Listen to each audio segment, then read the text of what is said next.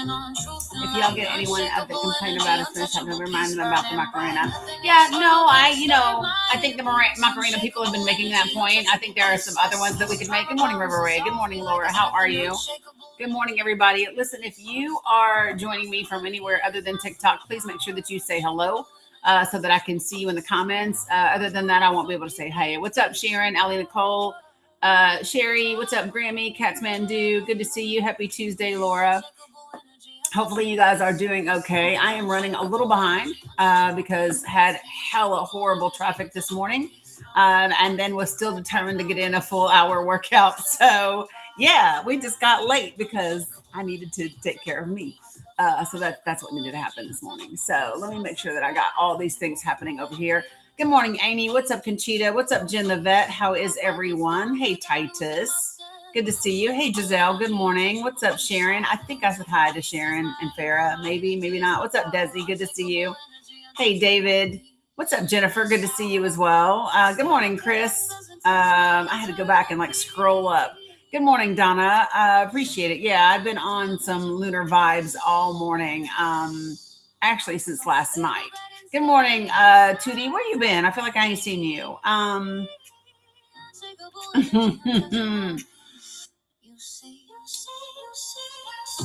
Happy Tuesday. Good morning, Neuro Mama. Hey, Dalto. Good to see you guys over on the tube of you. Glad you guys are popping in here. What's up, Carrie Morrison? I do not have a hard stop today. Do I? What's up, Fever Lover? Good to see you. Hey, Crystal. Good morning over there on Facebook. I'm trying to think. Do I have a hard stop today? I don't believe that I do. I don't believe that I do. But we'll just go. We'll go from there, right? We'll see what we got popping today. Good morning, Cam. Good morning, Canal. Yep, Celia B. That's exactly who it was. Good morning, Witch. What's up, Tech Lady? Within one, how are you? Fax is passing out. Ass whoopings today. I don't even know what that means. Good morning, just passing through. Good to see you. Good morning, KT House. Heather, good morning. Good to see you. Hopefully you guys are doing all right on this Tuesday morning. We got a lot going on. I don't know that, I feel like I have been saying that phrase for like 10 years straight now. I feel like for 10 years it has been, we got a lot going on. Got a lot to talk about today. Got a lot to, it just feels like for 10 damn years, right? Good morning, Sandra. How are you? Good morning, Jen Yaya. What's up, Renee? Right, Ellie Nicole. Right, that part. I'm just like, you got to be kidding me. Good morning, Lisa. I'm just saying it really just does feel like it's that way all the time. Good morning, Warrior Squirrel. Good morning, Big Daddy V. What's up, Bow? Too little bit. Good morning. Glad to see everybody rolling in here. So, my little prompt today is just a thought that I had, and it's indicative of some of what we're going to talk about today, but definitely not all of what we're going to talk about today. But yeah, it's some of it. It's wild to me, the level of outrage over Bad Bunny doing an entire halftime show in Spanish compared to the E-Files, right? Yeah, I typically do share them, Conchita, in the for the folks that are subscribed directly through me. But we have a health and wellness section of Discord. And I normally will share little tidbits over there and things like that. But yeah, I'll try to do that more in the overall space as well. So yeah, we'll definitely try to do that. So good morning, everybody. So the prompt that I have this morning is crazy that some of y'all are more angry at him being Benito, right? And not as angry. It's the same everywhere. LM Care. It's the Danny Cook. So good morning, Josephine. So same on TikTok, on YouTube, I just said Benito. So apparently I know his name. Why is that a thing? Let me just say this to you all. So you do know that it's not required for you to know the artist's real name. Do you know what Prince's real name is? Do you know what Prince's real name is? And if not, does that mean you don't know him? The fuck is that? It just tickles me. People, y'all come up with the wildest shit ever. Do you know Bad Bunny's name or are you just following? I don't have to know somebody's real name to know they make great music. And like, what? It's just y'all stretch, y'all reach so hard. It's wild. It is wild. Oh, good gosh. I was about to look something up and y'all got me distracted. I don't even know what I was about to look up. I just said his name is Latino. And listen, his name is Benito, but I don't it doesn't matter if you're Latino or not. I don't have to know his real name to like his music or to support his performance in the Super Bowl. It doesn't matter if you're Latino or not. You do understand that. It doesn't matter. You don't have a special privilege to question whether or not people actually like his music or support his performance. Yeah, that's not a thing. Just to be clear, that's not a thing. Mindy B in knots. They are in knots already. Like, holy shit. Like, y'all have me so distracted. I was getting ready to look up something and now I forgot what I was going to look up. I do take guests, Daniel, in just a minute. I do. Once I get everything level set. Yes, I do take guests. Absolutely. Uh, yeah. Uh, yeah. It doesn't even matter. Yeah. And here's what I'm not doing today. I'm not doing bots of any kind. I'm not doing bots of any kind today. So you guys don't argue with the bots and give me and the mods time to just carry the asses out. Okay. Let's just do that. Thank you, Cam. Yeah. I'm not doing bots today. All right. So, hold on. I need to pull this up real quick. Because 'tis important. So, I need to see if this is rolling live or not. One second, you guys.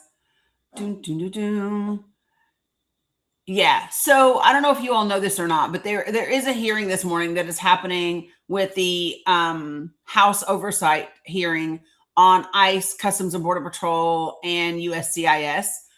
So that is happening. I will pull that up here shortly and we will talk about it. It is so too early for main character energy, Crystal. Oh my God.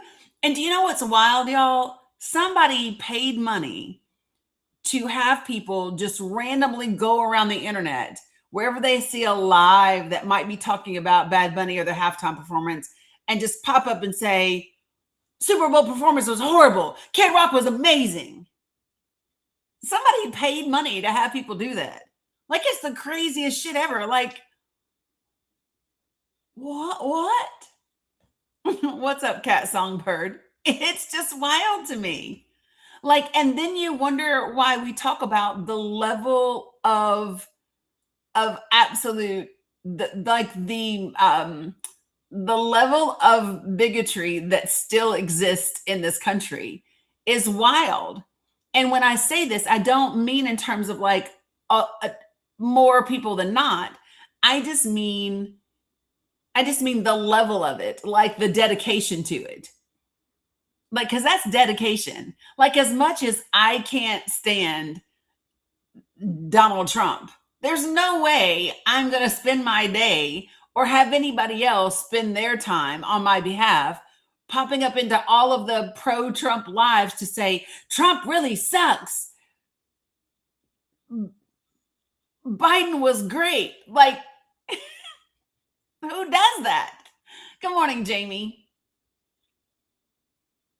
It's just wild to me. Who does that with their life? Ugh. But okay, do you? You know what I mean? Do you? It's just not a good use of energy in my mind. So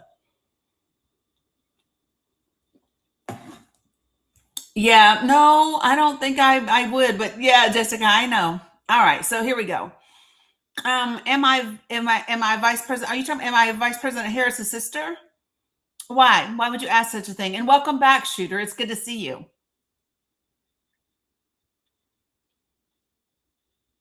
Oh, because of the laugh. No, that's just called black woman joy. That's all that is. That's just called black woman joy. That's all. It's not like you don't have to actually be related to someone to get it. Good morning, Danae.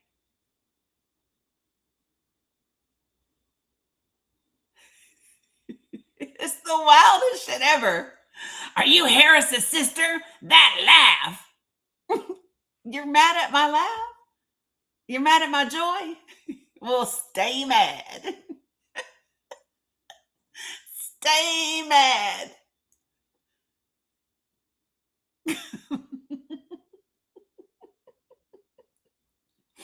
It is wild. Yeah, just stay mad. Okay. Uh, well, I don't know why I got there. You know, the algorithm be doing the thing. So, who knows? Oh, thanks, Tara Love. Appreciate it. Yeah. So, okay. So, things to talk about today. So, right, get you some, Sandra. Exactly. Good morning, Pintinton. Good to see you. Um, so yesterday, how many of you all are, and I'm just going to touch on this briefly because, thanks, Tootie. Um, you know, I think one of the things that came out of yesterday, Ghislaine Maxwell went before Congress yesterday, and she pled the fifth the entire time. And then she then stated that she would kind of clear Trump's name in exchange for clemency, right? I don't know why anybody, like, did we expect anything else to come through that? I'm not really sure why we're wasting time on her. You know what I mean?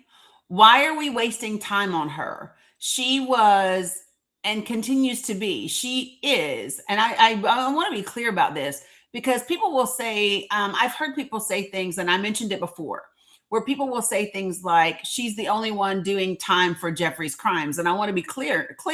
She's doing time for her crimes, not his.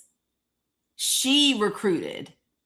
She brought those girls. She participated. She did those things. She is a criminal. She's a pedophile. She's an abuser. She is an SAer. She is.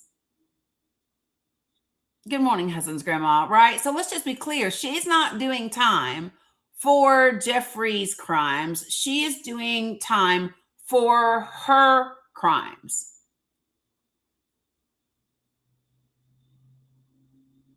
You know, without her, the recruitment isn't as easy. Without her, the ability to bring in young girls is not the same. Without her, right? She's not, and let me just say this. I wouldn't trust anything that Ghislaine says at this point. I wouldn't care if she all of a sudden said, yes, I want to tell everybody.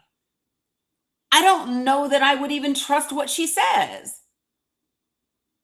I'm more interested in the actual facts. Like, show me financial records, show me the emails, show me, right, and the victims. Those are the people that I want to hear from. Victims. I want to see emails and documents and financial transactions. Those are the things. What's up, Nisi? Right, talking to her, is of no interest to me. Right? She keeps talking about the only thing she has a desire to do is to get clemency. That's it. You know? So, oh my God. Let me see. Little headlines come through.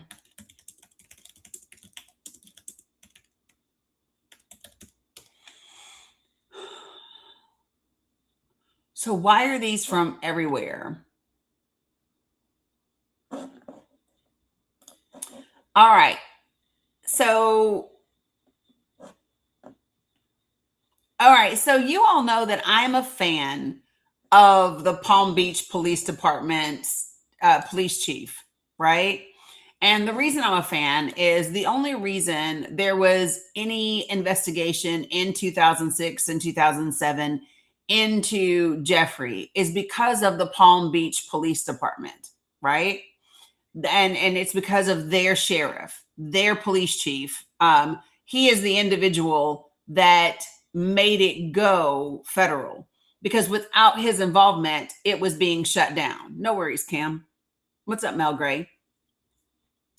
And um let me ask you this: how many of you all that are with me now on this live, how many of you all have ever seen the actual probable cause warrant that he filled out to send it to the state's attorney's office and to the feds?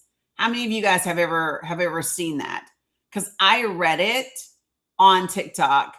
When did I write it? When did I read it on TikTok, guys? A couple of months ago, was it? Okay, I believe it's in my link tree, but let me just take a hold on. Palm Beach County.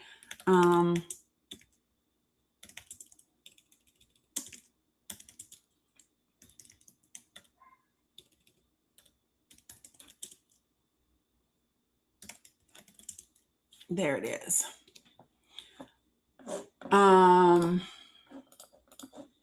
Let me see if this is the document.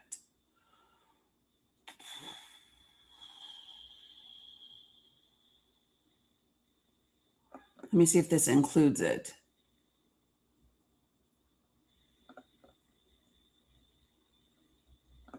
Sorry, there's a lot of, my link tree is like very it's very large and extensive. And so I'm pulling up this document and I'm going, is this the document that I want?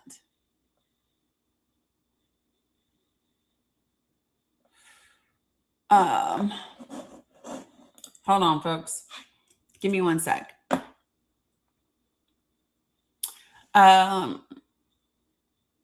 Gary, I don't know what you're talking about. Sometimes I just wonder if people just pop into a room. Good morning, Anthony. Good to see you. Essentially broke the case. So Dalto, so here was the thing. So the Palm Beach County Police Department had my link tree is a novel. Yeah.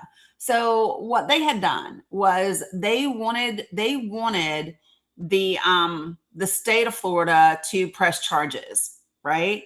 And basically the state's attorney's office came back and was like, yeah, you know what? I don't think we're going to do that. And the Palm Beach Police Department was like, you've got to be kidding me. Of course, this is absolutely insane. And so on his own, Dalto, what is so crazy is on his own, he took all of the information and he sent it to the feds and he took it to the local FBI office to get the FBI to open an investigation. And basically, he is the reason why it couldn't be ignored. He is the reason why there's even a record at all, and that Jeffrey did get a deal. And he's not that he got the deal, but that there was a deal to even get. He is the reason that that all of that information was preserved. Without him, they would have put every ounce of this under the rug, and that was the intention at the time. You get a little window from TikTok when I open your page. Do you know that? No, I don't know what you mean when you say you get a little window. I don't know what that means.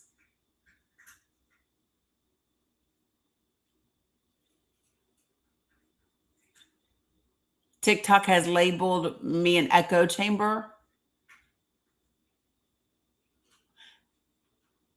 Okay. I mean, there's a little pop-up. Yeah, you can probably send it through the Discord. No, we know Huckleberry Hound Dog.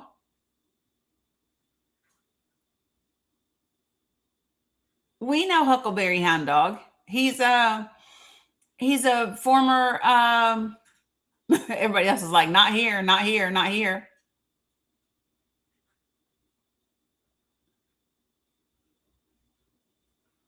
He said it's new, it wasn't here before. Yeah, I don't know. Okay, sounds good.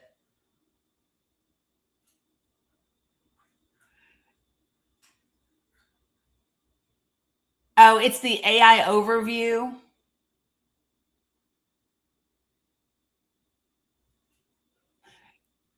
Yeah, I think there's a way that you can do something. Oh, thanks, Hippolyto. Appreciate that. Good morning, Mo. There's something that you can do in the settings about the AI thing. I haven't fooled with the AI settings and things on TikTok because it's a lot. um, and so I don't know. Yeah. Yeah. Who knows? I don't know. Um, and by the way, you guys, just so some of you guys know, Sandy was sick yesterday, like throwing up, sick, the whole nine. So, and she's probably still sick today. Yeah. So, good morning, Tony. Good to see you. All right. So, give me 1 second. I want to pull up this other piece of this document. Ba, ba, ba, ba, ba.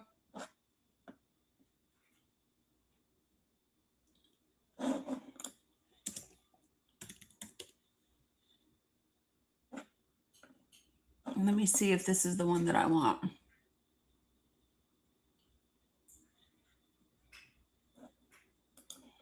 Maybe this is it.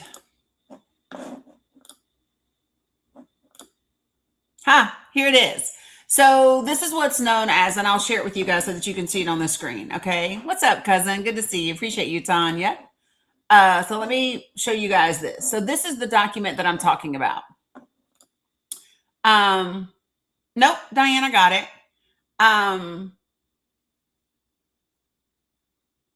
Girl, I hope she doesn't have the flu either, because the flu is no joke. Appreciate you, Titus. Okay, so this Palm Beach police affidavit, and so one of the things I'm not going to do right now is I'm not going to read the entire thing, because I will tell you this. No, she got it yesterday, which she said she got the package yesterday, I believe. So hopefully she does. Mila's okay. I sent her to school. We'll see what happens. Okay, so here we go. So this is a probable cause affidavit. It's dated July the 25th of 2006. And it literally details, it is 22 pages long, and it details all of the interactions and it's a handful of girls. So for those of you all who aren't aware, a good chunk of these girls went to the same school. And did I say 2025? Is that what I said? 2006, Diane. July 25th, 2006. I hope that's what I said, but that's the date. It is July 25th, 2006. And so this is did I say 2006? Okay, good. Okay. I'm glad I did. And, yeah. So Gary, here's what I would say is, no worries, Diane.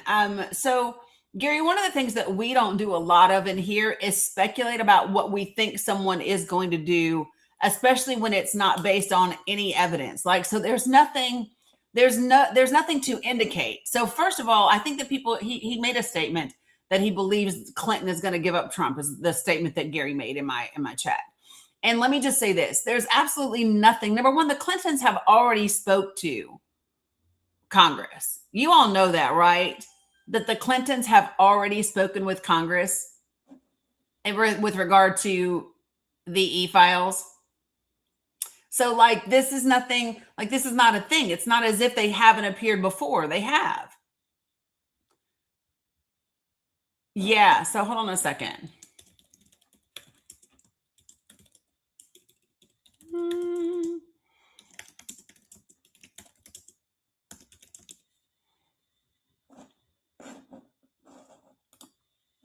So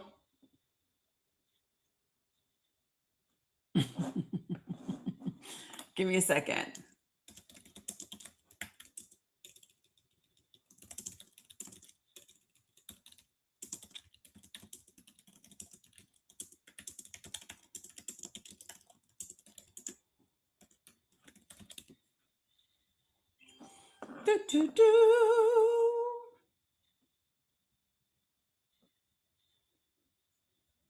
Oh my gosh. I want to find the old. I hate it when all the new stuff comes out.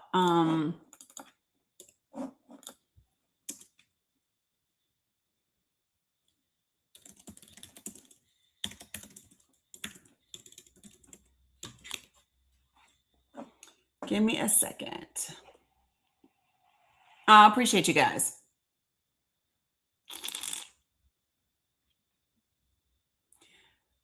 So I cannot find the article that I want.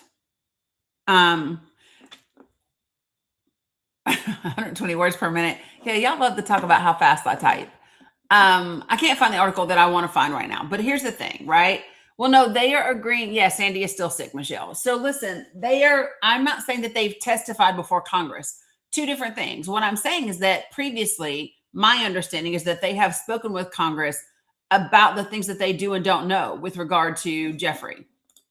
And let me see if I can find this particular thing.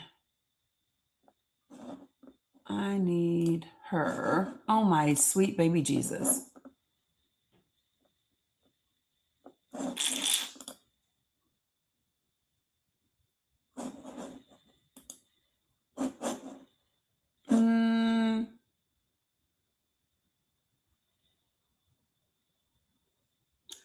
I'm not sure how I signed into this before. So let me just say this. So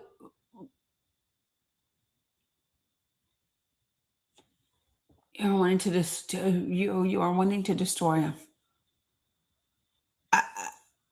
Yeah, I'm not really sure what you're talking about, Meth. I'm not sure what you're talking about when you say that. Destroy one and then defend another. I'm not really sure what you're talking about. Be specific.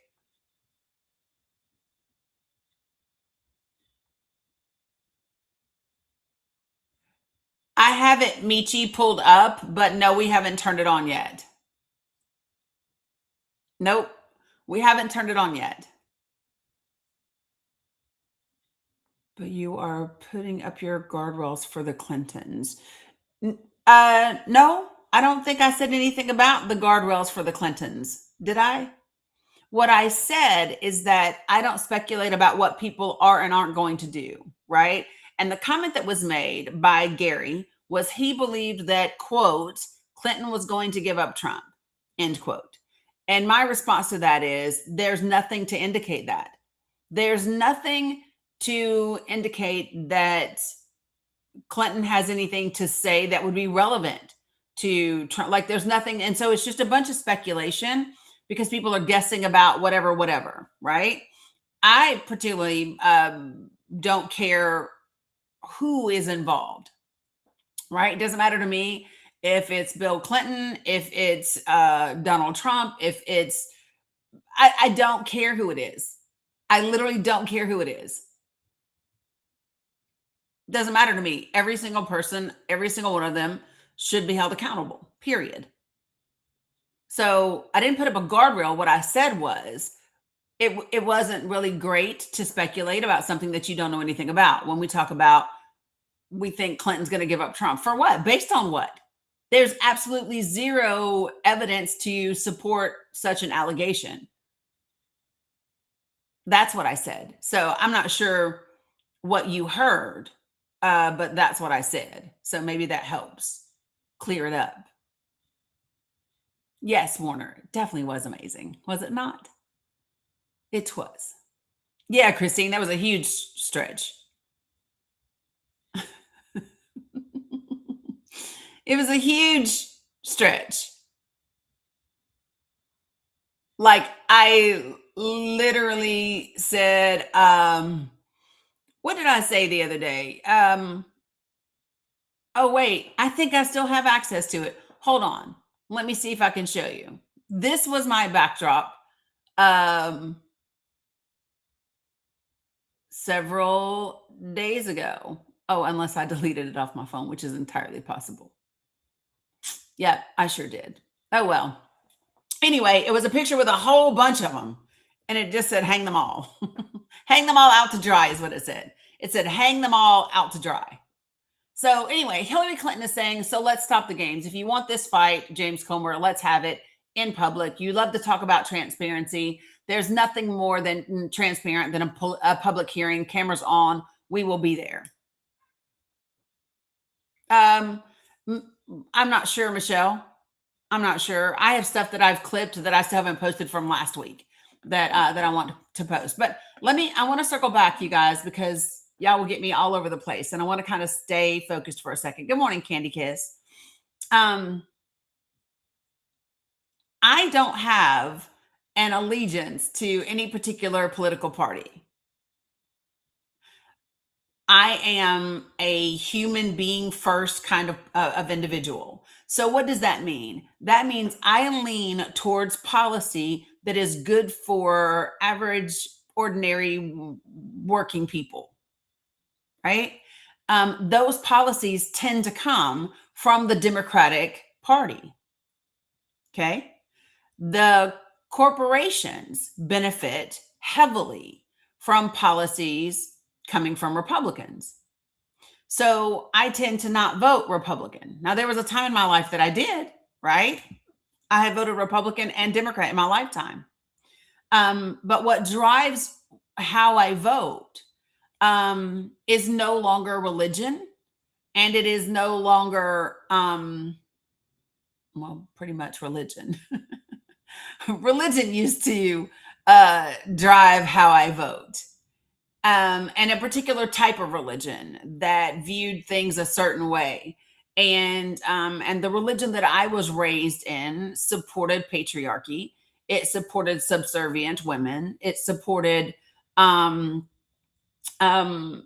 just a lot of different things. And so now that I've kind of shifted in that ideology, right? My vote is driven more along the lines of what Jesus Christ actually stood for and what Jesus Christ actually taught, because Jesus wasn't a Christian, right? So because of that, I don't vote. I don't vote Republican, not because I would never, but because I don't see a Republican that represents my values in their policy and in their beliefs, in their so would I consider myself a humanist? I would consider myself to be a progressive populist, Mindy B. I would consider myself to be a progressive populist when it comes to politics. Hippolyto, I don't think anybody, I don't think kids have ever been loved. Not in this country, really. If we really loved our children in this country, we would have free lunch and breakfast at school. If we really loved our kids in this country, it would not cost so much to educate them. If we really loved children in this country, you know what I'm saying? They wouldn't be homeless, they wouldn't be starving, they wouldn't be the way that they are. We wouldn't have so many of our children that are abused in foster care and in the system to start with. Like, if we truly loved our children in the United States of America, we would treat them completely different than we do.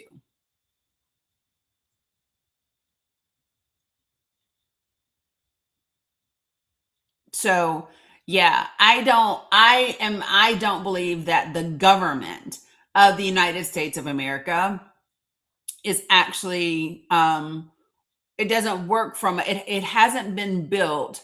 We have let extreme vulture capitalism infect every ounce of our infrastructure, every ounce of our infrastructure. And so, because of that, human beings are set on the back burner, right, in exchange for profit. That's it. It's profit. Well, no, the media is a result of vulture capitalism. The media is a result of exactly what I just named. At the root of it all is vulture capitalism. Right? So, you know, I think that when we get to the when we get to the root of it, right? We wouldn't be here. Right. Like if we really love children, if we value children, there would have never been a world in which Jeffrey got 18 months of house arrest, which was actually only 12 months, and where he actually just bought another property that was closer to the jail where he could pretend it was a new business, where he could go and his assistant could still come and girls could still go there and meet them. Y'all, he literally referred to the 1 15-year-old girl that he purchased. You all know he purchased a 15-year-old. I forget her nationality, but he referred to her as his, whatever her nationality is, Smekslave. Hey, Lulu Bell. Like, this is not something that people didn't know about. People knew about it, right? And it's really wild that people act like they're shocked, right? You don't think that Putin is part of this?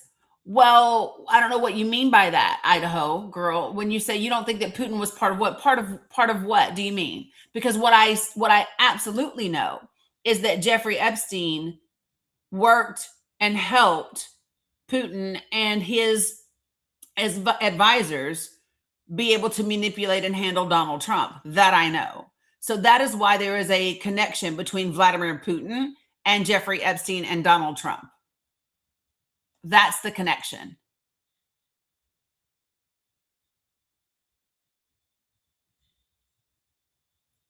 No, I believe the actual emails from Jeffrey Epstein. That's who I believe. I believe the actual emails when he says, "Hey, let me know. I'm happy to help y'all out understanding Donald Trump and how to manipulate him because I helped your predecessor." Yeah. Call me crazy.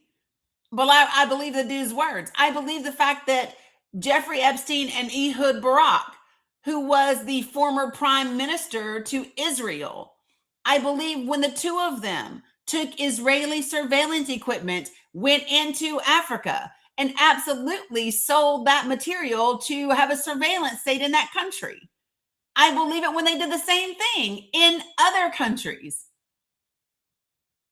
I believe it when the former prime minister of Israel stays at his Manhattan house and there are pictures of him leaving the house. Good morning, Cheryl. Good morning, Auntie Tinker. You all, the issue around, shut up, Minnie B. She said, "I'm ADHD and not this distractible."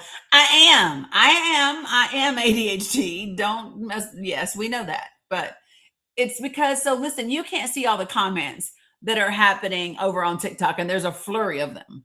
And so I try to have to balance the conversations. Good morning, Audra. Right. And buenos dias, Richie. And so when people say things and they question things, then I just have to kind of correct it in the moment sometimes. Ali Nicole, yes. Ehud Barak is the PM in Virginia's book. Yes, 100%. Yep, that's who it is. And so this is the part that I want you to get. So for anybody who went into Jeffrey's Palm Beach house, he had pictures up all over that house of the girls. There were photographs that lined the walls going up the stairs.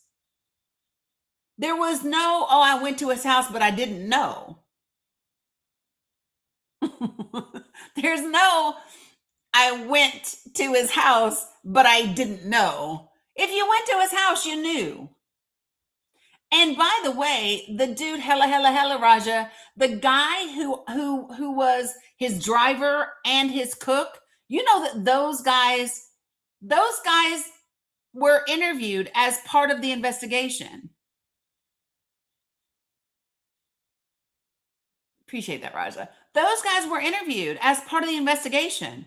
One of the dudes came with a damn folder. The folder that he brought showed it had receipts of when Jeffrey put on a post-it note, hey, you're to go rent this car for this girl who's still in high school so that she can bring herself from school to my house.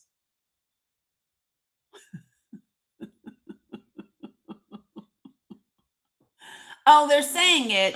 Hold on, let me tell you, Mindy B, they're saying it because the image that I did have up here that I still have up over there is this image. And so it says crazy that some of y'all are more angry at him than them. And so this is what she was referencing. Does that make sense? Now, maybe that's helpful.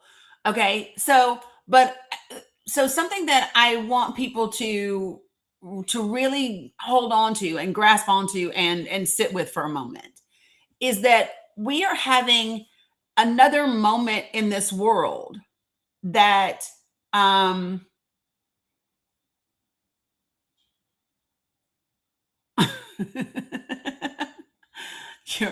are funny.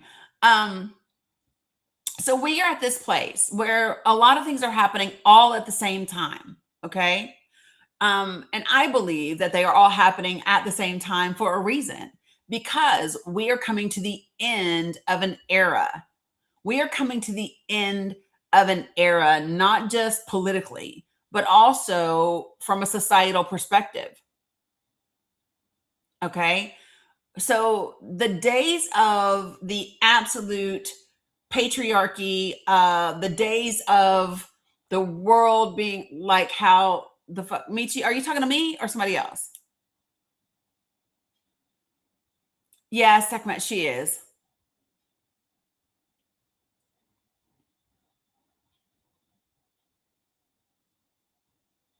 I'm trying to kind of keep everybody. Okay, cool. Yeah, Warner, he's correct. So when Warner says people who look like me, y'all can't see Warner, but Warner is a white dude. And he says people who look like me are scared. And they are, because for many different reasons. So number one is this great replacement theory that they all seem to have bought into, right? Which they're, so here's the thing. When you talk about the great replacement theory, and I'm going to come back to the doc. Give me a second. Whoo.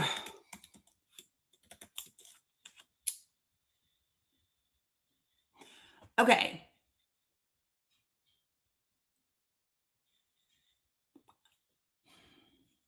So here is the part about the great replacement theory. So the part that is wild and inaccurate and weird, right, is that there's no plan to out baby anybody. There's no plan to out baby people. Like, There's no plan to out baby people in order to take over the world. Like, that's not a thing. That's not a thing.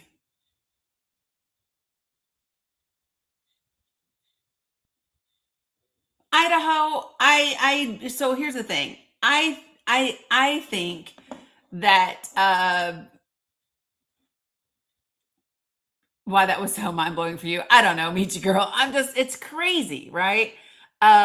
So um oh, DeGrande, what did I say? Okay, so a lot of people um ooh, okay.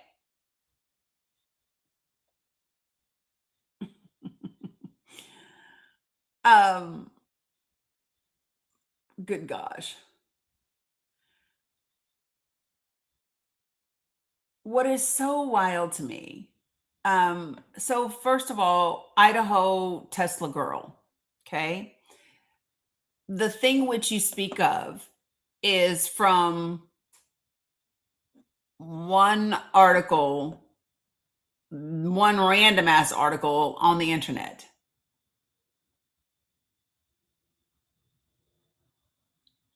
right? The Daily Mail and something called Ynet News. The Daily Mail and Ynet News. So that's the other part. Just so that people know, part of this great replacement theory isn't that it's just black and brown people, right? Part of this great replacement theory is that it is also, I don't know, where did I lose my thing? I think I lost my place where I was. Is that that it is supposed to be from quote unquote Muslim majority countries, right?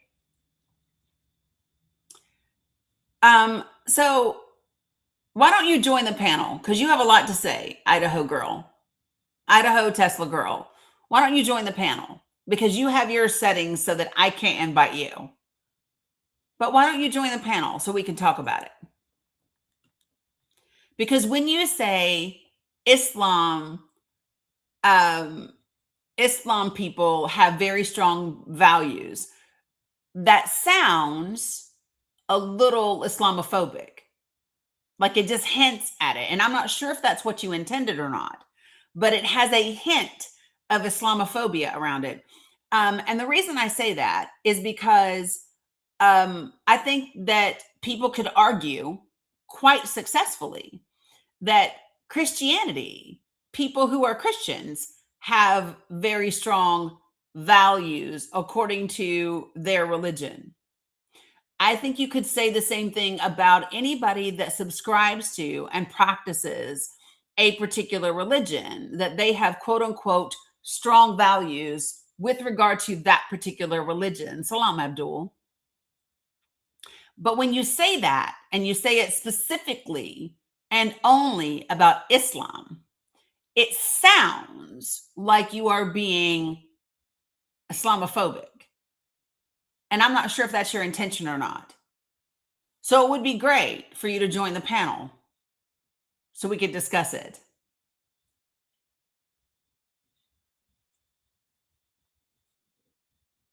Uh, yeah, you just came in real loud and wrong, sir. So you just got blocked immediately. Where'd you go, Idaho Tesla girl?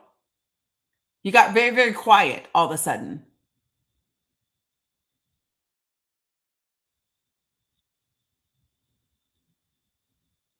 Well, so are you coming or no? Because you're still in the chat. Are you coming to the panel or not? Good morning, Martin.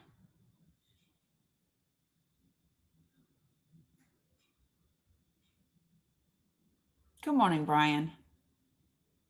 Idaho Tesla girl, you coming or what? Because you're holding us up. We could have a very productive discussion.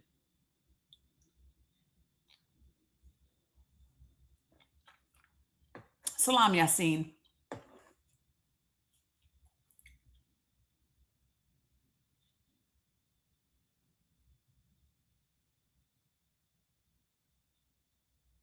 So let me just share this with you all, okay?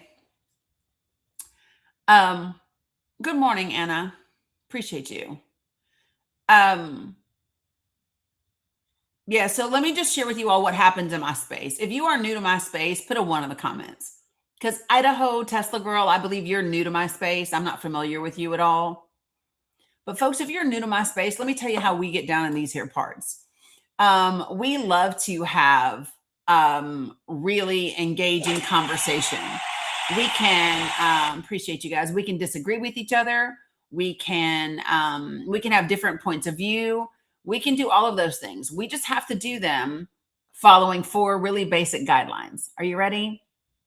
So number one, the first is be respectful. Two, two is no slurs of any kind. Yesterday, somebody put a slur and it was against a far right leaning person, and they still got called on it because it's across the board. No slurs of any kind. Number three, do not spam my comments. Good morning, Mirabelle. Do not spam my comments. Why? Because it is not productive for conversation, nor is it productive for the algorithm. So if you got something to say it once. Don't repeat the same damn thing 4, 5, and 6 times. Okay. And then last but not least, do not type in all caps. And the reason for that is because all caps are reserved first for my moderators. So if there's something that they type that I need to see, it stands out to me. And then number two, I have subscribers and followers that I know are vision impaired, and all caps are reserved for those individuals. So that's it. As long as you can follow those basic guidelines, folks, we're in it.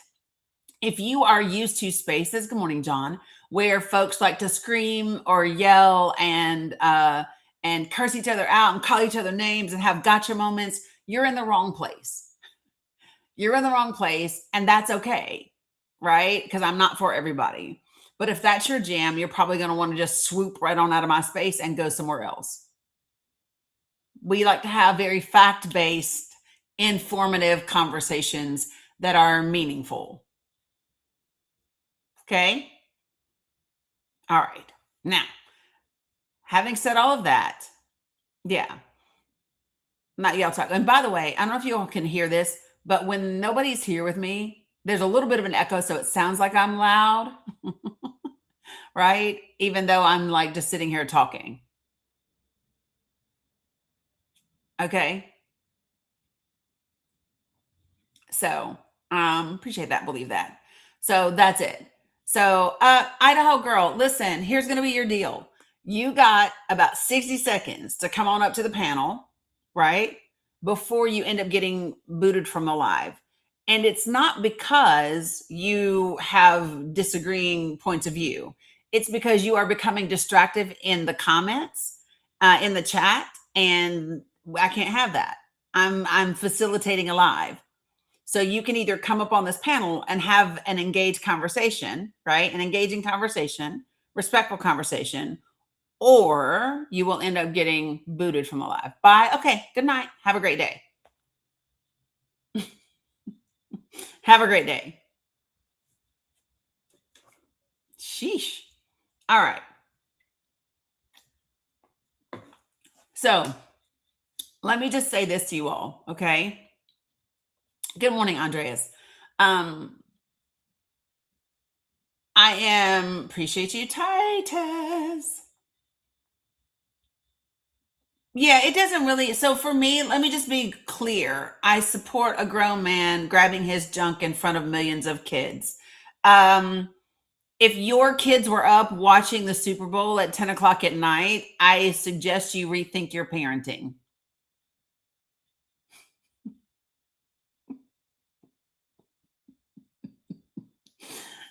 Salam, Andrea. Like, What? And I have no idea why you all are so obsessed with genitalia. It's wild to me. It is wild to me. Like, you're a dude. Why are you so obsessed with? I don't understand the focus. It's crazy to me. And I'm just going to be clear. You can miss me with all of the fake moral outrage. Let me just be clear. The United States of America is morally bankrupt, right? Mr. Green, why don't you come join the panel? Let's see if you'll join the panel. I sent you an invitation, sir. My kids were in bed. My children were in bed. Hey, so where was the game on? Hold on, Mr. Green. Mr. Green, hold on a second, please. Oh, no. Okay, wait. Nope. This is my panel, so you're going to let me level set for a minute so that we can have a respectful conversation. No, we're going to have a respectful conversation. I'm going to level set for a second because you are new to my panel. You are new to my panel, so I am going to level set this conversation. Oh, well, then you just, this is a child. You are a child. Come back if you want to have a conversation. You guys, I literally went over the 4 guidelines just a minute ago, did I not? I literally went over the 4 guidelines, right? I said, be respectful, don't use slurs, don't spam the comments, right? We can have a respectful conversation. We're going to do that. But make no mistake, this is my live. So when you are a guest on my panel, then you come up and then I engage you in conversation. I am the interviewer. You are the interviewee. Right? You don't get to run my space. It's just that simple. This is not difficult.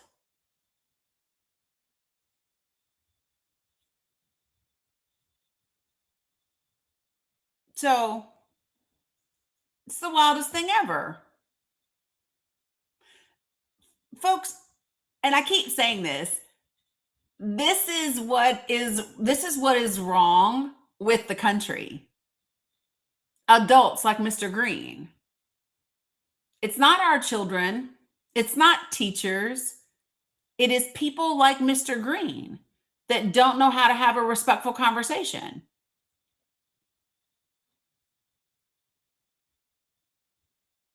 If I say to you, hey, you're going to talk, let me level set the conversation, and you want to continue to talk over me, and I say, hey, listen, you're the guest on my panel. When you come into somebody's house, you don't just go in and start opening the damn refrigerator or picking out what you want to cook for dinner. Like, you don't get to do that. This is my house. This is not your house. If you want to behave like that, go do a live on your house. That's it. So that's it. Okay. It is still too early, Crystal. I'm with you. So let me tell you why there is no one in this country. Let me just say this. If you voted for Donald Trump, if you support Matt Gaetz, if you support Bill Clinton, if you support Harvey Weinstein, if you support Bill Cosby, if you support Brock, what's his name? Turner, if you support Diddy, R. Kelly, Pete Hegseth, thank you, Sue, right? I'm just going to be very, very clear. I don't want to hear an ounce from you about what is or isn't okay morally.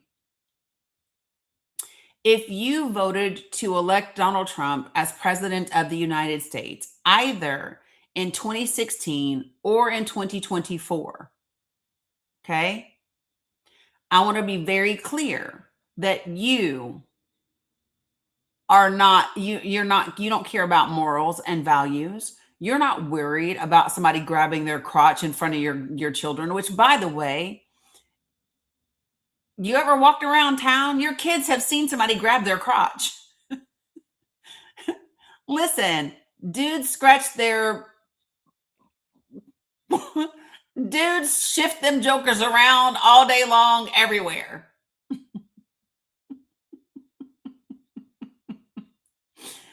Junk, exactly. I'm just saying, you see people do it all day long in regular everyday life. You guys at home, you shift your junk in front of your kids. When it gets stuck on the left leg, you move that sucker over. Stop pretending that you don't. Because you do.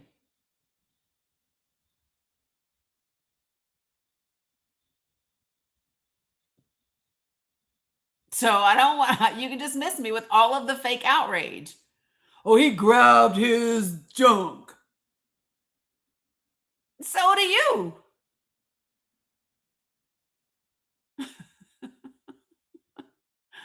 It's the wildest thing. And if you voted for Donald Trump to be the president of the United States, you'd voted for a man who literally said out of his own mouth, I grab women by their vagina, I grab them by their cat, and I don't ask.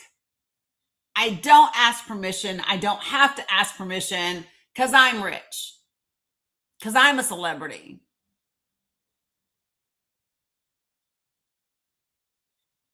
So I'm not doing fake moral outrage at all.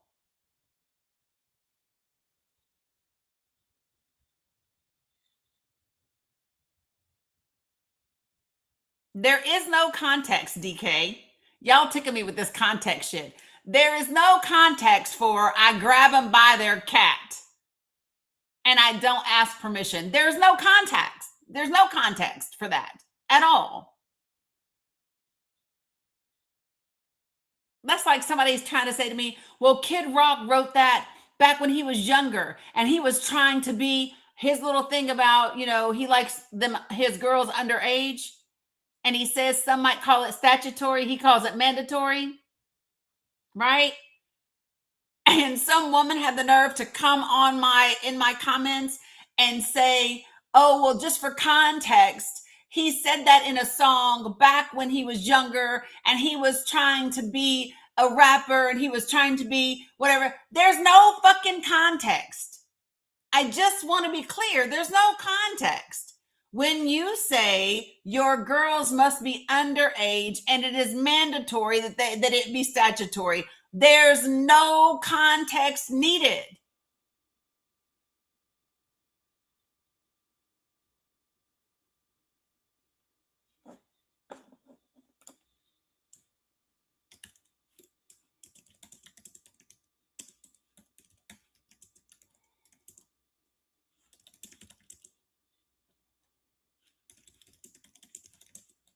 Now, I do want to talk about holy jeez. Oh, hold on a second. Sorry.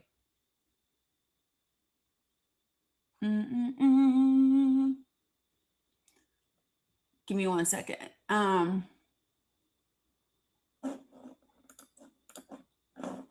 So I do want to address a couple of things. Okay. Oof.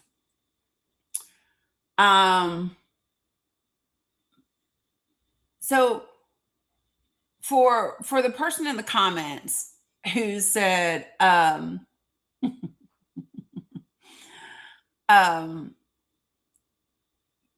What about Bad Bunny's lyrics because he sings about kitty cat? I don't care. As long as he's talking about 18-year-old and above kitty cat.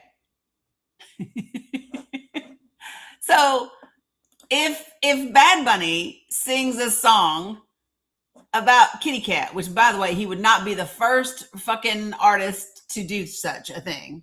Okay. I am not aware. I am not aware of a Bad Bunny song that says I want the kitty cat for children that are underage.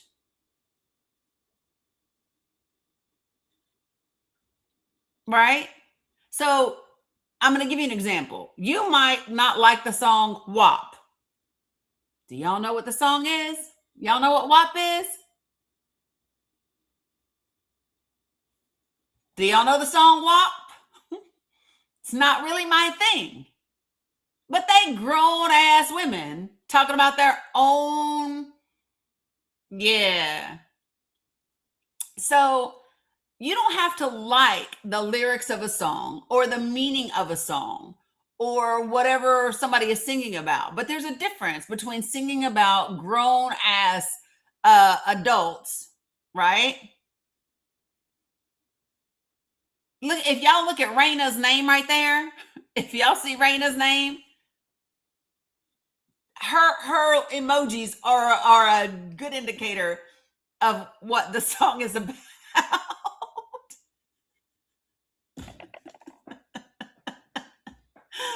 Just saying. Right?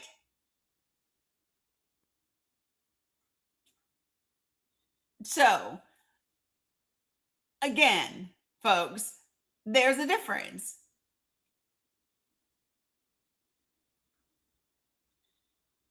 I'm just, kind of is what it is. So, yeah, I know, Charlene. Somebody else was talking about his interview and what he said about the Olsen twins. Yeah. So it's just important for folks to really understand. Clearly, Jalen, you can't tell me of a single lyric where he talks about doing something to an underage child.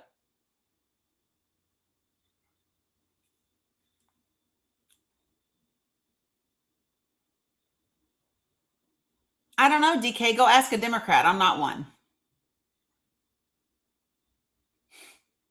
How about that?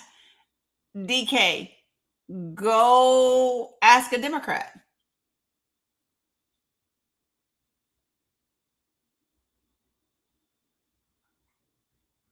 Imagine being so upset.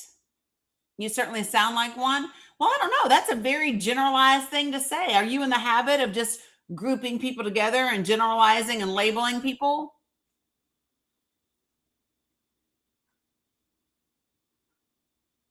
What is it that I have said that sounds like a Democrat?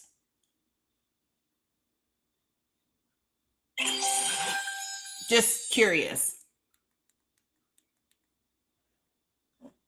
It's the wildest stuff ever, y'all. Wildest stuff ever. Okay. Let me take this down real quick.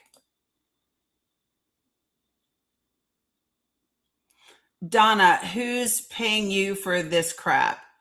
Girl, who's paying you? Who's paying you, Donna? Why don't you join me on the panel? Let's talk about it. Yes, John, they are. They are. Tammy, there's a conversation happening over here about Bad Bunny as well. But yeah, I'm just ready. Where'd you go? Where'd you go?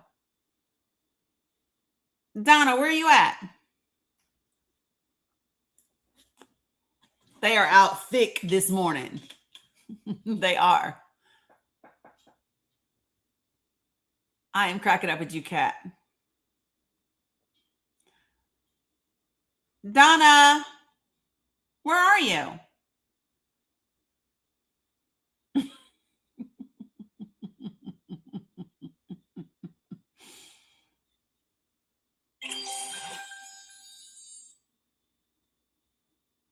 Donna has left the building. I would not be surprised.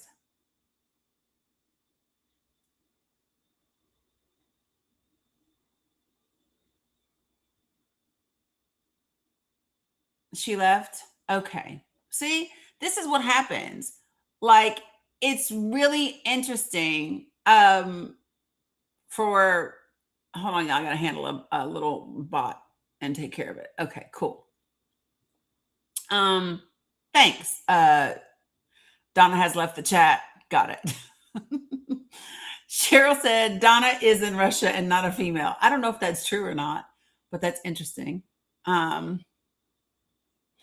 Yeah. So Bella Cat ain't saying that. Bella Cat's a bot. That's why Bella Cat's not here no more. I already blocked Bella Cat. So did you see that Megan interview? I did not.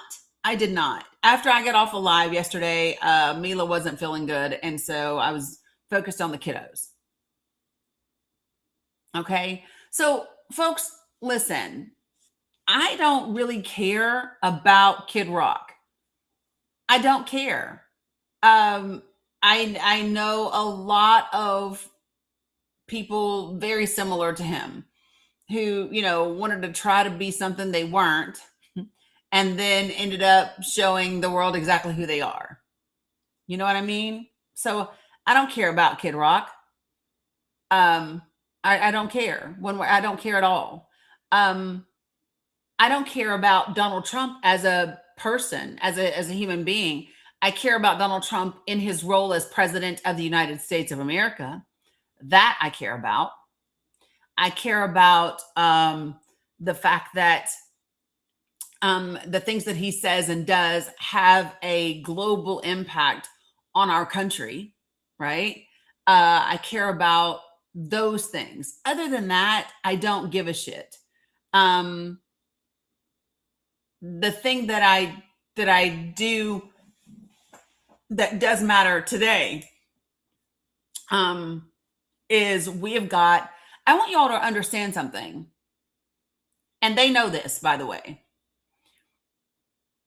In 8 months, do y'all hear me? In 8 months, you are going to see the beginning of the end of the MAGA Republican Party. In 8 months. That's all they've got. They've got 8 months. And it's already happening now, right? It's already happening now. But just so that people understand, and they are aware of this, they understand that in every special election that has happened, in every election that has happened since the presidential election in 2024, they've lost. Democrats have flipped, I believe it's 8 seats, right? I think it's really important for people to understand that. They've ended the supermajority in Mississippi state legislature. And I really need for that to sit with you all for a minute. They have flipped and ended. They ended the Republican supermajority in the state legislature in Mississippi. M-I, crooked letter, I, crooked letter, I, humpback, I. If you all don't think that's significant, I don't know what to tell you. It is significant. Afton Bain sat in Tennessee in Congressional District 7 and went, yeah, but so Louisiana was different. I'm going to tell you why. Louisiana, that was a democratically held seat before. Okay. So the Democrat that won in Louisiana on a state level, that was a Democratic seat to start with. However, what was big about it is the margin. Okay. And so that was a plus 13 region in Louisiana in 2024. And to see it come down is significant. She won by like 65-35 or something close to that. So no. Mississippi didn't go Democrat. Mississippi ended the Republican supermajority. And that's different. And still significant, but different. So what Afton did in Tennessee is crazy. In Congressional District 7, that district has continually gone bluer and bluer every year. In 2022, that was a plus 30 district for Republicans.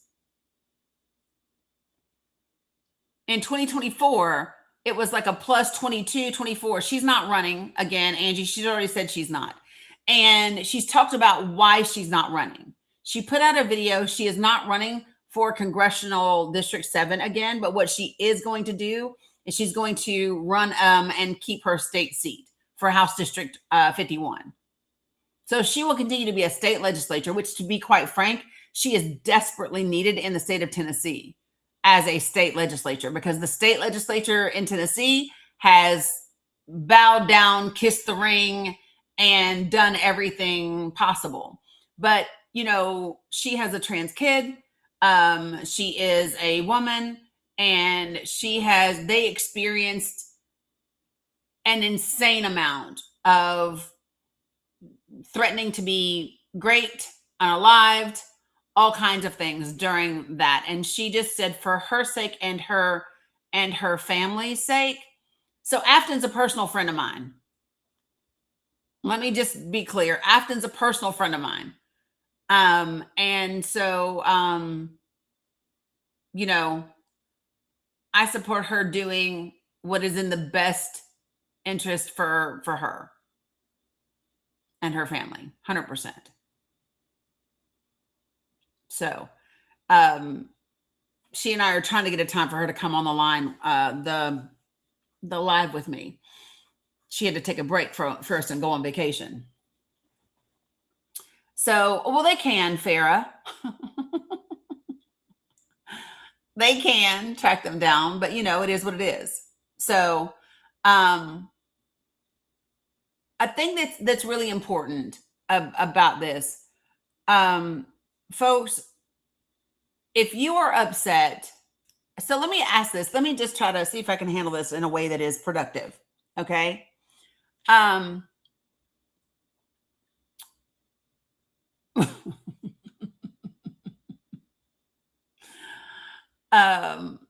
right. So if you are upset in some shape or form about the Super Bowl, specifically, not if your team lost, that doesn't count, but specifically, Bad Bunny being selected to sing at the Super Bowl being sung in Spanish, any of those different types of things. If you are upset about that in some way, put a 1 in the chat for me.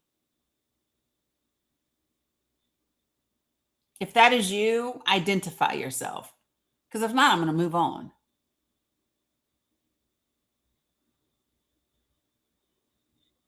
So Hashman, why don't you join the panel? You've been in here quite a bit.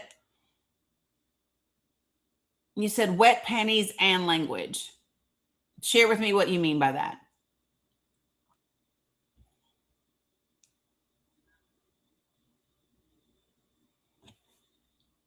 Well, I think that people could have had subtitles on their TVs.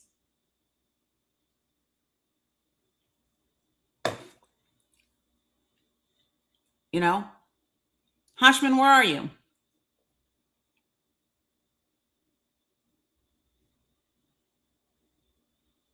You could set it on your TV for them to be in English.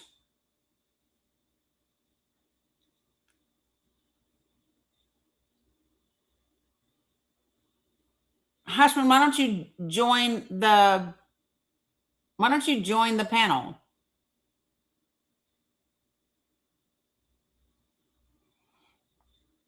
Oh, I love that. You picked up your petition to run for county commissioner. Whoop, whoop. We love that.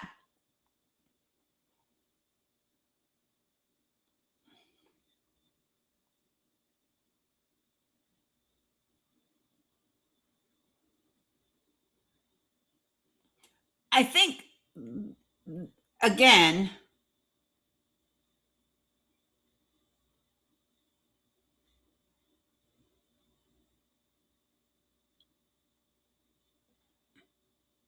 Hashman, join the panel. And I want to be clear, the FCC governs Spanish lyrics too.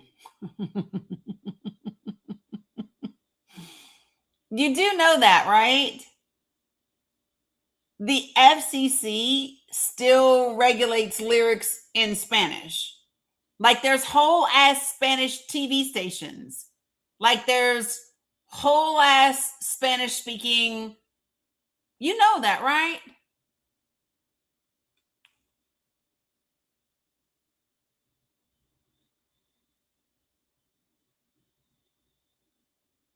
It's not like the FCC can only regulate if you're speaking English.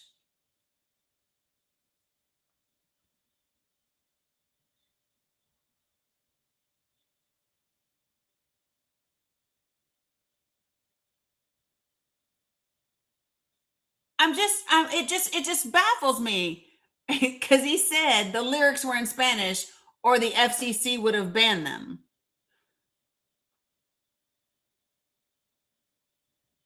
No, no, like that's not the way that it works.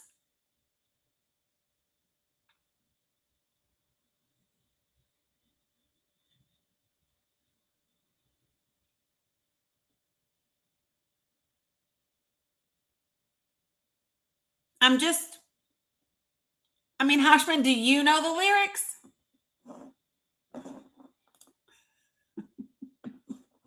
Do you know the lyrics? Let's do them together. Let's do them together. Hold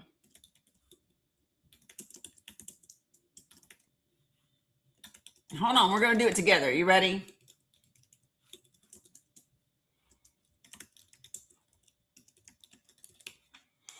Da da da. Da da da da da da da da. I don't know why people are, I don't know why that's in my head. Apparently, Lynn, that's what Hoshman thinks. Hoshman thinks that the FCC doesn't have the ability to do to handle lyrics in Spanish.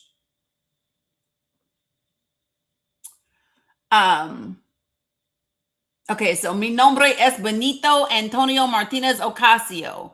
That's my name is Benito Antonio Martinez Ocasio. Y si yo estoy aquí en el Super Bowl 60. He's happy to be here. He's here at the Super Bowl 60. Es porque nunca deja de creer en mí. Never in his career. Ti también deberes de creer en ti. Vales más de lo que piensas. Confía en mí. That's what he said. My name is, I just told you that part, right? And if I'm here today at Super Bowl 60, it's because I never ever stopped believing in myself. You should also believe in yourself. Damn, I don't know why the FCC didn't ban this shit right here. The FCC should have got rid of this, Hoshman. You're worth more than you think you are. Trust me. What's the FCC thinking letting us hear this shit?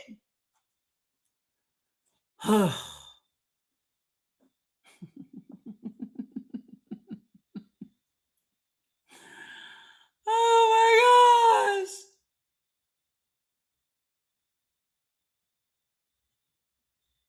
Y'all are just wild. 10 years ago, this sugar was bagging groceries, y'all. 10 years ago, he was bagging groceries. Y'all know that, right? No, thanks. I'm good like now for right now. Hold on. All right, so let me see. Titi mi pregunto is my auntie asked me a question. Titi mi pregunto. Auntie asked me a question. Oh, good gosh. So we are going to do them. Are you ready? So, Titi mi pregunto. Titi is auntie, by the way, or Tia. Oh, thanks, Mirabel. Hold on.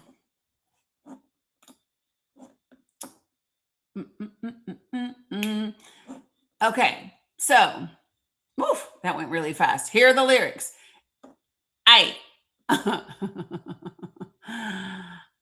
Auntie asked me if I have a lot of girlfriends.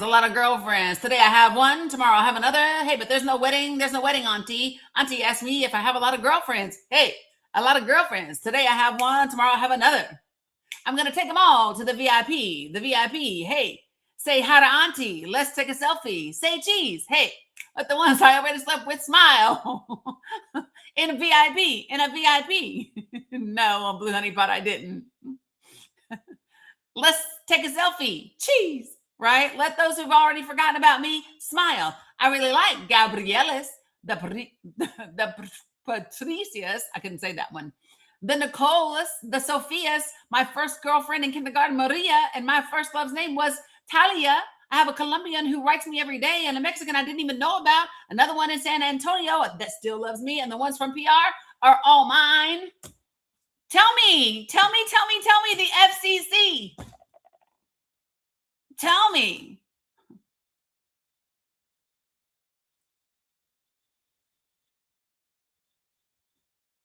I'd like to move in with all of them in a mansion. The day I get married, I'll send you an invitation. Hey, Auntie, ask me if I have a lot of girlfriends.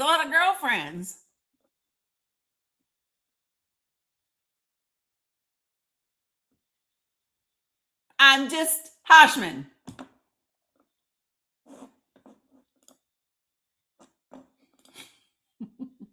Anybody pregnant yet?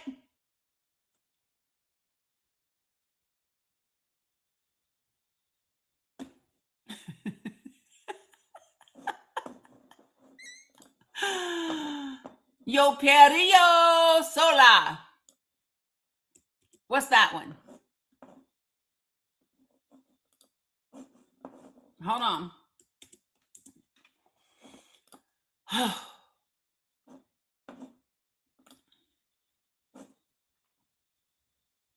It's an anthem.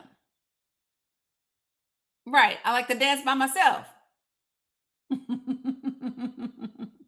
Which I would rather do. So let me see if I can get to the lyrics part.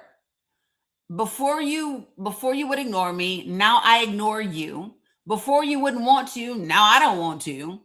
Before you would ignore me, now I ignore you. Before you wouldn't want to, now I don't want to. No, chill. I twerk alone. Okay, hey. No dumb guy gets close to her. No nightclub gets lit. The nightclub gets lit when she arrives. Men are her hobby. She's spoiled like Nairobi. And you see her drinking from the bottle. Men and women want her. She's older than 20. Oh, shit. She's older than 20. She showed me her ID. I don't hear nothing about no babies. She's older than 20. She showed me her ID. She's skeptical of love. She's been single before it became a trend. I don't believe in since Amorfalo. The DJ plays a song. She knows them all. She climbs on the table and then she twerks. But she doesn't stop. She smokes. I'm just saying. You're mad because he's hyping up the girls that don't want to dance for y'all? You mad because she don't want to? You used to ignore her. Now she ignores you? Oh, now you're mad because his talent, you don't like the words. I thought the FCC was going to ban him, Hoshman. Come on now. Come on. Come on now, Hoshman. Shamoli. Shamoli.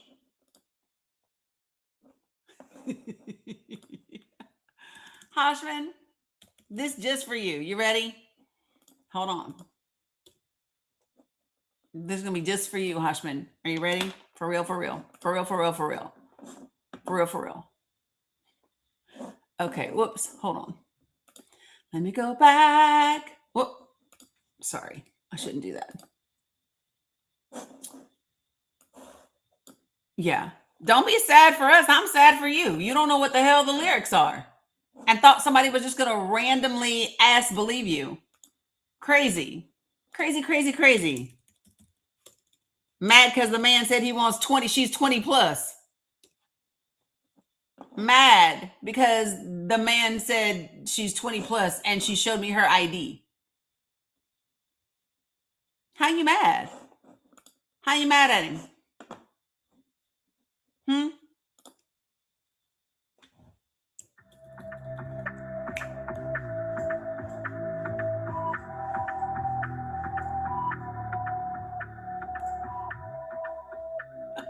Hold on, Hoshman. Just for you, I'm playing. I gotta find the song just for you though.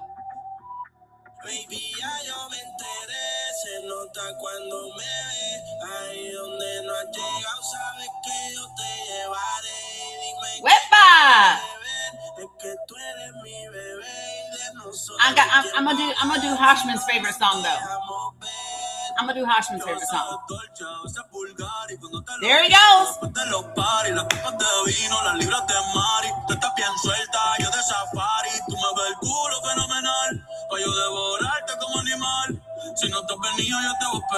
That's a scenic twerk, Hoshman. That's a scenic twerk. Y si tú me tiras, vamos a darle hondo. Si por mí te lo pongo, de septiembre hasta agosto. A mis rincones, lo que digan tus amigas, ya yo me enteré. Se nota cuando me ve, ahí donde no hay ready? Here's yours. This one's for you, Hoshman. Antes tú me pichabas, ahora yo picheo. Antes tú no querías, ahora yo no quiero. Yo no quiero. Now I don't want to. Ahora yo picheo. Antes tú no querías. Hey. Ahora yo no quiero. And then no quiero. I don't want to. Hey.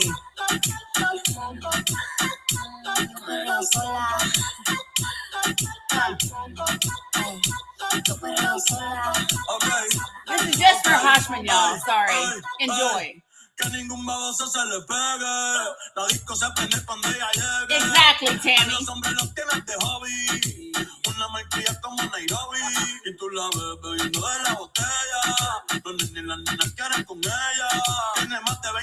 You don't know nothing about this, Hoshman, do you? Hey!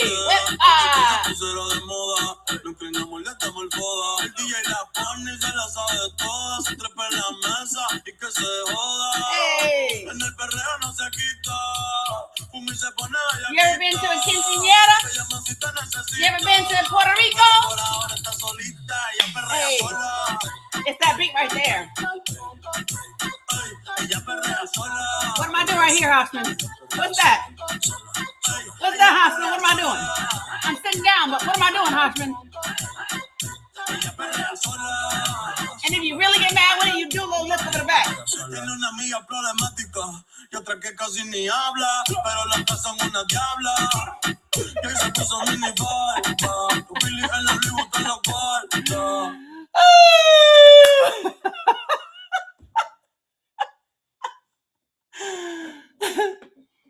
Y'all just tickle me.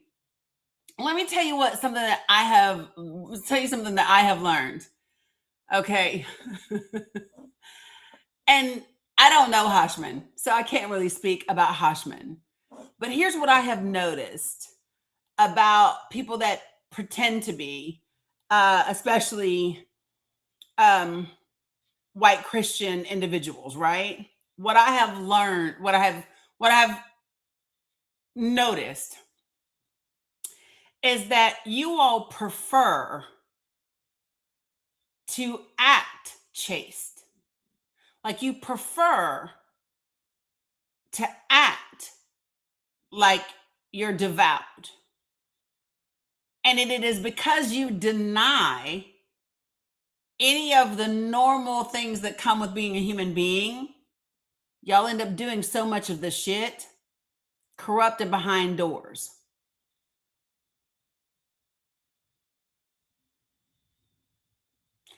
In the culture of many black and brown communities, and I'm just using that as an overall umbrella, we don't see. So for example, when people see twerking, if you see twerking and to you that means sexual, you've missed it. You've missed it, because that's not what it is in a lot of our cultures. That is the problem. And by the way, it is why our daughters are overly sexualized in school.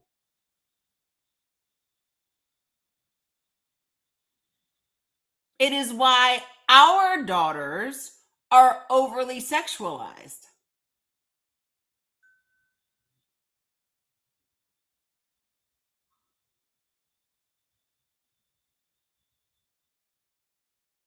So, just to be clear, right? There are actual studies about what happens to our girls and how they are looked upon and how they are treated. I saw a YT woman today. She had a little reel out, and here's what she said. She said, and this is not coming from me, coming from a white woman. She said, "Are we ready to talk about the fact that we spend all of this time and money and effort getting injections, going to the gym, getting liposuction, getting plastic surgery?" She specifically, this is from one white woman to another. She said, "Are we ready to admit that the reason that we do this is because that's what our men are attracted to?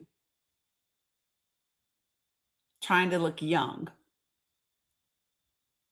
There are other cultures that are not like that. There are cultures that that honor the aging process. There are other cultures and other societies and other ways of being where that's not seen. Age is seen as beauty, right?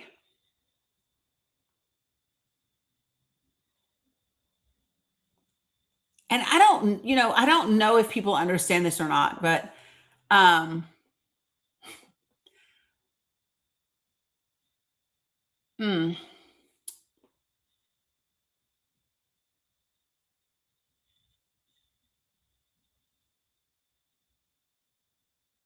yeah, I mean, it's not just about the comedy, it's about America has an ageism problem. Jay Nettie, Brandon ain't shit but a daggone bot with 2 followers and 0 followings. And then, like, that's why I already blocked them.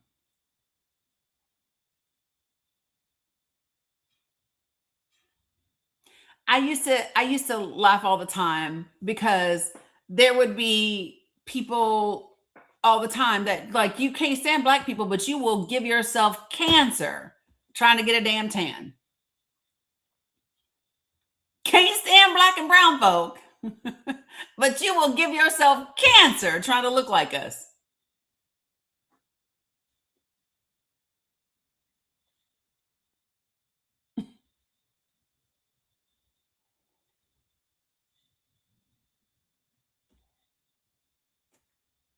Just saying.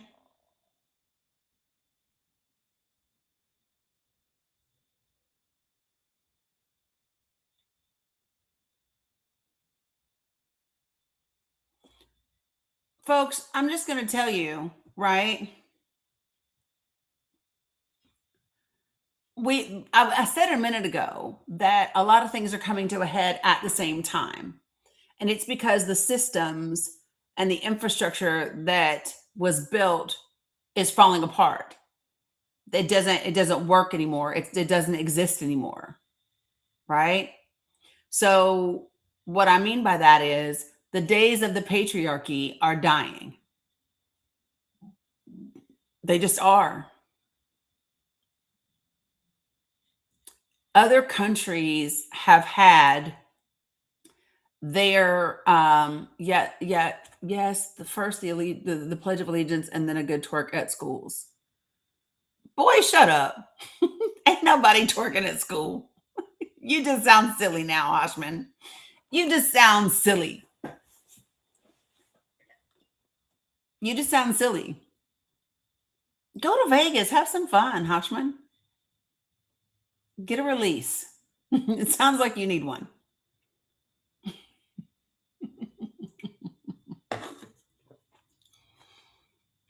I'm just saying. But folks, so listen. So real talk about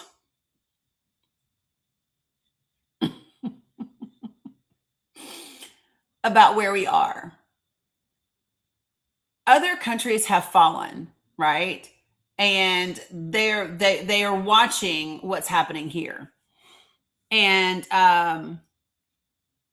JT, I don't know what you mean. Am I opening up the panel? You want to have fun with it? In what way?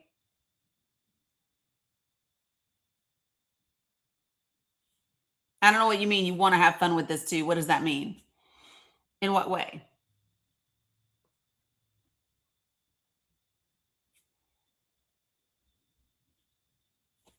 So I am gonna talk about. I wanna watch it first, and then we'll talk about it.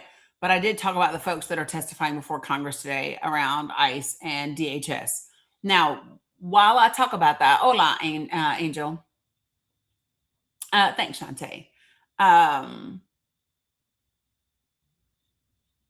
So Michi, here's what I mean by that. When we say America is under the impression that we haven't fallen, we haven't all the way. We haven't.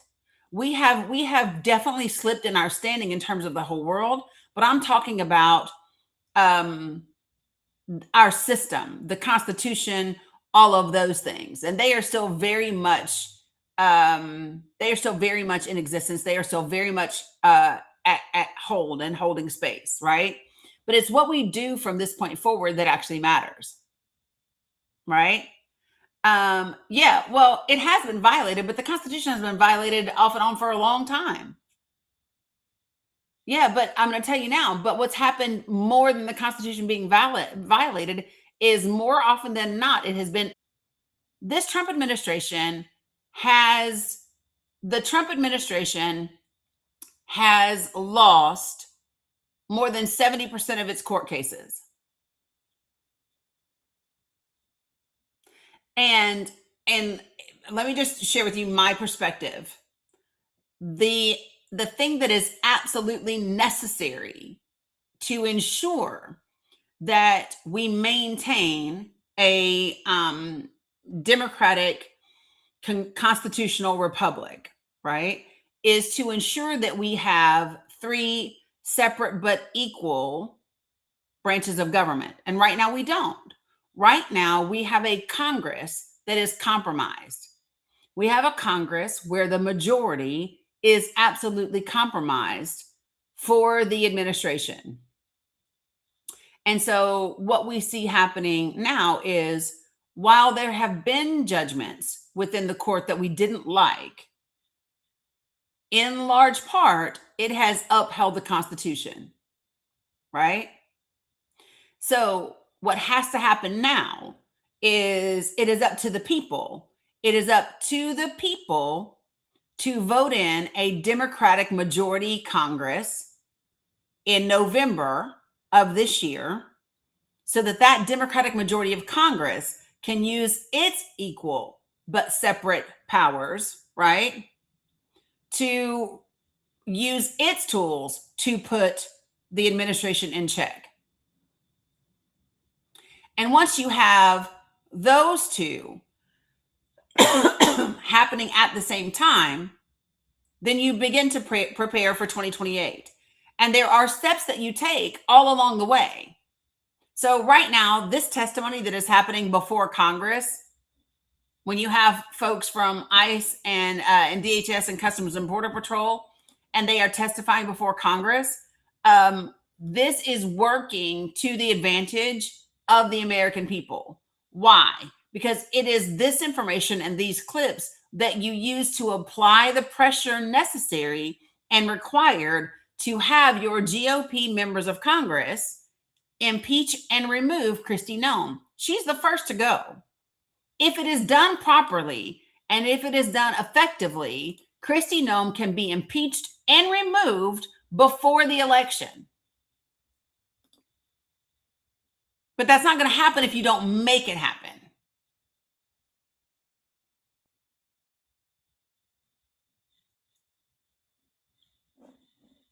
So like that's the first thing that is required.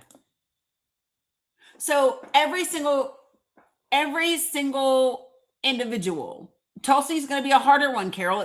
Tulsi is not going to happen before November. So you have to think about not just who should go, but who do we have the ability to apply enough pressure and get 8, 9, 10 Democrats, Republicans on board to impeach and remove.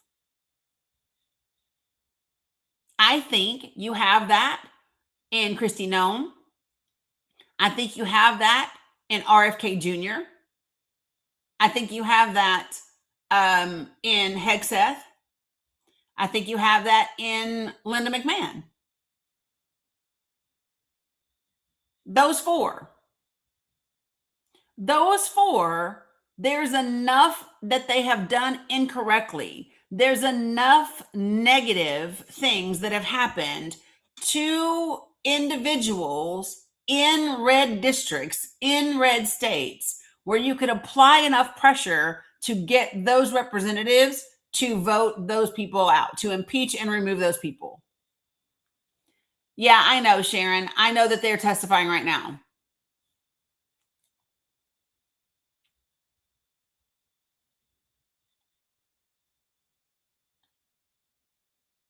You won't find enough support to do Bondi right now. JT, I don't think you're going to find enough support to do Patel right now. Not yet. Those two are connected to the e-files.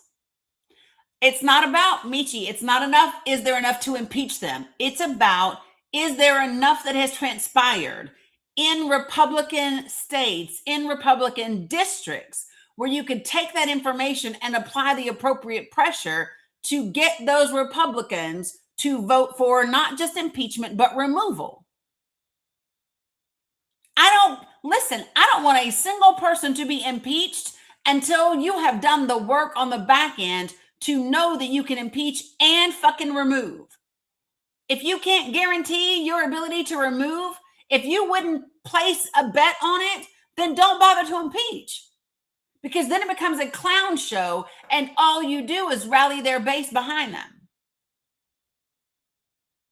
Well, JT, I have to talk about other things than just the ancestors, right? I can have the ancestors all day long, but the ancestors been with us this whole ass time. It requires the action of the people. It requires the action of the people. Jesus ain't saving us. The ancestors aren't saving us. Nobody is coming to save us. It is up to the people. Because quite frankly, the ancestors are sitting back going, what the fuck y'all been doing all this time? Because we was on the Edmund Pettus Bridge.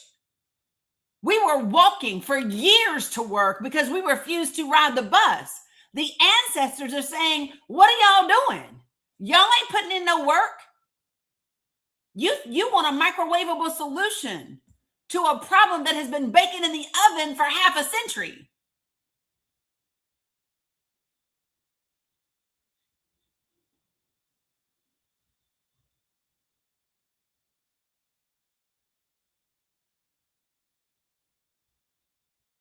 So just to be clear, Jesus ain't saving us. The ancestors ain't saving us. No, it's not happening. It tickles me. Listen, it tickles me. I hear people all the time talking about God is in control. No, God is not in control. God gave you free will. If God was in control, some of y'all wouldn't have the blessings you have. God gave you free will. And for those of y'all who then want to turn around and blame it on the devil, nope. That's the whole thing. Jesus whipped the devil's ass and then gave you free will, and you still managed to fuck it up. It ain't Jesus and it ain't the devil. It is us. It is human beings.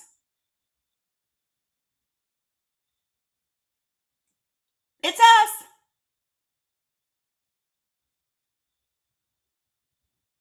You mad about politics? It's us. You mad about education? It's us. You mad about the banking system? It's us.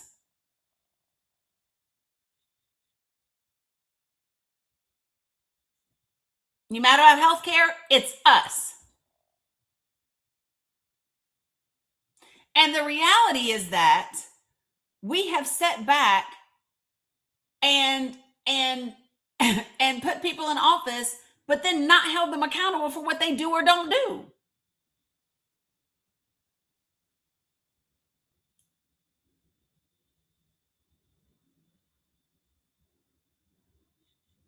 Do you want to know how badly they don't want you all to know that they represent you? I don't know if y'all saw Massey. Massey was at a Republican event with his own people. Massey was at his own event with his own people, talking from the podium, saying how he was going to be all about it on this e-files thing. And he said, they want me to stop, but I don't work for the president. I work for you. They snatched that man's microphone away. They snatched that man's microphone away. How dare you tell these people that you don't work for the president? And he doesn't. He doesn't serve at the pleasure of the president. He serves at the pleasure of the people.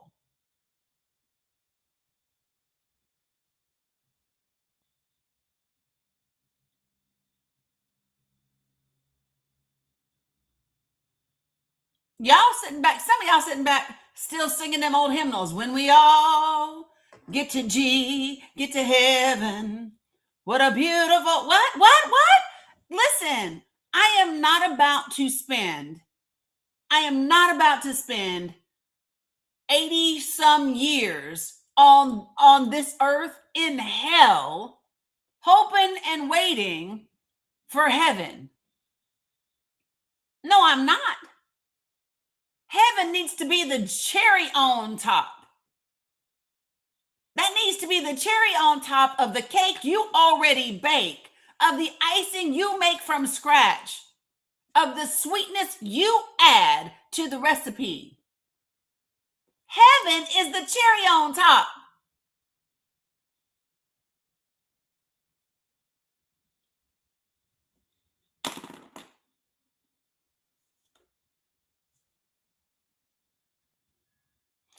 Yeah, I heard that.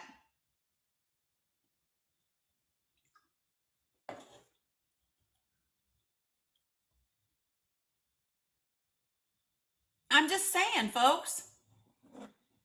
When people say, oh, we just need less regulation and corporations will do better. No, the fuck they won't.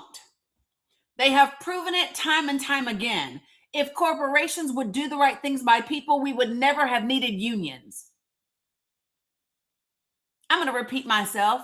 If corporations were going to do the right thing by their employees, we would have never needed unions.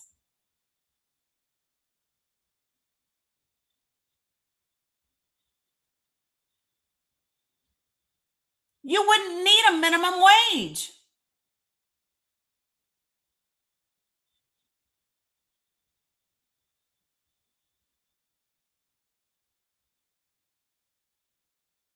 I say it all the time. You would not know Aaron Brockovich if corporations were going to do the right thing by the people.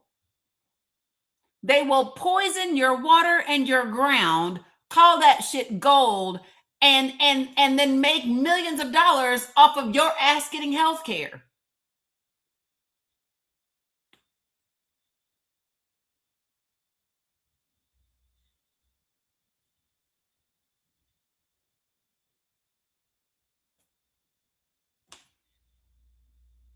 right?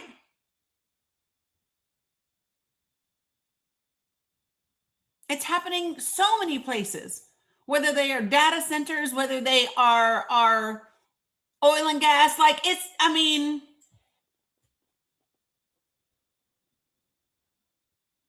like where I'm from in Northeast Tennessee, we have Eastman Chemical Company. We also have Domtar.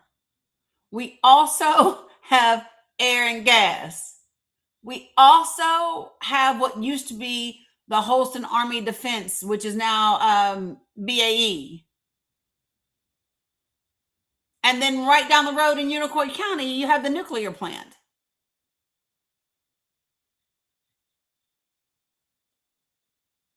You have all of those things right there. And do you know what the state legislature, what the members of the Tennessee state legislature did? They thought it would be a good idea to pass legislation and create a medical monopoly where one healthcare company owns 97% of the inpatient population, right? They own almost every single hospital in the region and control about 97% of the inpatient population in the Tri-Cities. That's what they thought would be a good idea. Where the people who sit on the board of the healthcare company, a good portion of them also sit on the boards of Eastman Chemical Company, that also sit on the boards of the banks, that also sit on the Chamber of Commerce.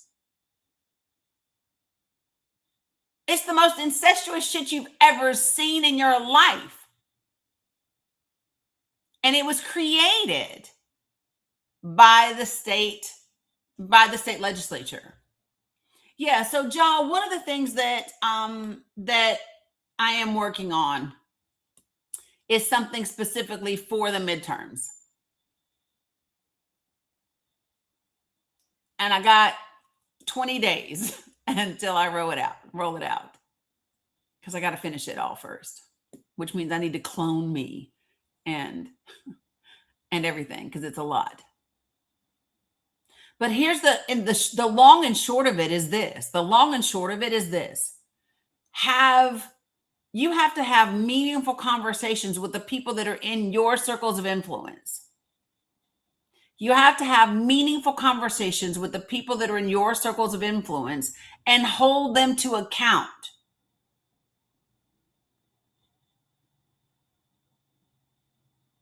You know how I hear a lot of, let me ask you this. How many of you all have stopped talking to family members because of their views on Donald Trump and the administration? How many of you have stopped talking to family members and friends?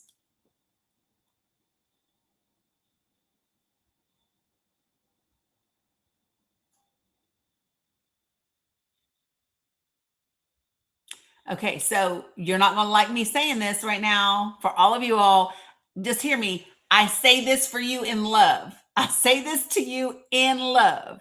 You ready? Fix that shit. You must have conversations with them.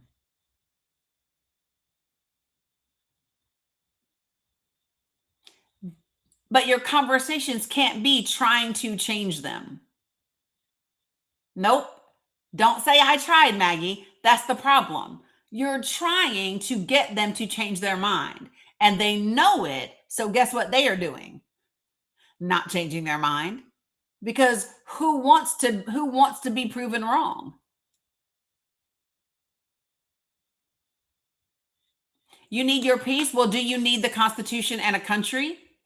Let me just ask you that. While you're busy screaming, I need my peace. My question is, do you need to have a functioning democracy? Yes or no? And are you willing to sacrifice your peace for a little bit to do what we need to do in order to keep what we got? Because every time, see, this is why I told y'all the ancestors are like, y'all not built for this shit. The ancestors are like, y'all not built for this. Y'all are in a dog fight and y'all are like, little damn chihuahua. Y'all are just sitting up on the couch, staying on the porch. Y'all not built for this dog fight.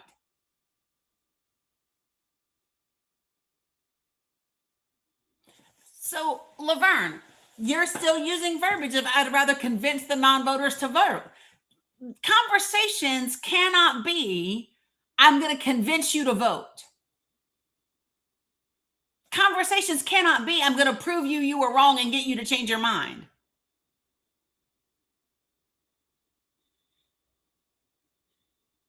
The conversation, so let me share with you what I mean when I say you must talk to the people in your life. Let me share with you what I mean by that.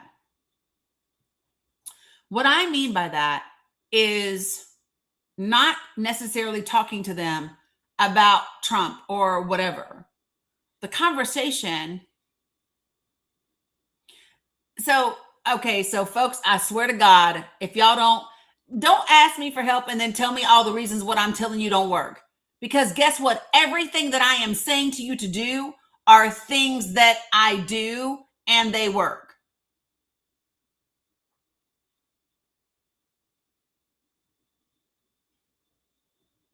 So, okay, Jai, you ask, so you're going to be the person I'm going to do this with. So I'm going to bring you up. Let's role play. Jai, you come up. I'll be you and you be your family. You ready? Okay, I'm going to turn you up. You ready? Yeah. Okay, so here's what I want you to do. We're going to have a conversation and you just tell me how to start the conversation. Like how would I normally start the conversation with you? Like what's a conversation you tried to have and it went south? Give me an example. Okay, so this happened literally Saturday. I was talking to my sister-in-law. Yep. And we were talking about everything that's happening in the Trump administration, everything that's happening with ICE, how we need to keep our babies and our families safe. Mm-hmm. And they had told me that they prefer to stay quiet, not draw attention, Mm-hmm. because of the fact that no matter what, they will still be taken. They said that they believe in staying silent, staying in the shadows, Mm-hmm. because no matter what, the corrupt will stay in power and they don't have a voice. That's what they feel. Okay, so let's have that conversation. So what was your position? What did you want them to do? I told them that there were many routes that they could have taken without going out into the street and protesting and possibly getting killed. But they were telling me that no, there's no way, because we originally are from Puerto Rico. The Puerto Rico government, everybody knows, is super corrupt. Mm-hmm. So they believe that it is exactly the same over here. And no matter what I said, no matter what powers us, we people, hold over here, they say that it doesn't matter, because no matter what, the people in power will stay in power. Okay, so let's have this conversation. I'm going to be you and you be them. Okay, and here's what I want you to do. Okay. You got to stay in character. And what family member are you going to be? I could be my sister-in-law. Okay, you can be your sister-in-law. Perfect. And so you just respond to me the same way that she responded to you. Okay. And we'll just role play it out. All right. So, okay. All right. So I get it when you say that the corrupt people are always going to be in power and there's nothing that you can do about it. So let me ask you this question. What do you suggest for our kids? Like what do you see? They do what they gotta do, and they don't draw any attention. So do you believe that you have to draw attention? What does draw attention mean?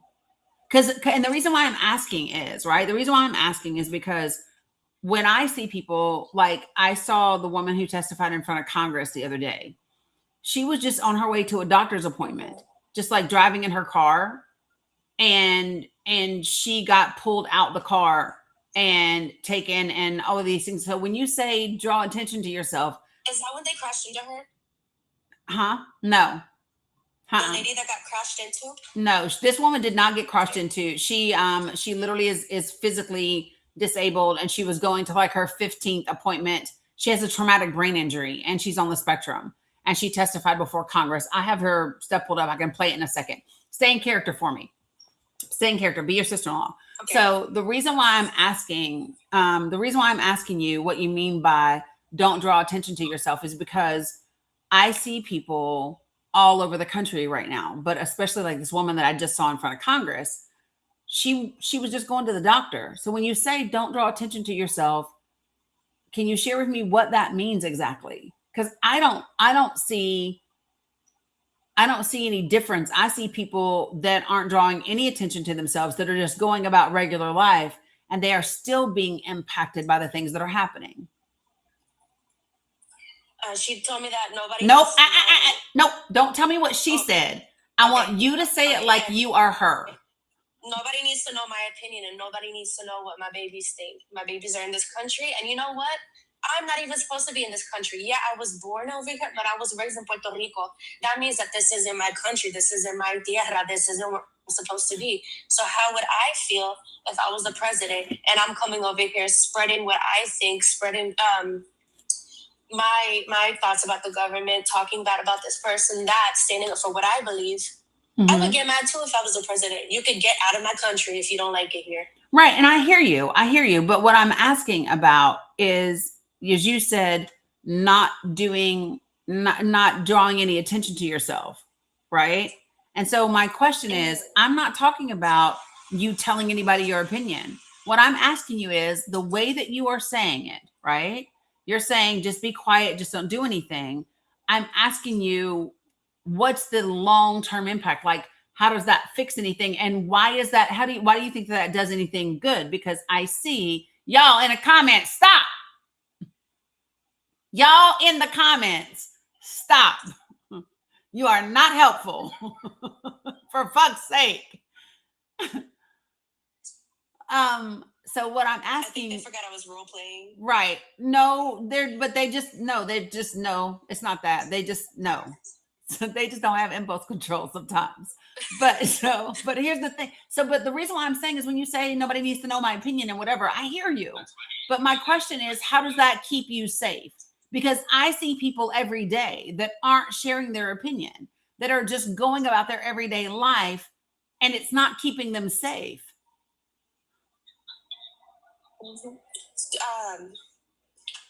Honestly, that's where it stopped, because she just kept repeating herself. And I would ask. I want you to be her, damn it. Respond to me the way that she would have. Stay in character. Stay in character for me. So what I would like for you, here's the question that I'm asking you, okay? It's because I hear you and I understand everything that you're saying.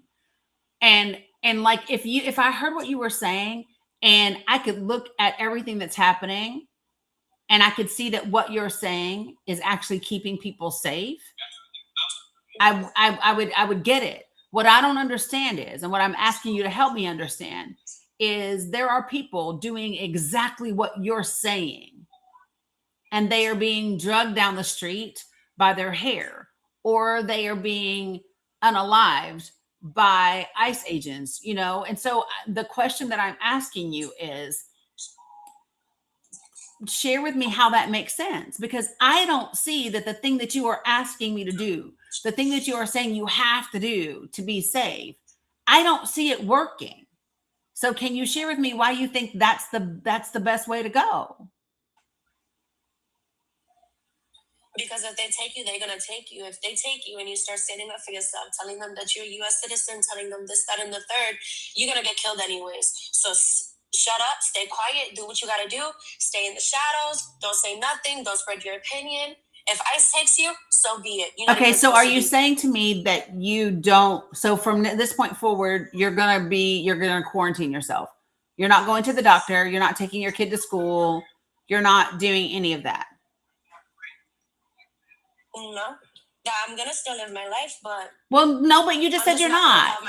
But you said you're not, though, because listen, there are people every day that are just living their normal lives, and they are being dragged out of their cars and they are being taken.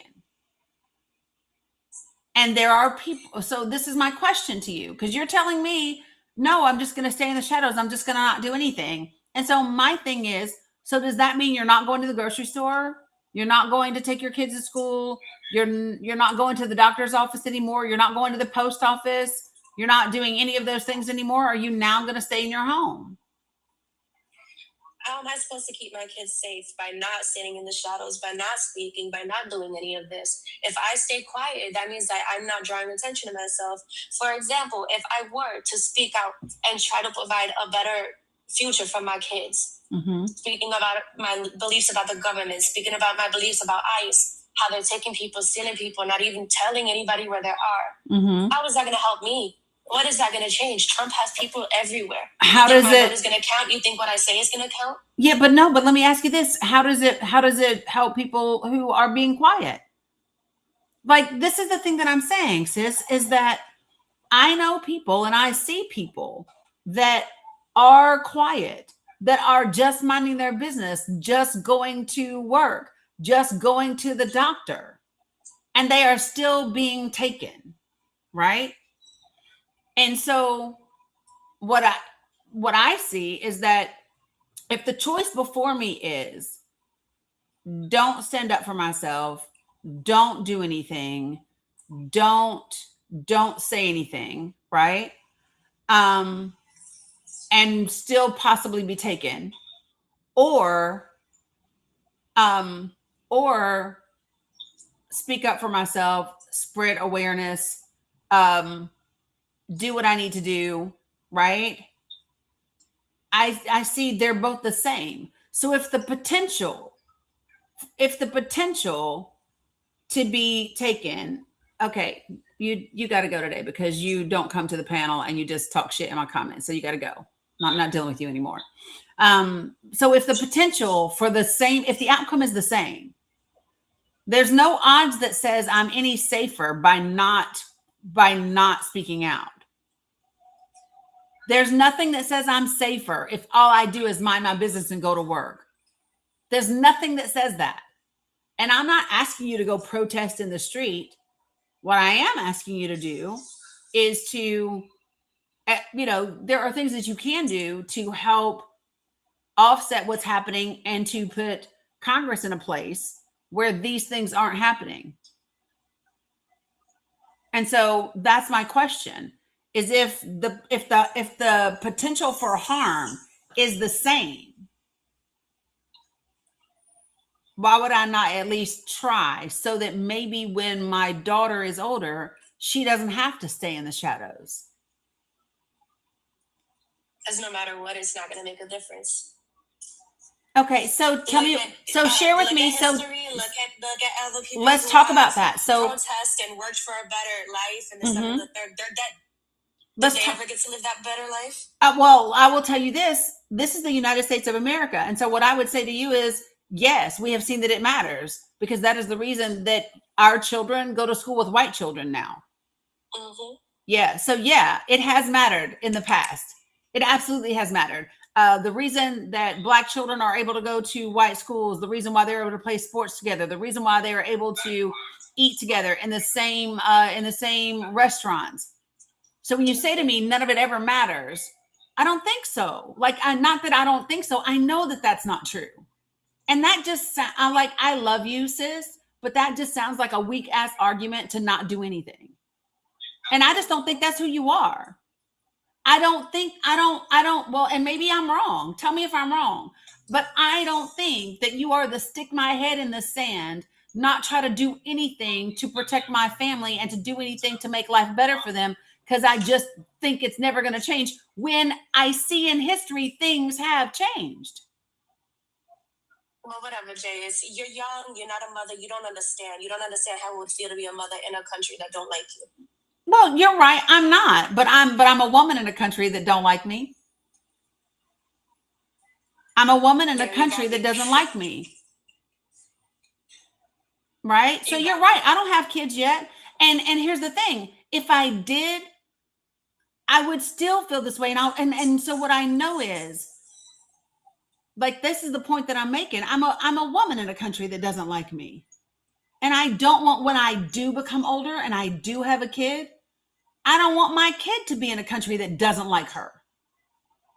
And so whether it's comfortable for me or not, I feel like that's what I got to do. And so my question for you is, and maybe I'm just wrong, like maybe that is who you are, but I don't think so. We are the fight. We are the fight. We are the feisty. We are the get it done because nobody fucks with our babies. And so I'm having a really hard time reconciling that with you just accepting defeat, especially when we have seen that this works over time. You see, Jay, the problem is I'm in a country where I barely speak y'all's language. I Mhm. don't speak English that very well. Right. So how can I properly have the proper dialect, the proper language, the proper grammar to be able to correctly talk to somebody without offending them? Because the second that I open up my mouth and they hear the accent, everything is over. The conversation is over. I prefer to stay quiet and protect my babies, doing what I'm supposed to do as a mother. So the beautiful thing about that is there are so many people in this country that speak just like you. There are so many people that we know that don't speak proper English. Hell, English people don't speak proper English, but we didn't even talk about that. But I'm just saying, there are so many people who are legal here, who are American citizens here, right? And they don't speak great English either. And those people deserve to be heard. So do you know how powerful you could be talking to those people? And I'm not asking you to go out and talk to everybody you meet.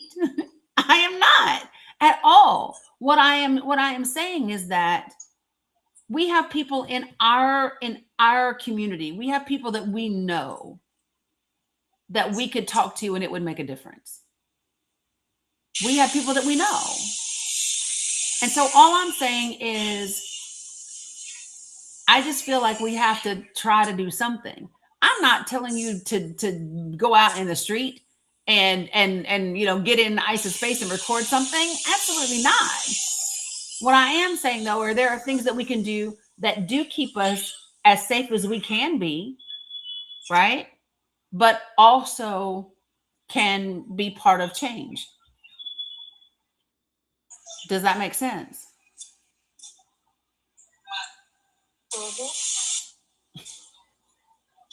So you ain't gotta just say, you ain't gotta decide nothing today. Every point. But you see what I'm saying?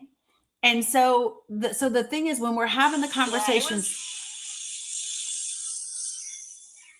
no, she's role playing like her sister-in-law. So this is my thing. So Jai, when she said you don't understand, you're young, you're right, but I'm a woman who's not. The point of the conversation, she did really good staying in character. So the point of the exchange is to listen for that connection in that space and to hear what they're saying. And so one of the things that I really try to do with people is I will make it about who they are. And I will say, okay, so maybe I'm wrong. Maybe you are the sit down and take it person. I just didn't think that's who you were. You know what I mean? Sitting there critiquing me because I've been trying to fight. I've been posting my own opinion. I've been doing it with respect, with love, with dignity, with pride for my culture, because I don't feel like I need to stoop to their level to be able to communicate with them. Right. Yeah. But the issue is that she thinks that because I am speaking out online, because I'm having these difficult to understand topics, because they're sometimes they're hard. Right. She thinks that I am endangering the family. She thinks that because I am bringing attention and because I'm talking about these topics, I'm starting to turn heads and people are looking at my family. Yeah. So, and here's the thing. What she don't understand is them jokers have a damn database already. They don't need you. they don't need you with an opinion, right? But it's just so like, but when we have those conversations, so just remember, make it not about you and come back to her. And what has happened when she said, has anything ever changed? Yeah, it has. That's why our kids get to go to the school down the street. And I told her, I said, why do you think we don't have legal slaves right now? Why do you think? Well, we do. We do. We do, though. We do have legal slaves. Nowadays, we do. No, but we have. We always have had. Listen, slavery was never outlawed in this country. I need for everybody to hear me and hear me say that. The 13th Amendment allows for slavery and involuntary solitude if you are convicted of a crime. And we have 5 countries and we have 5 states in this country that when you are in their prisons, the work is not 13th Amendment, no, so 13th. It is not even together. So like in those 5 states, if you are in prison, it's not just if you get to, it's not you get to voluntarily choose to work. It's in those 5 states you can be forced to work. But that is true. You are correct. Yeah. So I would just say have her join me. Just invite her to a TikTok. But she won't. Role playing is the way to do that. You brought up a lot of topics that I might have not hit as concise, as clear as you did. So definitely that'll be a future conversation between us. But I just want to be, those are my babies. I love my family completely. I love my sister-in-law. I respect her decision, but at the same time, I don't want them babies to be raised in a world like this. I want to be part of the fight to be better. Right. I got you. And so one of the parts about that is that you are doing something that she's not been able to get herself to do. And so that means there's also going to be a resistance there. Because she sees you doing something that she's not been able to get herself to do. And so that can be really difficult because it's like, damn, how come she can be brave and do that and I can't? And so I look at her and I know that she's terrified, and it breaks my heart. Yeah. And so when you have those conversations, remember the focus on the things that you say is about establishing connection and creating understanding. You've got to give her room to and this is just my personal deal. I always think about John Lewis, and I think about them standing on the Edmund Pettus Bridge, and I see them looking down across the bridge at the row of police officers and the dogs and the fire hoses and the sticks and all the things. And I remind myself that the privileges that I have today came at the expense of those people. Right? And, the things that I got to experience as a little girl came because of the work that they did. And so it cannot be my willingness to do the work cannot be contingent upon whether or not I see the benefits in my lifetime.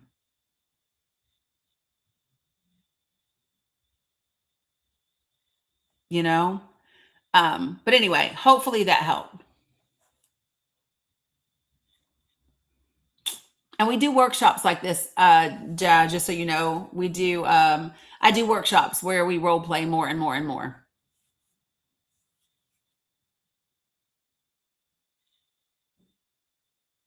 Yeah, it's just really important. So for me, this is what I think about, you all.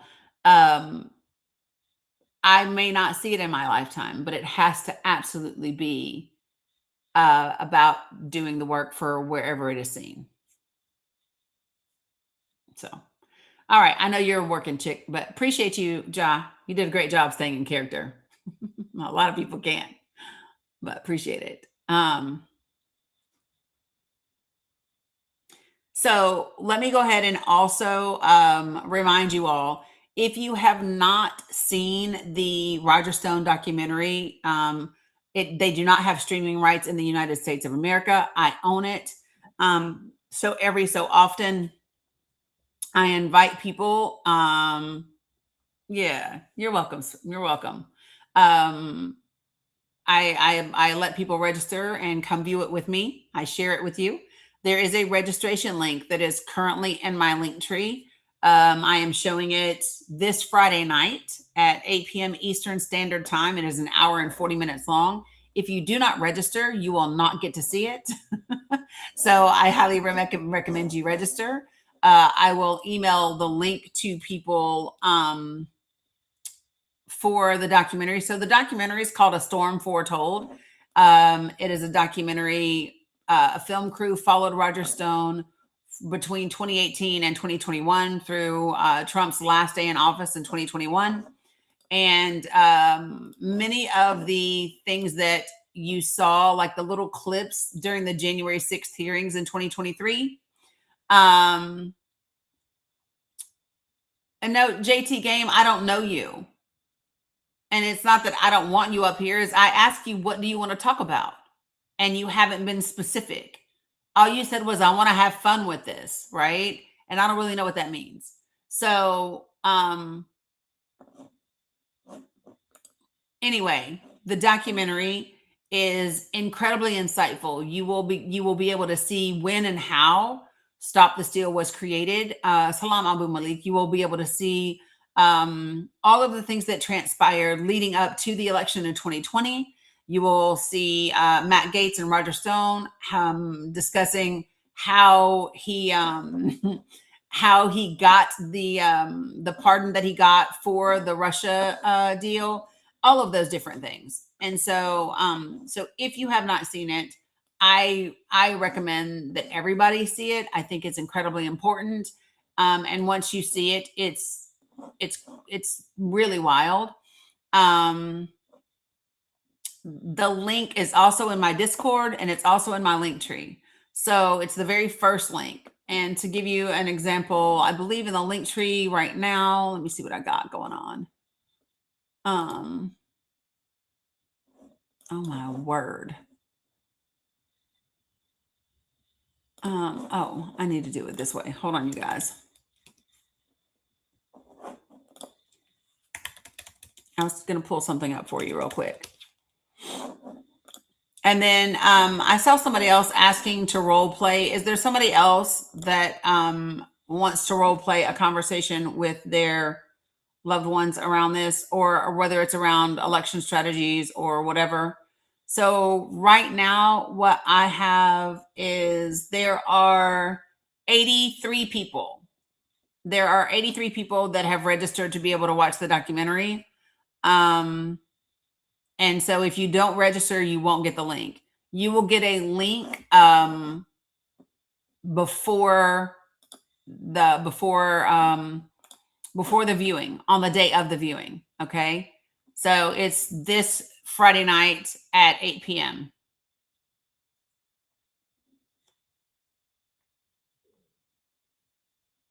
Okay, come on, Renee.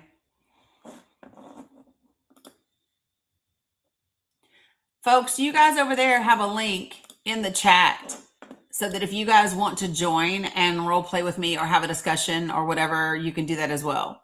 Renee, I sent you a request.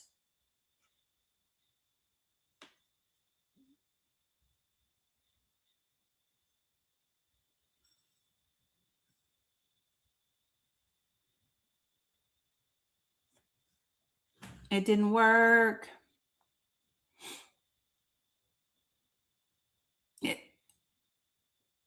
Girl, it says you are connected, but I don't see you. It says, hold on, let me see. Whew, it took a minute. All right. Can you hear me? Yep, I can hear you now. Okay. All right. Hi. Hello. All right. So who I'm gonna be you. Who are you gonna be? My brother. Okay. And what's the conversation like? Ooh, I got an echo. There's not much. It's usually avoiding. I can say anything I want. But the moment I add Trump's name, conversation. Okay. So what's the conversation you really want to have with him? I guess I first of all, I'd really like to know why he chose him. Like, in my family, we weren't raised with these kind of values or non-values. We really just did the total opposite of what he's doing. And I don't know what he sees that I'm not seeing. So when you've gone to ask him about it, how do you normally approach the conversation?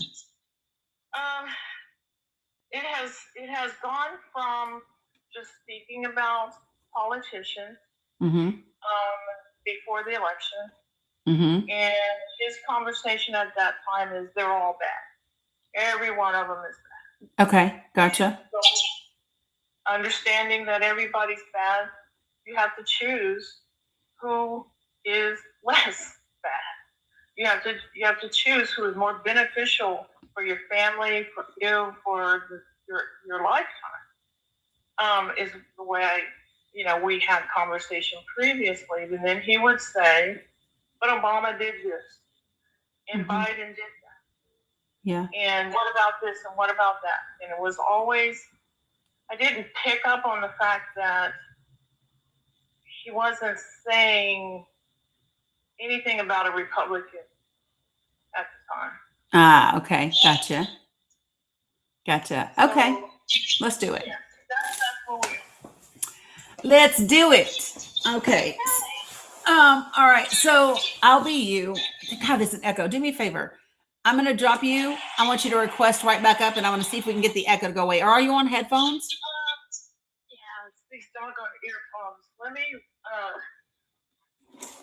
run downstairs real quick, cut these things off. Okay. That's what it is. I realized that after, and if you can hear me, let me tell you this. During the election, I bought Chucks.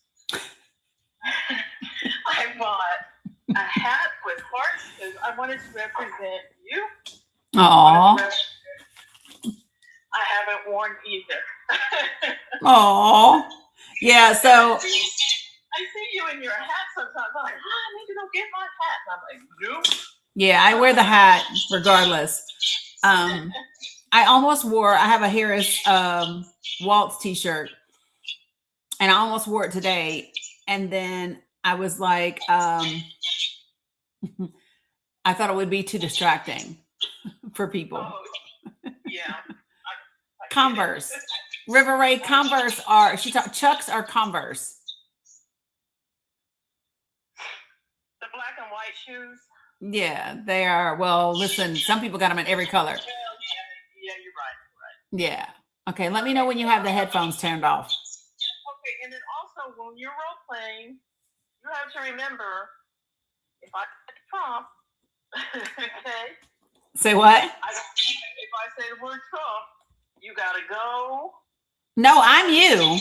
You just gotta call. Are you him or me? I'm you. You're gonna be him. So if I say Trump, you know how to react. Okay, great. All right, let's hang up real quick. Okay, you hang up.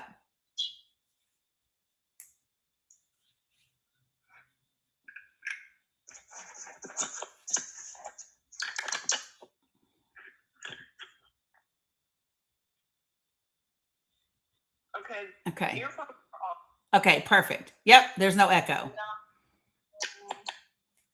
Okay.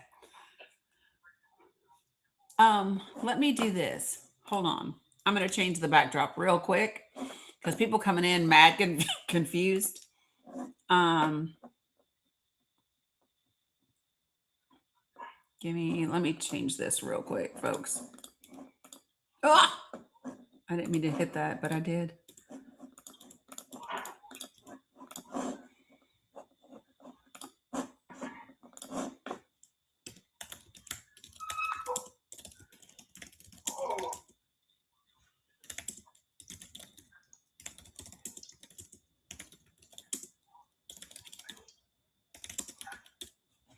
All right. I think I pretty much got this done.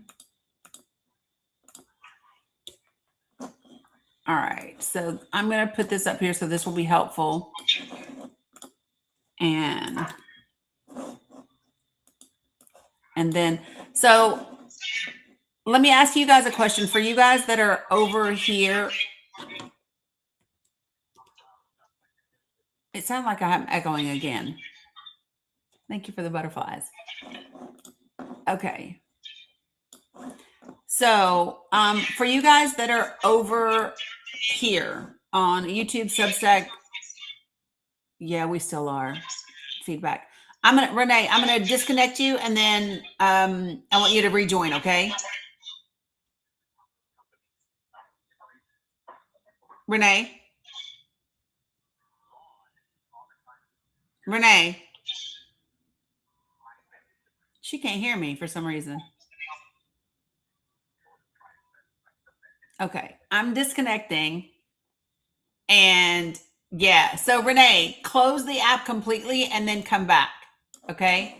Now, for you guys that are over here on the sub of stack, the stack of sub, the YouTube, the Facebook, all of that, do me a favor and let me know in the comments really quickly if you want to listen to the role playing and if you think that would be beneficial, or do you guys want me to shut down because I'm role playing with people that are coming up to the panel? Let me know because I need to know. I'm going to change the background. Hold on one second, folks.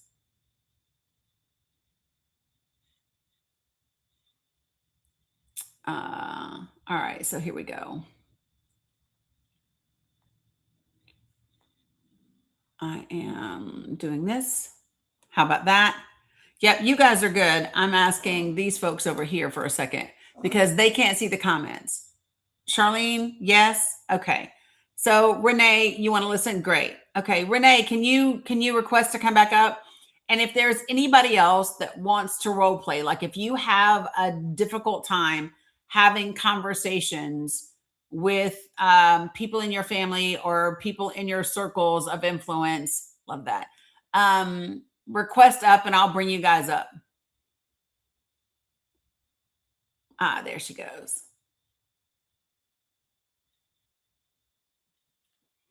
All right, so hopefully this won't have any feedback. Hey. All right, let's see how this is. Perfect. Okay, so I'm going to be you. You're going to be your brother, and we're going to dive into these conversations. Okay.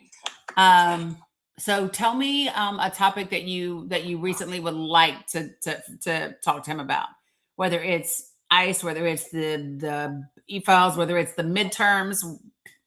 How do you want me to start? Immigration. Okay. All right. So here's going to be the conversation. So where he supports what's happening right now, I guess. Yeah. Okay. All right. So all right. So I have a question for you. So I know you and I we've talked about the administration and immigration and the things that are currently happening. And I saw some testimony the other day from a woman who's an American citizen. She's disabled. She suffered a traumatic brain injury and stuff. And she was on her way to work when she encountered, kind of ICE doing their thing. And even though she's a citizen, all of that, she ended up being detained, assaulted, all these different things. And she testified before Congress. And it really bothers me. Did you see that? No, I don't watch the news. I don't watch the news either. Listen, I don't watch the news either. I don't even know where I saw it, to be honest, but I went back and I found it because I wanted to watch the entire thing so I could hear her testimony.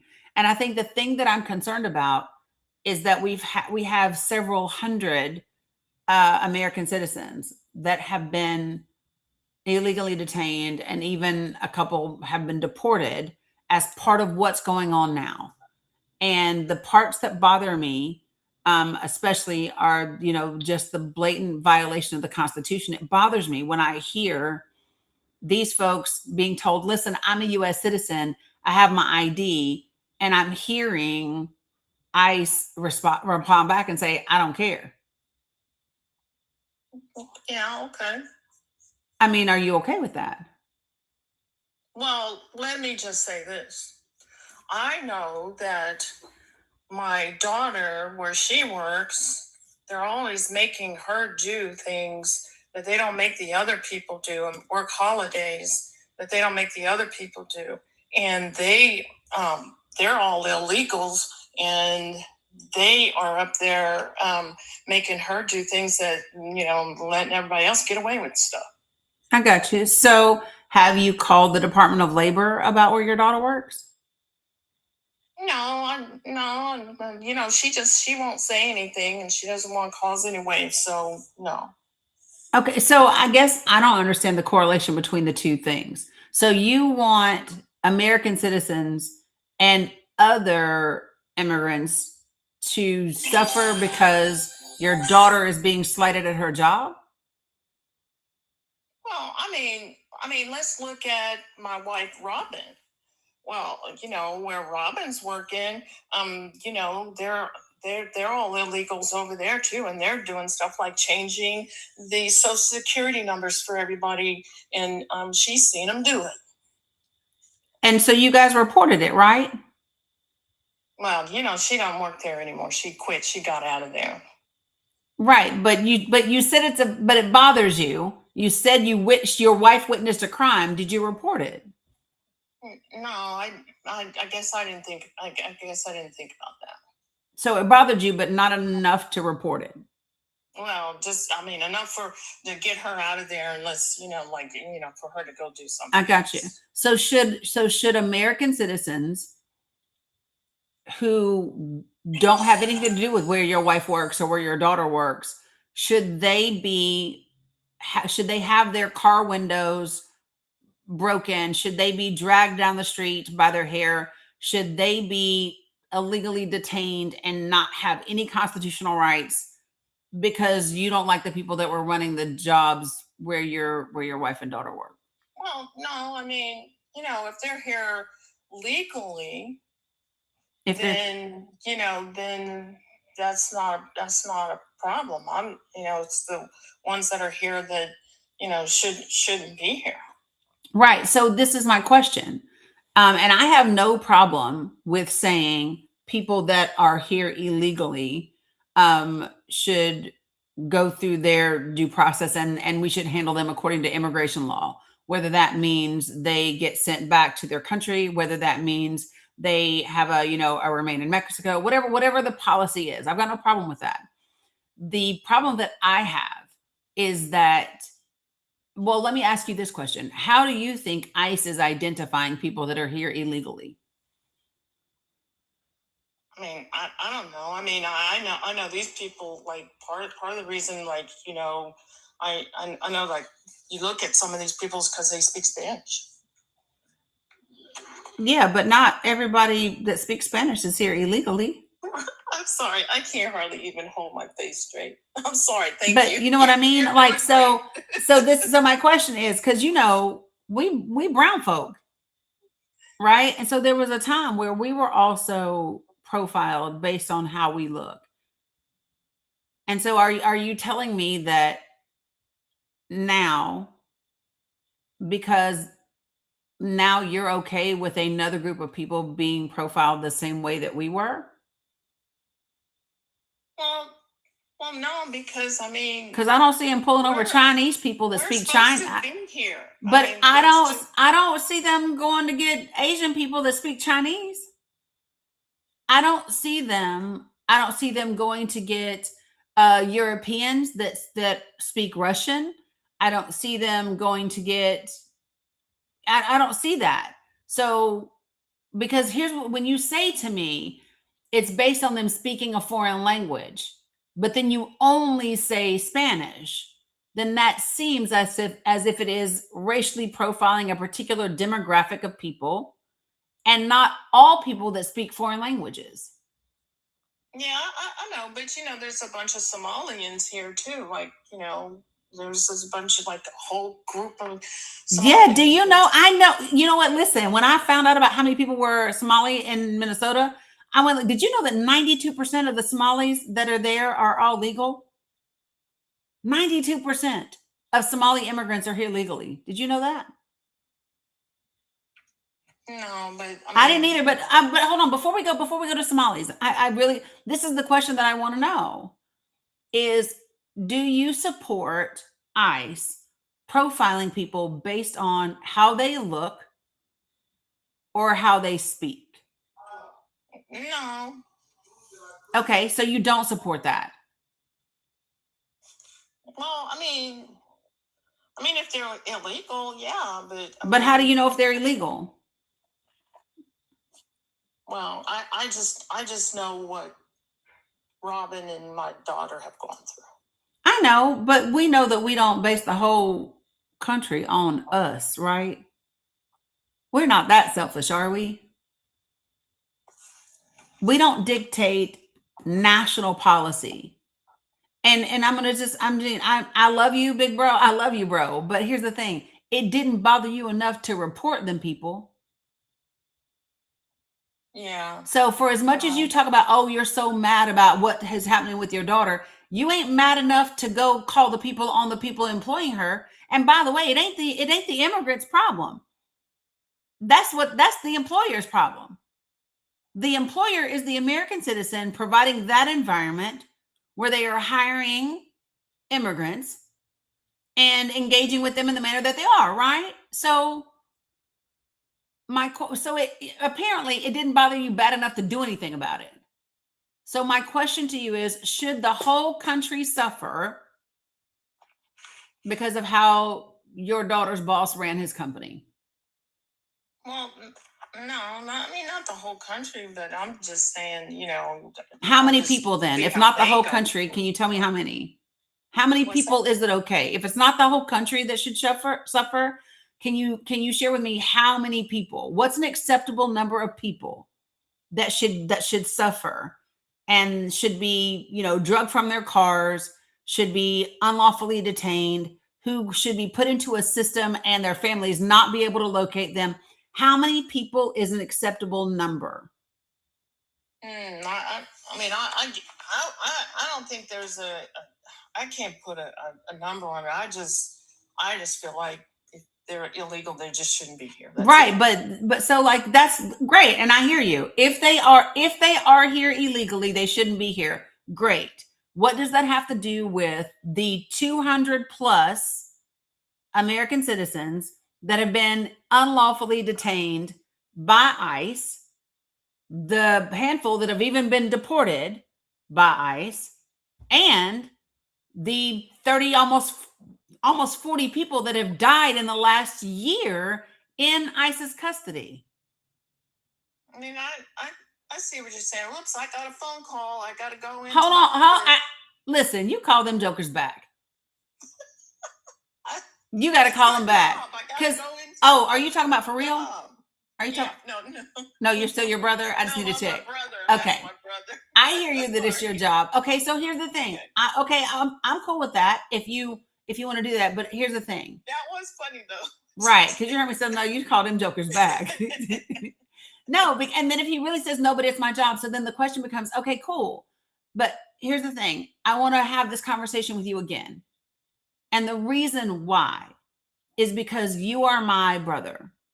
You were raised in the same household I was, in the same family, with the same ideals, with the same values. And I'm having a really hard time seeing what I see happening to real people and hearing you kind of blow it off or equate it to what happened at your daughter's job. And so I'm having a hard time. And so, like, if you really need to take a phone call, okay, take one.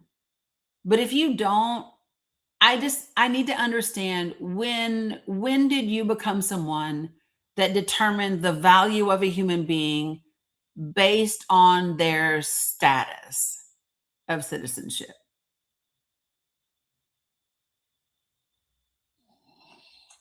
Yeah. I'm in tears right now. I'm in tears right now. I tell you, this has been one of the hardest things, Dani. I know, but that's the conversation. So when I said it to you, the reason you're crying is because that's what this is really about. Yeah. It's not about Trump. It's you don't understand how your brother became someone that supports exactly, and that's the question, right? Yeah, that's the question. Mm-hmm. I don't get it. And so, is this your big brother or your little brother? This is our youngest. Okay. Listen, here's part of the deal.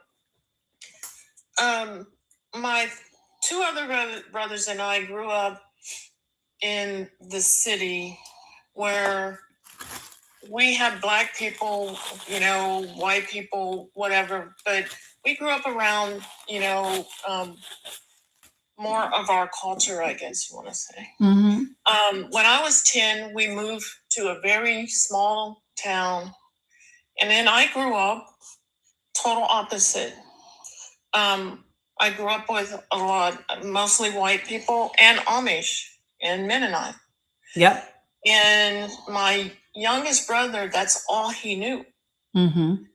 He wasn't accepted very well with black people because he said he was always treated like he was not black enough. Yeah. And then with the... I can relate. Yeah, I know. I get it. Yeah.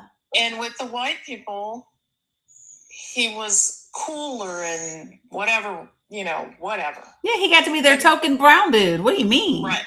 Yeah. Right. And somewhere, I'm the next to the youngest, and I'm 10 years from him. Gotcha. So my oldest brother is like 16 years from older him. than him. Mm-hmm. And I believe that by the time my parents got to him, I don't think they, they're older. They're not doing the same kind of politics. They're not talking about it as much. Yeah. There's a disconnect somewhere. Yeah. And So you're searching for the why, and you're trying to reason it out yourself. Yeah. But the key is, it's not about any of that. It's about, so remember, if you guys were in my last workshop, when we have conversations with people, the way to approach conversations is you're not giving it to them. You're not pointing them and saying, I want you to move to this spot right here. It is like taking your kid or kids on an Easter egg hunt. When you take kids on an Easter egg hunt, you don't go, oh, go get that blue egg right there. Go get that yellow egg right there. Because that takes all the fun out of it. Plus, they're not finding it for themselves. They are not discovering it for themselves. Right? Yeah. And so what you do is where you're leading them.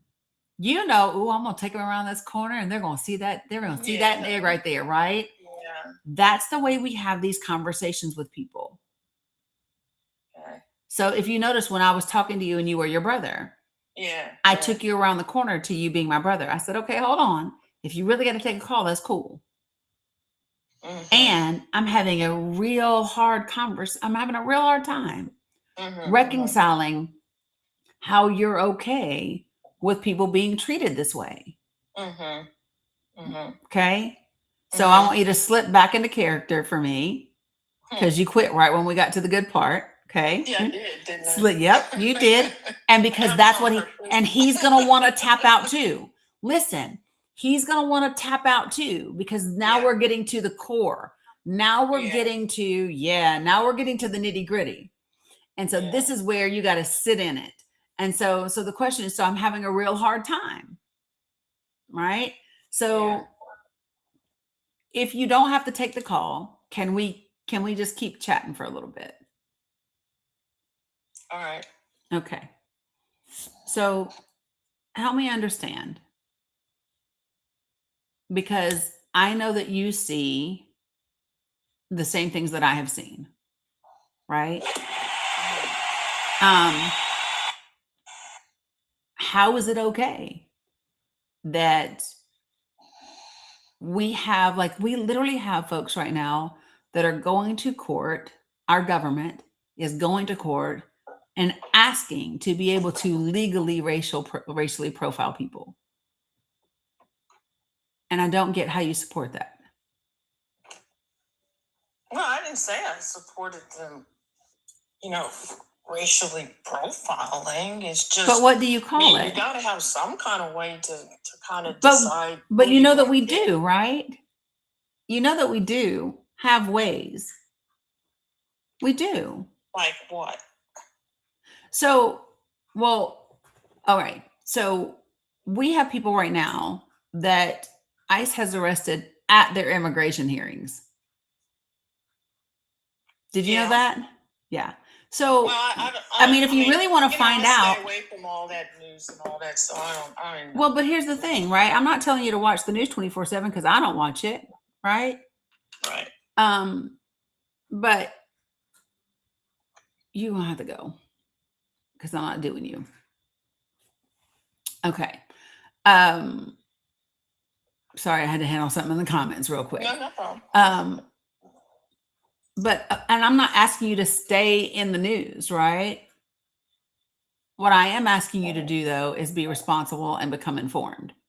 So for example, you could just go to C-SPAN and you could watch the testimony of Customs and Border Patrol and ICE in front of Congress, in front of the House Oversight Committee, and hear for yourself the answers that they give. I don't know if I have time for that. Okay. Well, I mean, I don't know either, but you know, you brown too. Do you know? So you know, you know you're brown too, and so is your daughter, right? Yeah. So when she's driving to work, they don't gotta hear her speaking Spanish to pull her over. They don't have to hear you speaking Spanish. That's not the first thing they see. The first thing they see is what? Yeah, well, what she looks like, yeah. Which is what? What does she look like? Well, you know, she could look like she's not from this country. Based on what? Well, you know. I don't know. Wait, Based I'm on what? a character now. Doggone it, Danny. Yep. And see, and I'm going to stay just like that until he answers the question. I'm going to stay right there. No, I don't know. Yeah. Based on what? You know, can I come out of character real Nope. quick? Be your brother. Oh, okay. Oh, okay. Okay, sorry. That's okay. Be your brother. Based on what? Well, you know, she's got a little bit of color, you know, her skin color. So racially profiling, right? Oh yeah, but then when they hear her talk, they'll know. They'll know for sure that she's not, because she don't have an accent or anything. So you want ethnically profiling? Oh, no, not. I mean, all she got to do is show her driver's license. Yeah, but so you do understand that there are people that are offering their ID and they're not being the opportunity to present their ID. Well, I just need you to be honest, right? Because we can talk about this all day. I need you to be honest.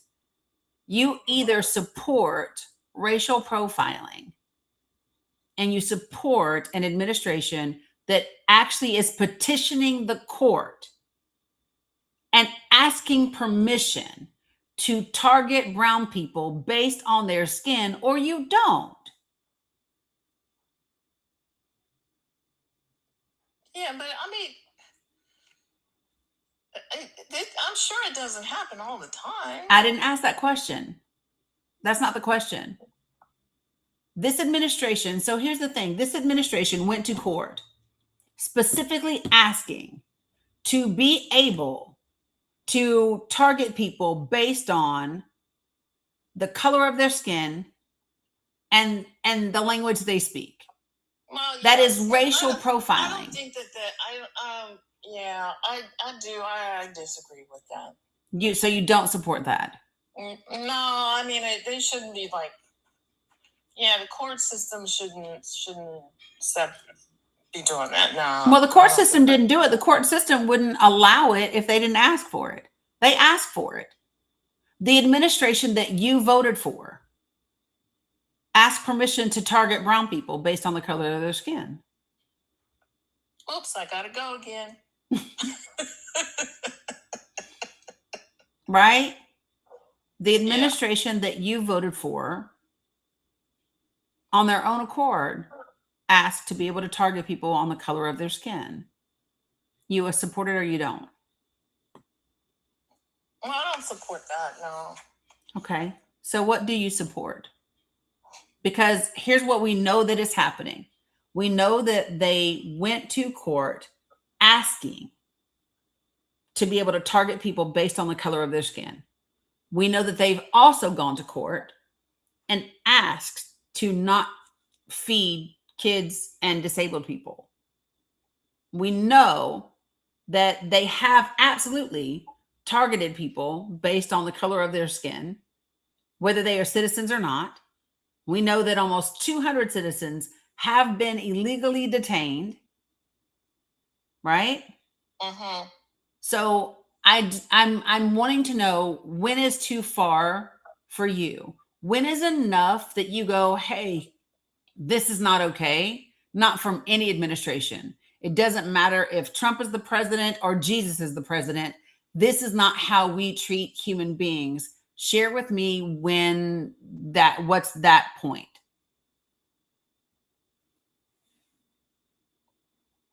I guess I don't have an answer. I really don't. I really don't know. I just feel If you did know, what would it be? They shouldn't be here if they're not supposed to be here.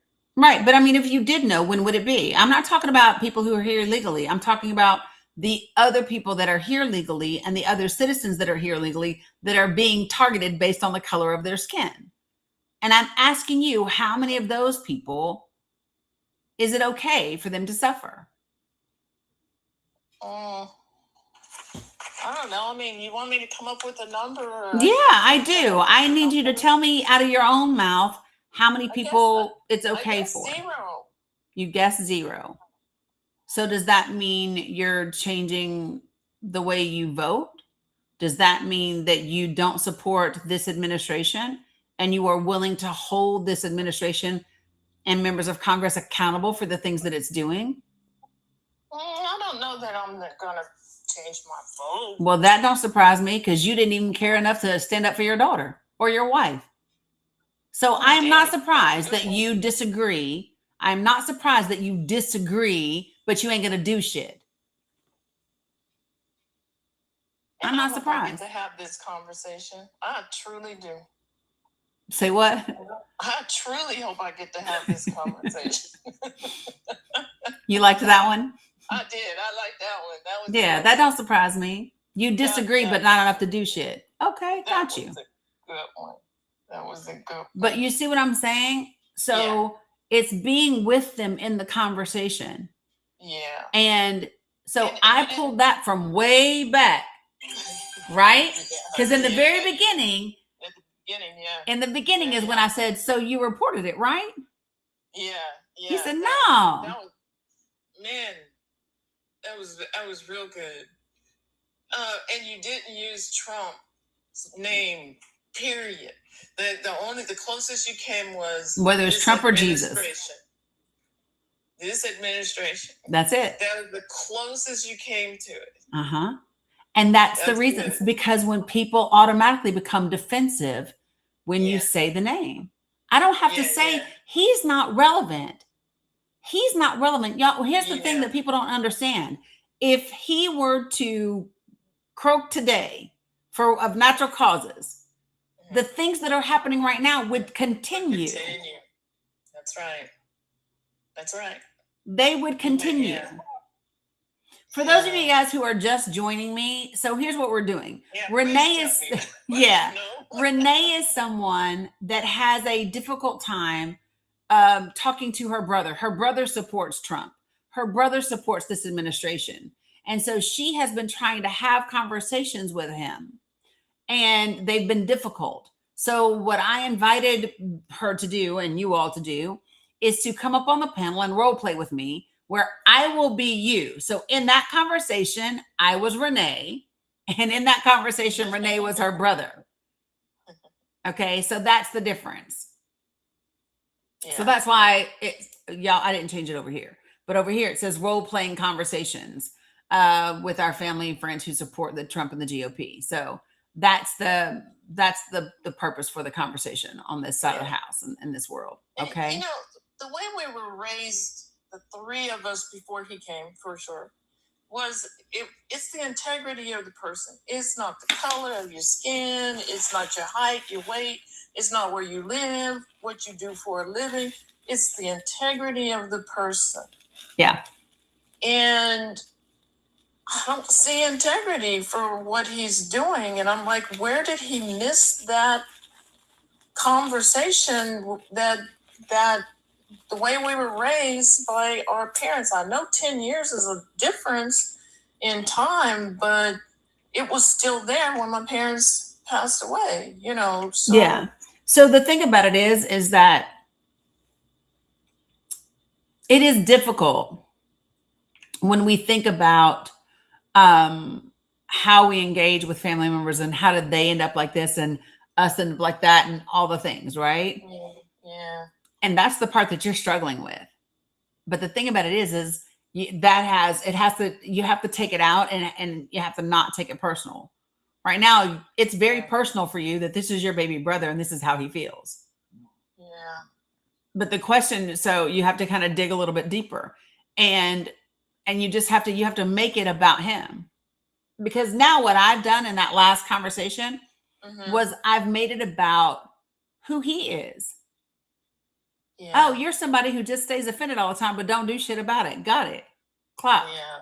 Yeah. Well, I just had a conversation with him about the Super Bowl and Bad Bunny, and everything to me sounded so negative that I just told him, "You're getting grumpy in your old age." I mean, my gosh, like, and I missed an opportunity when he was saying that he could, because he couldn't understand what was happening with Bad Bunny and with the words, that he was bored. And so I said, so you didn't see the symbolism or hear the beat? Oh, I would have said, oh, so you want me to gift you Rosetta Stone for your birthday? Is that what so you want to learn Spanish? I'll help you with that. Like that literally would have been. So here's the thing, y'all. Sometimes humor is a great tool in the midst of all of this. Well, I couldn't understand what's being said. Look, I got you. You want some Rosetta Stone? Here, we go half and half. We can do super family Duolingo. I got you. I'm here for you, bruh. Well, and because I speak some Spanish, they assume I know what all is happening and what all, and I don't. But yeah, I'm just gonna sit there and I'm gonna say to myself, next conversation, I'm Dani. Be you, but it's all about, I'm listening for connection. I am listening for patterns of behavior and thoughts. And so like, that's like, as soon as I heard, because then when you went from the daughter to the mom, I know that shit he really says, right? Yeah. And so that's why immediately I said, oh, so you reported on? Yeah. Well, and what was funny is he had the conversation with me and said, oh, they're all illegals. And then when he had the conversation after me, because I said, how do you know? And then he said, because they speak in Spanish. I said, seriously? Yeah. Like, that's what makes you illegal? I said, I speak Spanish. So, and then I said some stuff to him in Spanish. And I said, so am I illegal? Yeah, habla español un poquito. See? Hermano, habla español un poquito. and so, when he talked to my older brother after he talked to me, then he said, they're all Mexican. He didn't say they're all illegal. He said they're all Mexican. I'm like, what? I just like, I'm holding my head right now. Like, do I know this person? Seriously? Yeah. And so, let me ask you a question. Is his wife white? Yes. I knew it. Yes. And that's my judgment, y'all. Did y'all see my prejudice come up? I said, his wife white? Because, so Kim said, knew it. Exactly. Yeah. Yeah. Been married 3 times.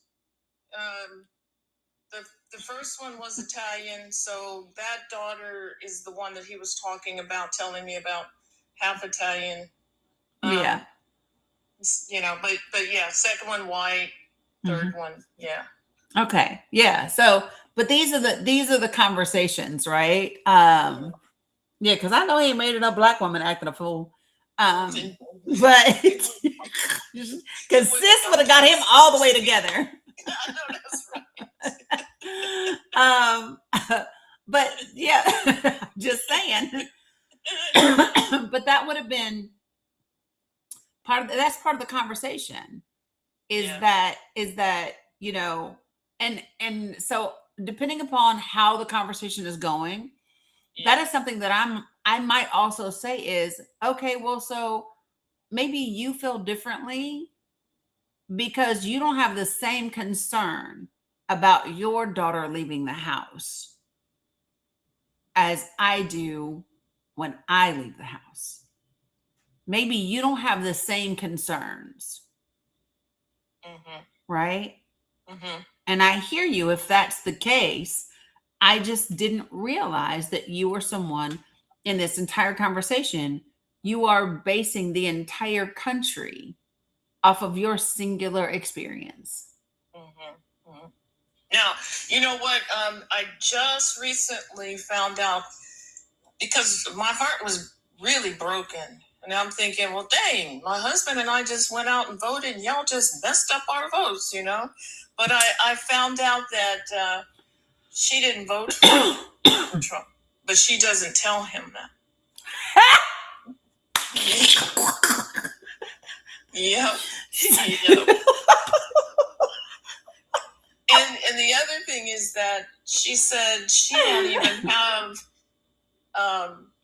she won't even have conversation with him about anything associated with. She's the one who needs to have the conversation, though. I know. Listen, I'm telling you, listen, it would be me, my sister-in-law. How does your niece vote? I can't tell you. I don't know. I bet you she vote like her mama. But listen, it would be me, my sister-in-law, my brother. We would be having brunch somewhere, and she and I would have a master plan. For real. Unfortunately, no brunch, but maybe telephone conversation. Yeah, listen. Pretend it is C19, girl, and have a Zoom brunch. They do FaceTime. Yeah, we did yeah, they do FaceTime a lot. So I'm just saying. But I just found out recently, within the last 2 weeks, and I was shocked.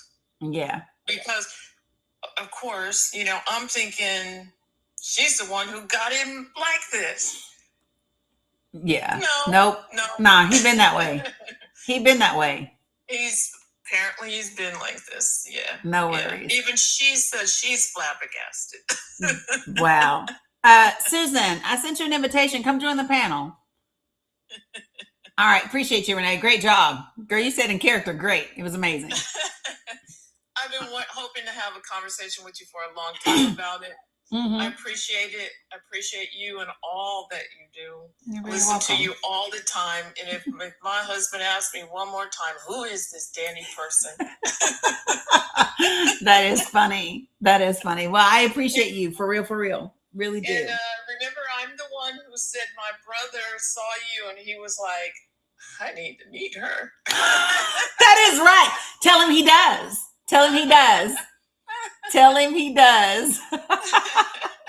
I'll make some time. Love you, mean it. All right, love you, mean it. Appreciate you.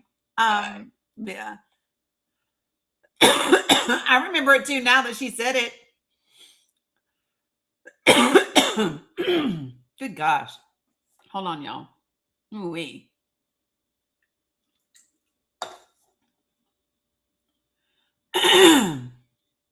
I got a little something. Okay. All right. So let's do, I have a couple of other folks that have, when I bring you up, do me a favor and just put yourself on mute until I get to you. So Island, damn.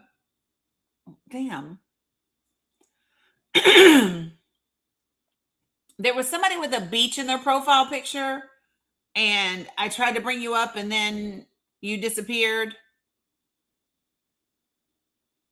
I don't know where you went. St. Bart, I tried to do you as well, and you disappeared. Ooh. Hold on. Okay, so let me get water real quick. Okay, hold on. Oh.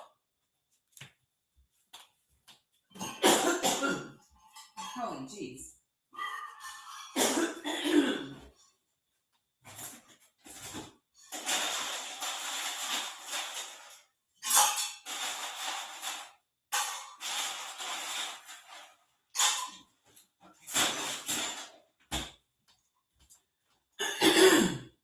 Good Lord.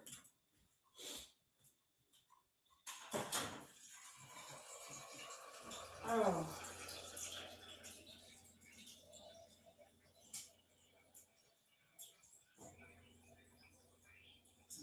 I'll be right back, y'all. I just need some water.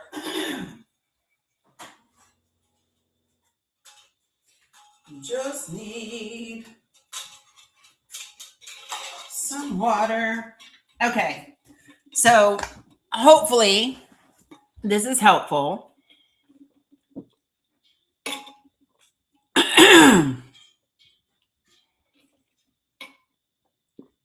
No, it wasn't Island Grams. It was somebody else too. ASMR. It was somebody else besides Island Grams too. They were up. They had requested before she did, and that's why I was starting there. Okay, I'll go Island Grams, and then I'll go Cheryl. What's up, Island?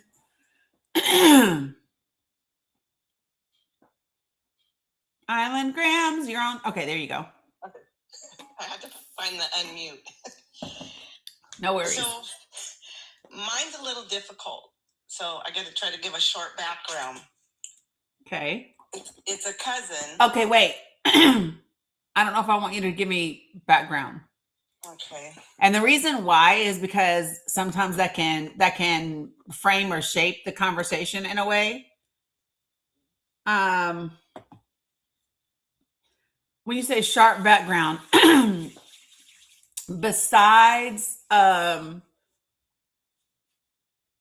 like subject matter and never mind, just go ahead and go. We'll just go with it and we'll see. Go ahead. Okay. So she's 5 years younger, and we were all raised the same way, morals and values and everything. She married right after college, and so she's been with her husband, who's very recluse and in a bubble like, and kind of like the flashier, fancier stuff, but it's quiet and keeps to himself. Okay. And we knew that they were conservative all the time, because my husband was conservative. And so when Trump came in 2016, my husband laughed and said, "How about Trump?" And he thought it was funny because he didn't care for Trump. And they said, "Oh, we love him." So, but they've stuck to themselves, and they have 2 kids that are grown and in college and out now, but they've stuck to themselves kind of in a little bubble. And she's an accountant and has worked from home most of her whole life. And her husband, she's kind of, I don't know. It's just, she didn't reach out and ever say anything political until Charlie Kirk passed away. And she was so upset, and she texted a couple of us that she knew were big non-Trumpers and said, "Oh, we need to all come together. You know, we need to have love and peace." And then she shared Charlie Kirk stuff with us. And I couldn't just come back and say, "Oh, yeah, I believe in peace and love too." I needed to say, "But I'm in disagreement with him," right? Because she invoked him, and he's totally who I don't believe in. Okay. She was raised with same parents, no divorce, no nothing. My parents got divorced. I got to experience a bunch of different people, cultures, and I like to learn. And so in her mind, there's been no racism. It wasn't even around in the 70s. And like the previous gal, she mentioned something that happened to her daughter that some black girls did, where I don't know if some of these people, they don't know how to have empathy, like put themselves in another's shoes. But we got this text going back and forth, back and forth. And so generally, she thinks, even though Trump is rough around the corners, he is our hope for this country. He's just our hope. And Biden wasn't running the country. Chinese operatives were. And what's so sad and heartbreaking is she's very intelligent and a good loving person. And it is sickening. My daughter just almost started barfing when my daughter's like 36, reading the text. And she said, I can't take it anymore. My daughter's just, because she's got 3 little babies and this is their future. And we got people that are so cold. So I don't know how to. It's actually very, very, very intelligent people that are oftentimes susceptible to cult-like behavior. That's a whole nother discussion we can have on a different day.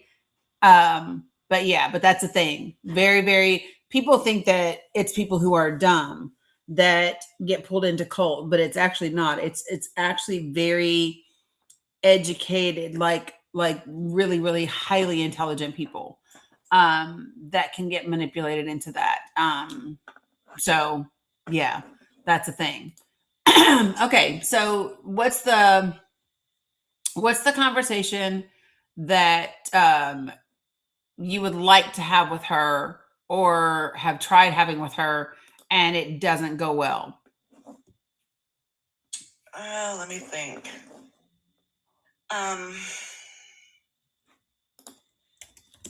Gosh, I'm trying to pick something because we haven't talked we usually don't talk and see each other now, but I think she's blocked me. I mean, we tried to leave it cordial, not getting nasty. I'm more cultural and stuff. And she,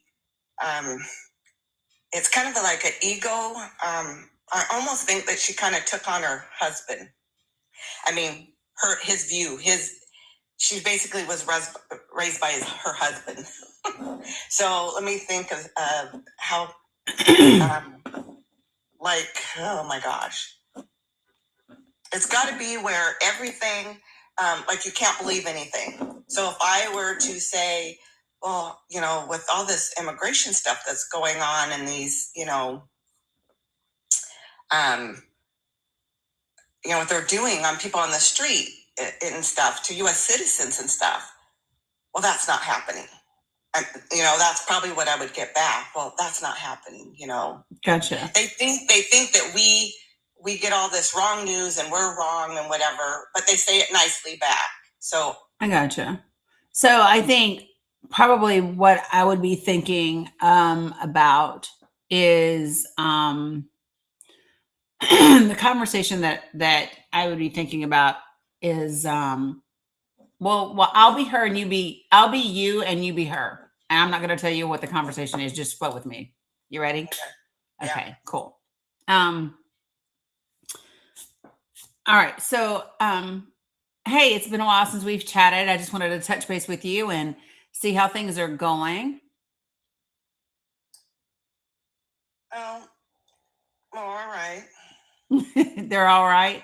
I know the last time that that we had an interaction, it didn't quite go that well. You'd sent me the information about Charlie Kirk, and I kind of shared with you my perspective and what I thought about those things. And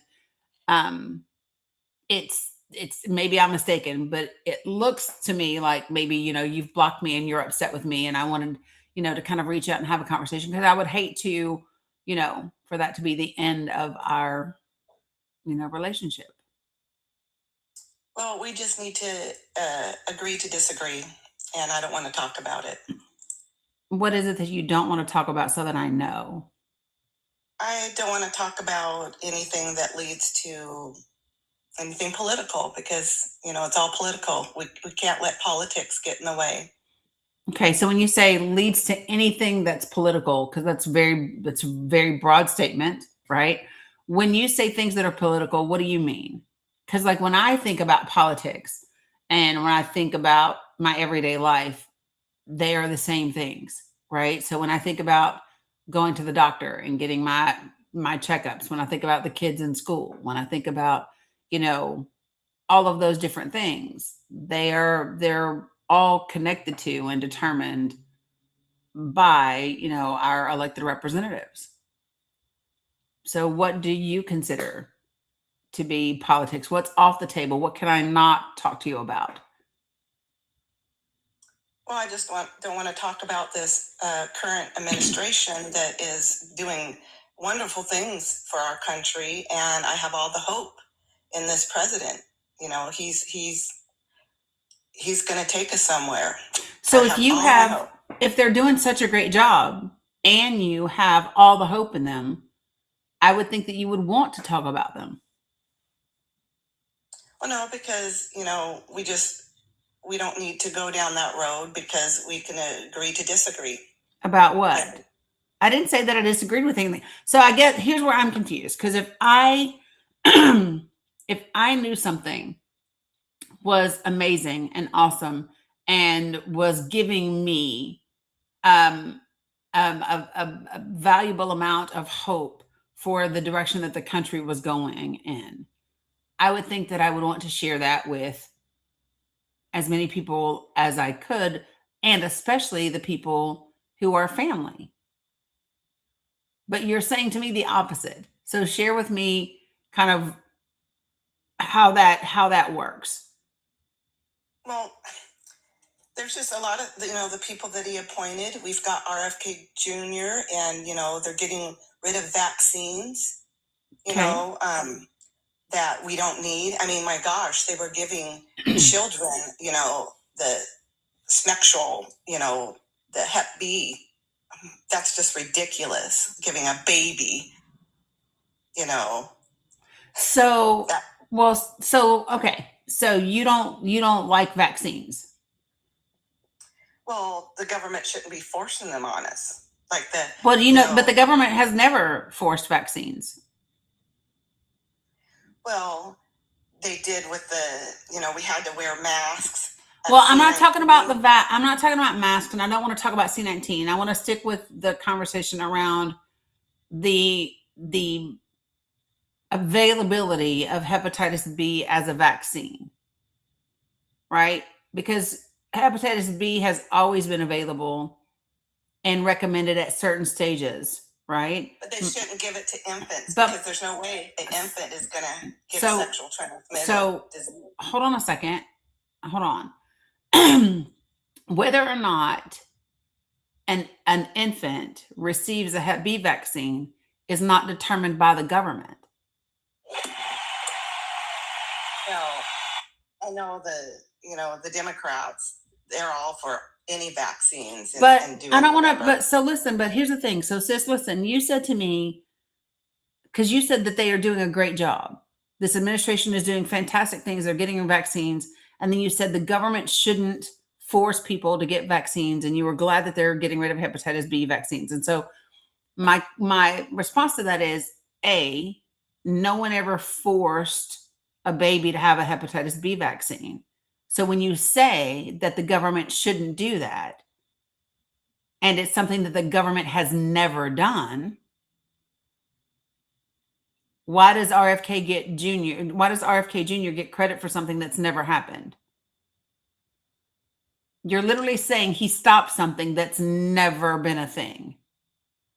Well, you had to have certain vaccines when you go to school. Okay, they're telling us be careful with the word. We'll say V word, vax. We'll say vax. Right, but we're still not talking about that being something I want to stay on this one though. Before we can talk about school vax in a minute, but let's talk about this one specifically because you brought this one up, and you are saying that this was a great thing that RFK Jr. Ended because the government shouldn't be forcing it. But the government's never forced a Hep B vax. So why are you giving him credit for something he didn't do? Well, just in general, he's getting in there and cleaning house and making the schedule more appropriate. But the thing is, you weren't talking about in generalities. You literally gave a very specific answer. You gave a specific representation. So what I'm asking you, and this is the part that I really want to, because this is where I really want to understand you, is you said he's doing a great job. He's getting rid of all the vax. Hep B is a thing. Baby should never have it. The government shouldn't force it. And so I'm not asking you what you think about his job everywhere else or anywhere. What I'm asking you is why are you giving him credit for something he didn't do because it never happened? Oh, how do you know that? What do you mean? Guys, please read the prompt. We are role playing. I am being her. She is being her sister. Cousin. That's okay. So here's the thing, right? The question that I'm asking you is, why are you giving him credit for something that he didn't do? Right? Well, because go ahead. I guess I'm just giving him credit because he's in there and he's, before there was so much control on what you should get, not get, and is available. And I like this administration and all the different people that he's putting in, and he's going to make us better. So because you like the other stuff, you gave him credit for something that's not real? Well,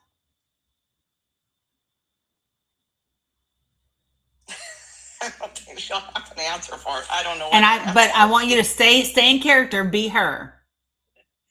Stay in character and be her.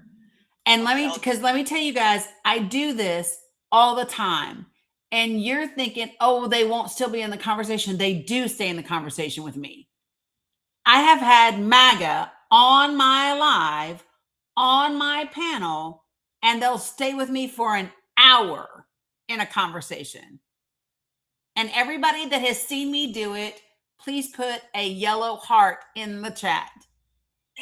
If you have witnessed that with your own eyes and ears, put a yellow heart in the chat.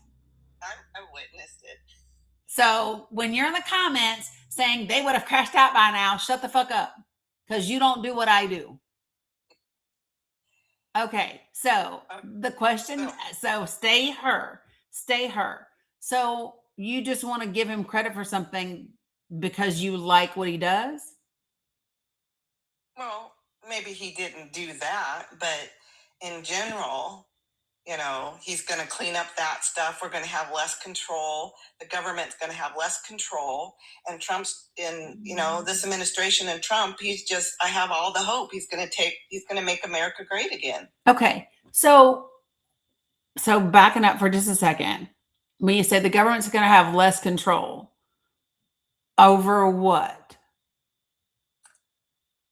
Over telling us what to do and just, all this taking money for people that, shouldn't be here, that are illegal. We're paying for all this stuff for all these people that are illegal and just things that we shouldn't be spending our tax dollars on. Okay. So you said government control over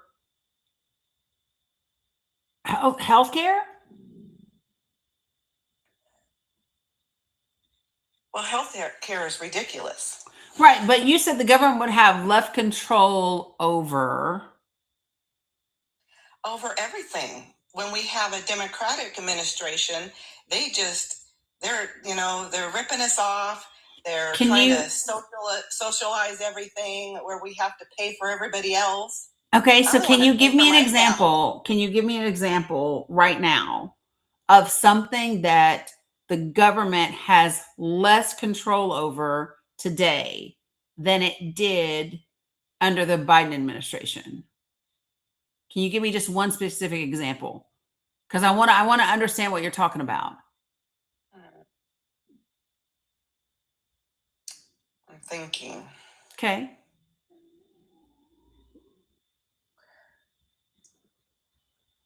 I'm drawing a blank, Dani, because I'm trying to think of something that she might think of. What would Fox News? So this is the key. So this is the key. So this is the key. Hold on, listen. This is the key. No matter how long it takes her, you sit there and wait and you don't say a word. You don't. So listen, guys, this is when you let silence do the heavy lifting. So when you say, shit, I'm drawing a blank, don't say that. Stay in character. Keep thinking and thinking and thinking and thinking.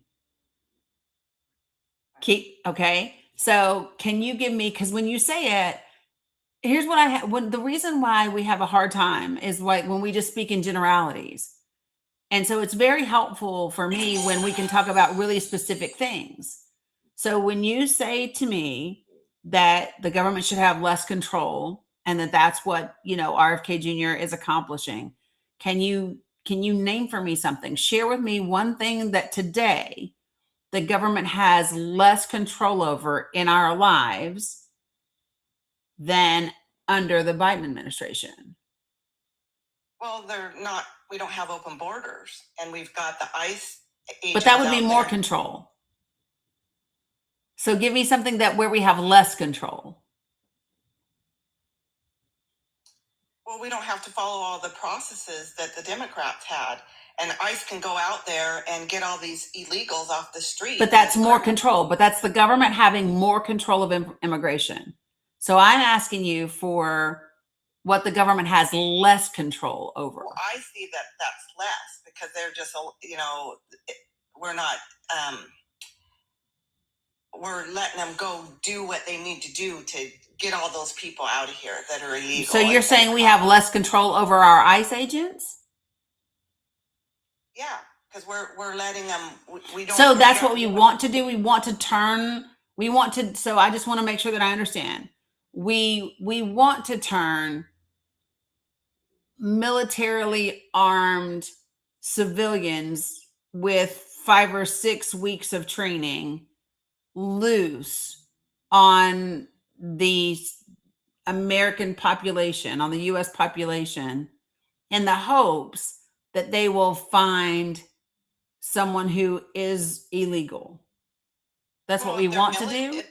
If they're military, then they're trained. And No. I said militarily armed. So like the weapons that they have, those are actually military grade weapons. So ICE is carrying military grade weapons. They're being trained less than 6 weeks, and they're being turned loose on the US population. And if I hear you correctly, you're saying that's a great thing because we have less control over them. How do you know all that? How do you know that that's really happening? What part? That they have military weapons and they are. How do you know that they only have 5 or 6 weeks of training? Okay, got you. Well, because the Department of Homeland Security told us. Oh, that's super cute. Yeah, I want to add a tiny hole right here. Okay. It's very cute. You had a good day at school? Yeah.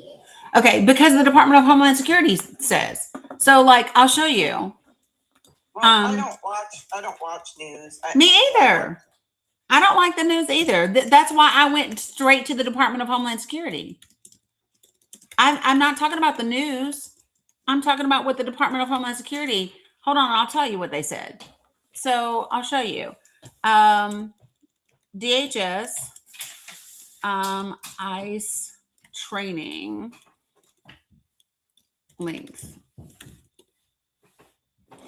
Yeah. So DHS has put out their statement, and they reduced the training period back in August because they were ramping them up to go after all the illegals you're talking about.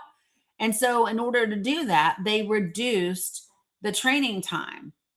And so it went down from 5 months, right? The 16 to 20 weeks that it used to be, down to roughly 45 days. So, I mean, you asked me how I know. It's because it's what Christine Nome said. The administration told me. And so that's why I'm confused. The administration said, we've reduced our training time. We are equipping them with these weapons, right? And we're turning them loose. And you're saying to me that having less control over them is a good thing. Well, I just mean there was too many processes that had to be followed under the Democrats. And so I hear you, but what you're saying to me is you think that this process of hiring people, training them for 6 weeks, and equipping them with military weapons and putting them on the streets in the United States is a good thing. well, that might not be too good. Okay. You know, I mean, I'm just because here's the thing. Like, I'm really trying to understand. And because you said it was great for us to have less government control, and so I'm just asking. Okay, so what is it like? So tell me something today that exists today where the government has less control than it did under the Biden administration. And you went with this one, right? But in this case, I think less control on poorly trained, militarily equipped people might not be the best example. Do you have another one?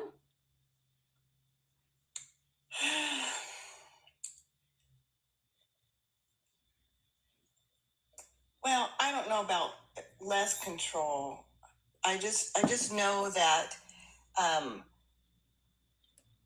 that Trump and his administration are doing way better for us. We're going to be a much better country under him and his administration. In what way? What makes us better?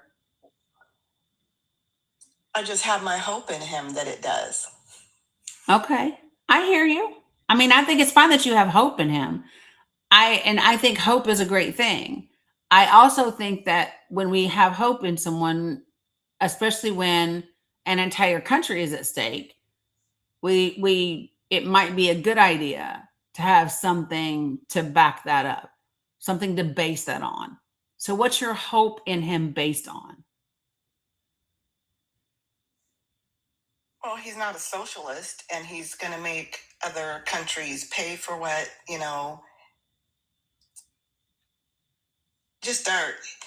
he's just going to make us great again, take us back where we should, and with our values and everything.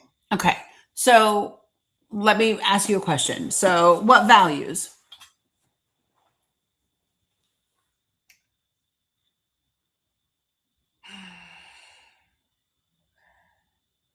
Well, it's just, we got to get back to, being good people, Christian.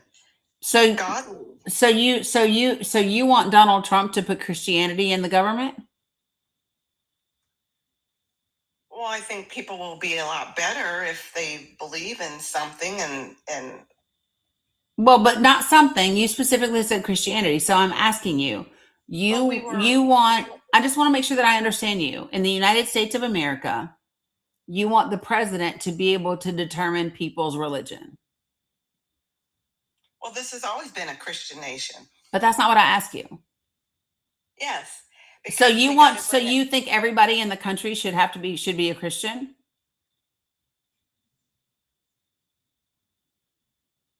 Well, we need to get God back in everything and bring Christmas back. So if the next president is Muslim, you're okay with that president making Islam the official religion and everybody has to practice Islam? No. But I That mean, would but never that's what you just said. That's what you But just that would- said. That would never happen. But no, but that's literally what you just said. Well, it's okay because it's Christian.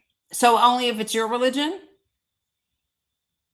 Well, Only if it's your religion. So you think that you have the right to choose for every other American citizen what religion they have, even though the Constitution says that we have freedom of religion.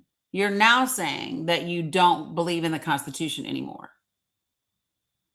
Well, I believe in the Constitution. You can't. You can't tell me that you believe in the Constitution if you believe that the president should be able to make everyone practice Christianity or be a Christian. You can't believe in the Constitution. You have to pick one. Either you do believe in the Constitution or you don't. And you're willing to give up the Constitution for Donald Trump. Which one is it?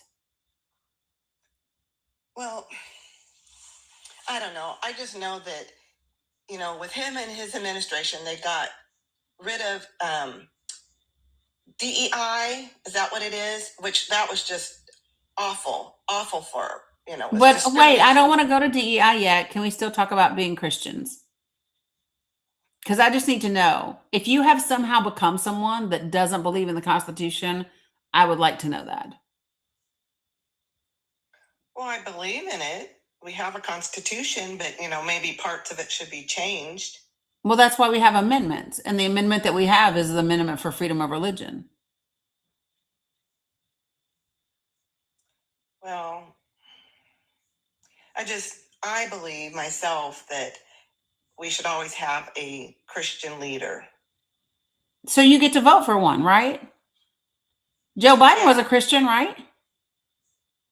I'm not sure that we've ever had a non-Christian president, have we?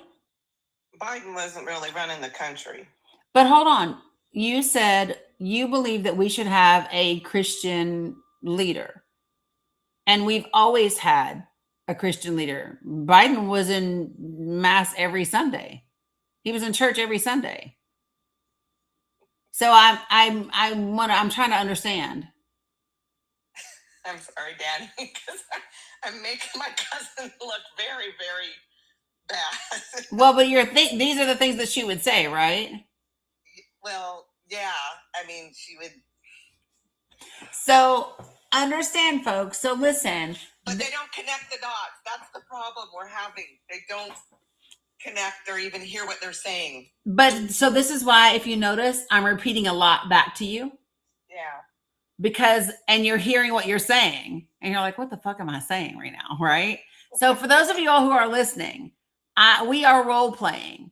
Yeah, and she is being her cousin and I am being her to facilitate this conversation. So that when she goes to have a conversation with her cousin, right? Then, yeah, that's why I keep saying, y'all read the damn prompt. Role playing. Role playing. They're going to be blocking me and doing And so, yeah, that's why I wanted her to stay in character. So that, so that we can kind of go, because that's what we want to do, right? The whole point of this is because people are having difficult times having conversations with their families and their loved ones. And so they are running up against all of these different things. And so we are role playing so that she can see how I would handle this conversation and kind of navigate things. And you've already had a couple of times where she's going to have a fucking moment, right? Yeah. And so that's the part, right? That's the part that we love about that, is that when we have the conversations with them, and did you notice a couple of times I kept pulling you back and say, okay, I know we can get to that, but I need to understand this part right here first. Yeah, because they do bounce around. And yeah, like little ping pongs. Ding, ding, ding, ding, yeah, ding, when ding, I ding. did have discussion at a high level, I didn't get down into why do you think hope? It's just. But that's the question, isn't it? Yeah. Share with. She didn't want to. Then they shut you off. She didn't want to talk. But then that's when we sit with it, and that's why I said don't They said now they like you. Well, just like the whole Charlie Kirk thing, and I had a lot. I went and had a great, I spent hours over my texts going back to her, and because when CK that happened to him, I was on a live, and we all were shocked. Yeah, I was crying because a human being, I don't care how vile I thought he was, a human being shouldn't have happened. Correct. And so when we were on the live, we were all upset. Yeah. And so I mentioned that in the text, and I said, "What about Melissa Hortman and her family and stuff?" And blah blah blah blah blah. You can't do it. So here's the thing. And well, what'd she say? I didn't say what about. How I worded it. I said, just as when Melissa Hortman got that, I cried and I hurt. Same with Charlie. I kind of put it all back on me. That's how I worded it to her. Right. And she came back and said, "I can't fake cry for somebody I didn't know. I knew Charlie." And I thought, I didn't know who Melissa was. I had to look her up. Okay, so follow me. I can cry for people that I don't know. Yeah, so, and here's the thing. That's a lie. You cry when you watch fucking movies. Like, no, like, it's just not a thing. So if you guys get this, where they respond to you via text, and so you want to respond and then invite to a verbal conversation. So Island, the way that I would have responded was, it is absolutely horrid what has happened. I think this is one of the darkest moments that we've had in a long time, right? The fact that people are taking lives, right, seemingly because of politics is crazy to me. It is crazy to me that we are losing families and friendships and relationships over these things. I would love to get on a call with you and chat. I'm so glad you reached out. Yeah. When's a good time for us? Yeah, we don't recognize. I don't recognize some of my family anymore. I'm gonna cry because I know. I love her. I know. I'm sorry. You don't have to apologize for crying. Who is this person? Yeah. And so that's why I'm saying it was the invitation. It would be the invitation, right? You're right. When she shares she's grief stricken over Charlie. Yep. I cried too. I would love to chat. You know what I'm saying? I don't want to lose you. You're my family. And so let me tell you something. For a lot of Democrats, for a lot of progressives, you all are cutting ties because it is too painful. You feel like Island Grahams, and you would rather just not talk to them because then you don't have to sit in the hurt of who they are and the realization that that's who your loved ones are. Well, and I haven't cut any ties because I reached out even after that happened because I always text her on her birthday, and I had missed hers and another cousin that was like 2 days between. So I did them both together. Mm-hmm. And my other cousin said, "Oh, thank you so much." And this one, she didn't respond at all. And then something else I texted like to the group, and they all responded. She didn't respond. So call a thing a thing. So here's the thing. So what you just said to me is what I would say to her. I would say, "Hey, I've noticed the last couple of times," and I wouldn't even do it via text. Call her, see if she picks up the phone. She probably won't. And if she doesn't, that's fine. You leave a voicemail. And what you say is, "Hey, I've noticed the last couple of times that I have wished you a happy birthday or said something in our group chat, you don't respond to me. Have I done something to you? Have I hurt you in some way? Because I don't understand." You know what I'm saying? I think part of me is they're in such conflict because she wasn't raised that way, and she knows I'm a good person. And so I think they're having problems. And I have a neighbor the same way. I think they're having problems because we're not cutting any ties. Mm-hmm. But the people that support that, they're having their own issues with themselves, but they won't cut the ties from that. So that's my thing. You've got to call her out. She is just she is ghosting you. Don't let her.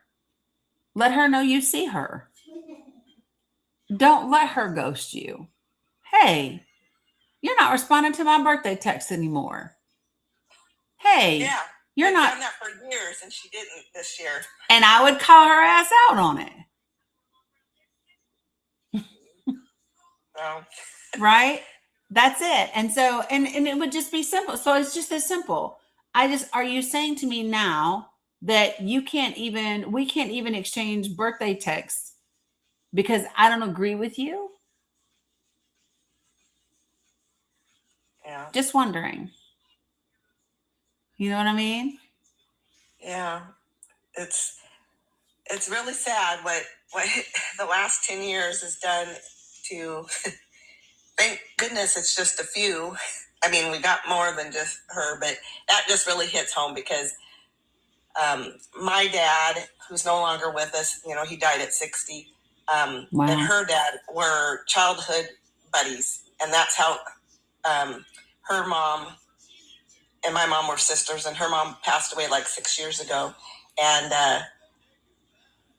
that's how her mom and dad met, was through my dad. Wow. And so her dad's still alive, and he's sweet as can be. And both her mom and her dad could not stand Trump. Could not. Wow. And her dad, I think, still doesn't, but I don't know who's in his, they're around him a lot. And I think he still will hold on to his stuff because that's just who he is. So it's sad. And it's sad for me because my daughter is more with my second cousins. They're her third cousins, but they're more like cousins because this is more like a sister than a cousin. Right? I gotcha. So it just breaks my daughter's heart that, because she's the only child that after we're gone, her parents are gone and stuff, that's who she has. And if these people march down the different way, it's really sad. I get that. Because it feels like it's against, like she said, they're all against my girls, my son, my kids. 100%. 100%. So, and they're all educated, beautiful people and have a good heart, but just been in their own little bubble. I mean,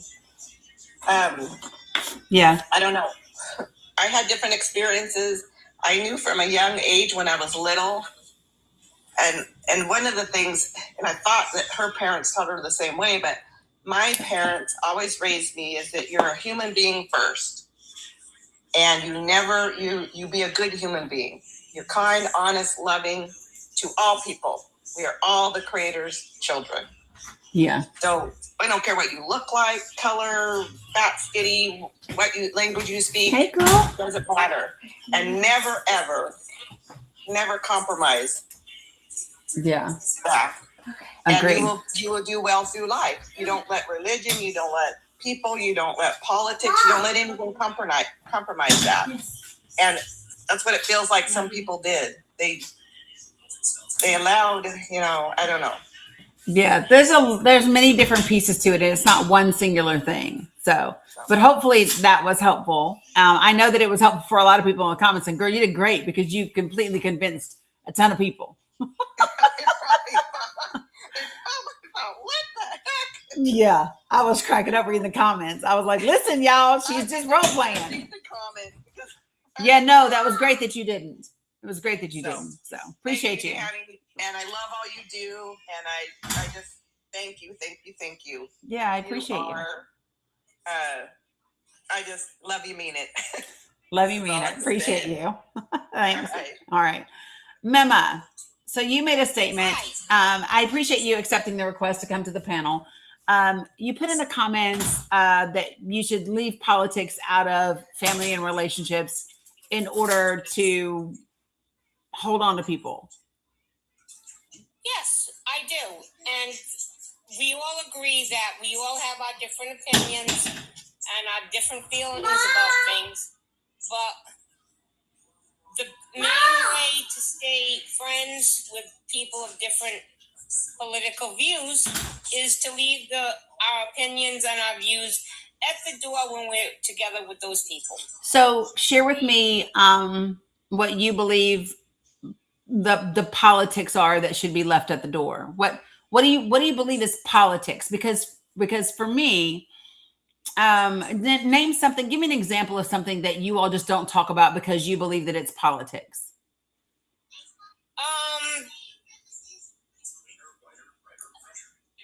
Trump and his Venezuela thing going on with bombing the boats and everything. Okay, so why do you think that that's... There's not enough transparency in that. So that's something we would leave at the door. So if our government is engaging in unlawful activities in international waters, why would that be something that we leave at the door? Because that their point of view, being Trump supporters, might be different than my point of view, and it's something that we should not be fighting over. Why not? Because we want to keep our friendships intact. Okay, so do you want to be friends with people that don't value other people's lives? So like, this is my question is, do you want to be friends with somebody that's okay with our government just bombing boats and killing innocent people? Are those people the kind of people that you want to be friends with? That's why we leave it at the door. But that's still who they are. But if their opinion is in their own mind and not coming across to me, they're good people, but they think differently about it than I do. So only if they tell you that they're okay with them killing innocent people. Yes. I know in my heart, basically, they're good people, but they don't support. What makes them good? What makes them good? What makes them good is right, how because they treat the immediate people around them. So as long as they are as long as they're okay. Okay, I'm confused. So we're okay. What you're saying to me is you're okay with the people in your life being okay with our country killing innocent people as long as they don't tell you to your face that they're okay with it. More or less, yes. Because if they're supporting Trump as much as they claim to be supporting Trump, that would be a gray area. And if they feel it's okay for him to do that kind of stuff, it's not them themselves doing it. If they're supporting the man that they believed in for God knows how long. Okay, but this is so my point is that what you're saying is they are someone that supports killing innocent people. They support Trump overall. No, but you specifically mentioned Venezuela.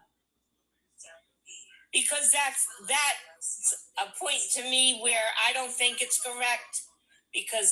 But they might, and if I don't know what they're thinking about it, that way we can remain friends. So you don't want to know that they might be horrible people. Yeah, sometimes not knowing is better than knowing. I always want to know. So to me, when I hear people say that, I don't want to know that somebody's a bad person.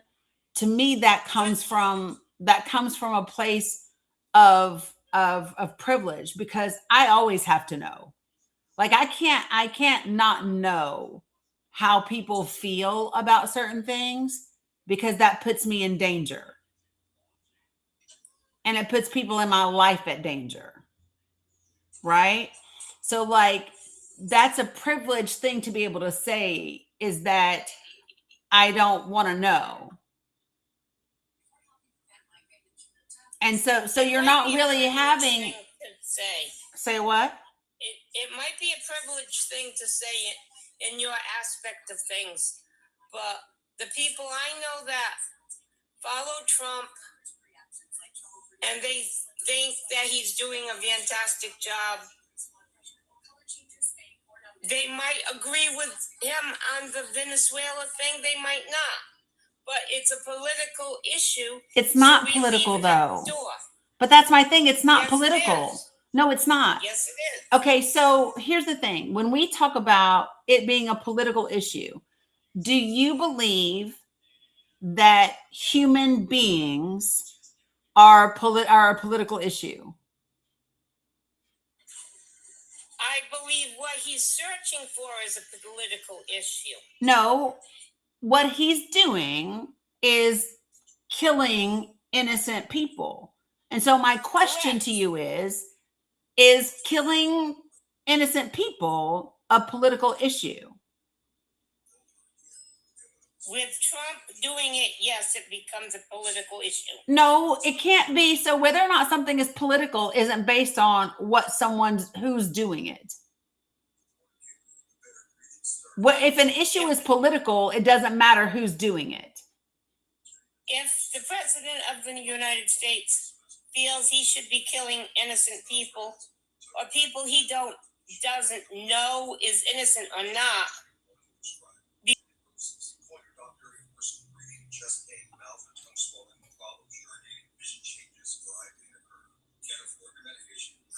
if he's so you do understand that we've had almost 40 people that have died in ICE custody. More than 40. No, listen to what I'm saying. We've had almost 40 people die while in ICE's custody in the last year. Yes. And you think that's something you shouldn't talk about with your friends and family? With my friends and family, I know how they feel about the immigration issue. They believe this is one thing we have talked about, that it's going too far. It's not being done correctly. The people are not being treated correctly, and the officers in ICE aren't being trained correctly. Can you name for one me? thing we all agree on. Can you name for me something that is not political that you talk to your family about that's of significance to all of us? Can you share with me something that is significant to everyone that you believe is not political?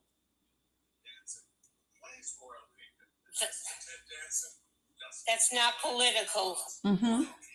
Yeah. What are the non-political things that you talk to your friends and family about? Our friends, our family, everything that in our circle, not things that are outside our circle. Like, give me an example. Do you talk about your health issues and going to the doctor in your circles? Yes. Isn't healthcare political? Not healthcare is political, but our health is not political. But it is. So for example, You're trying to make everything in the world being political where it's not. I'm not trying to make anything. I'm asking questions. And so I'm asking you specifically, what are the things that you talk about within your friends and family that isn't political? That's what I'm asking. And so you said just the things that affect us in our little circles. In the summertime is not political.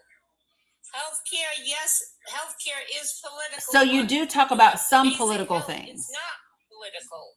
So you There's do. a flip side to everything. Okay. And you're looking at everything as being political. No, I'm not. I'm not looking at everything as anything. And so what would be really great in this conversation, Mema, and I'm very grateful that you're having it with me, But what would be very grateful, what I would be really grateful for is I am not telling you what you are trying to do. And it would be great if you didn't tell me what I'm trying to do. Because I'm not projecting anything on you. I'm asking questions and I'm asking clarifying questions. And I am attempting to reach understanding, right? So what would be great is if in my effort to do that, you didn't tell me what I'm trying to do. Right? Okay, that would be fair. So the question that I asked you was, what do you talk about within your family, within your circles that isn't political? Right? And you said that, and I asked you, you said everything that's happening in our lives, that in our circles. And so when I think about, like, when I talk to my friends and my family about the things that are happening in my lives, I talk about the fact that, for example, I've got a granddaughter who is 8. She was born at 26 weeks, right? She weighed 1 pound at birth. She has chronic pulmonary disease. And I take her and I have to take her to the doctors and do all those types of things, right? So when I talked with my loved ones about whether or not I can find a specialist that's not an hour away, when I talk about whether or not insurance will pay for a particular medication, right? That is an everyday issue that affects my family. And based on what you're saying to me is you wouldn't talk about that because that's political. No, I don't consider the health of somebody political. But it is if I'm talking about whether or not I can see a specialist for her. It is when I'm talking about whether or not her insurance will cover her medication.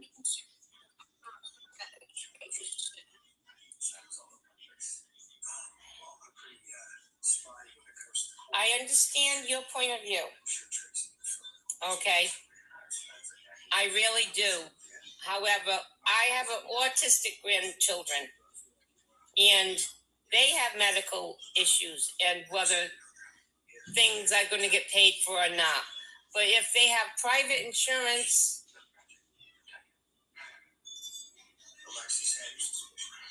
that's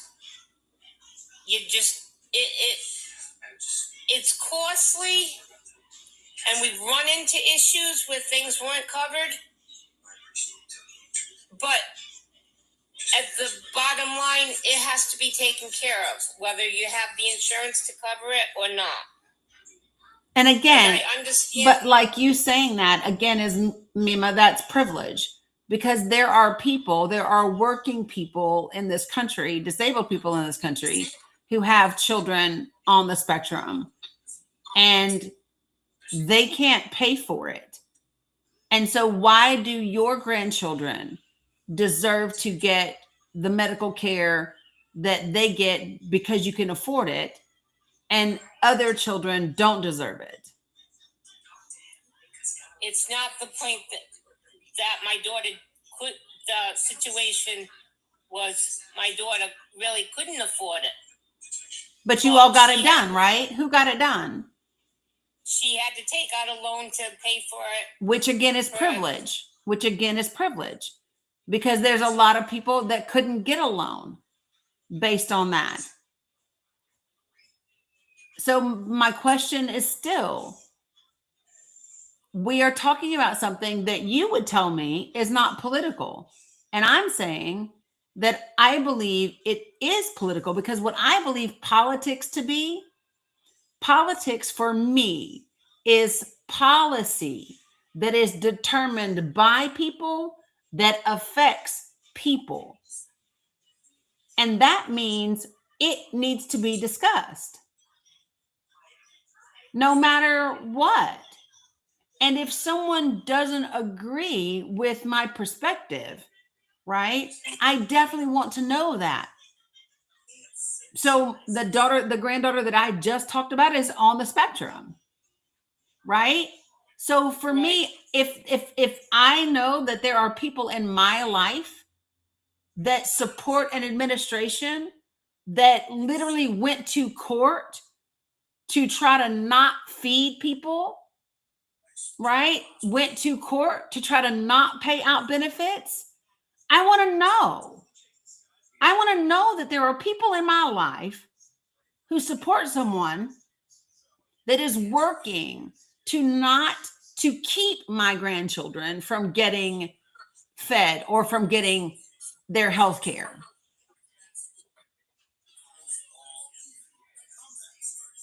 I understand. Okay, I really do. Except if you know these people the way I know these people, that's not what truly is in their heart.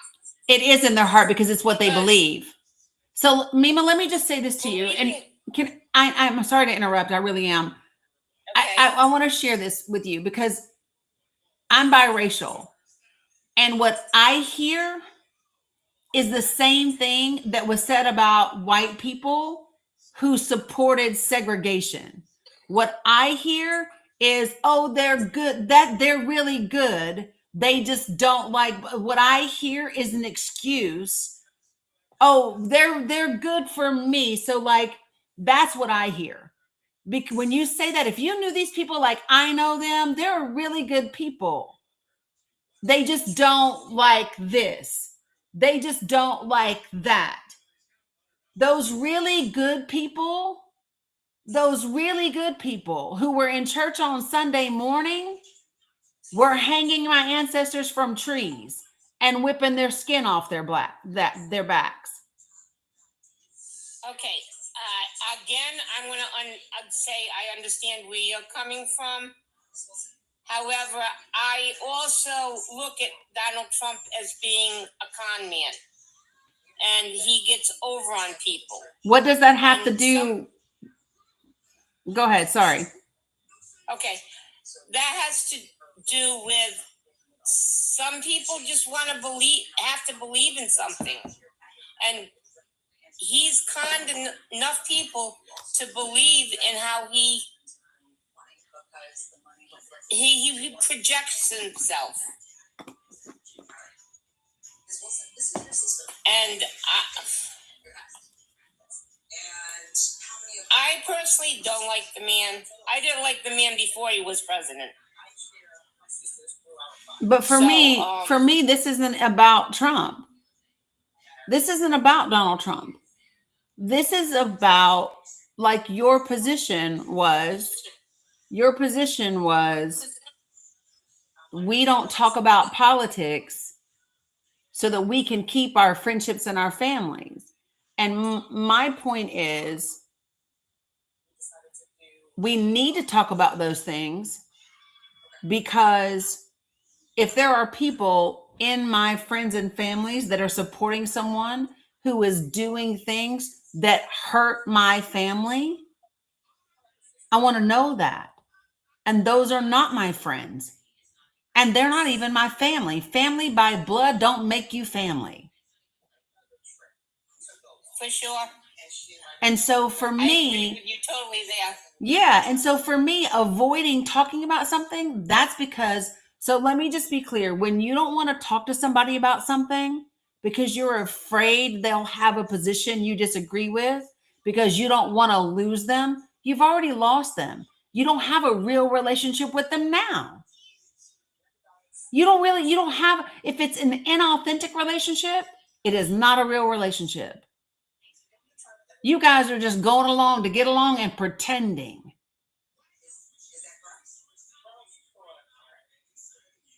And sometimes that's the best you can do with some people. No, it's not. I would rather give me 5 real over 15 fake every day of my life. Give me 5 real relationships that I know have my back, that are not going to support somebody that's dragging people who look like me out of their cars and down the street. Give me 5 people who know good and well Bella deserves every type of health care she could ever need, and it shouldn't be dependent upon where she lives, where she was born, what church she does or doesn't go to. Give me those people over 15 fake people all day. And I'm sorry, being a good person is a myth. Everybody has good and bad in them and the potential. And so my thing is real clear. If there is someone in my immediate circle and they are co-signing killing innocent people, they're not good people. They're not. They're good to the people that think like them, look like them, believe like them, live like them. And good people are good to all people.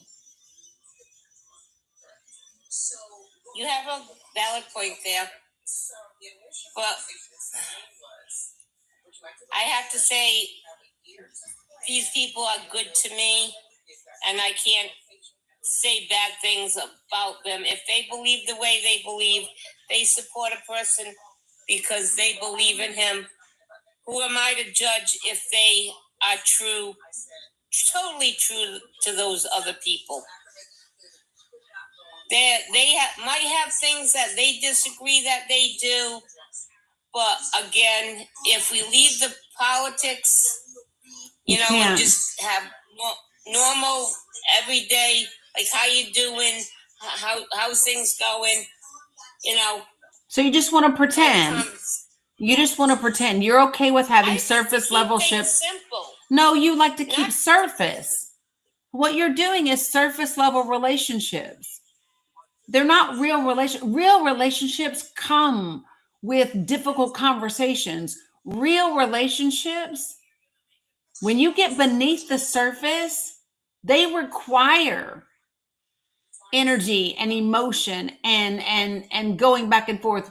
That what you're describing to me is a surface relationship that isn't real. It's not in depth. You're just staying on the surface because if things get deep, you're afraid you'll drown. And that's okay for like the person down the street, but for the people that are your friends and your family, the people that are supposed to be your ride, you know what I mean? Mm-hmm. That's the difference for me. Right, Desi, there's no real vulnerability in there. It's like the okay. It is like the woman who watches her husband leave the house at night, come back at 5 a.m. with lipstick on his collar and perfume on his clothes, but refuses to ask where he's been because she don't want to know.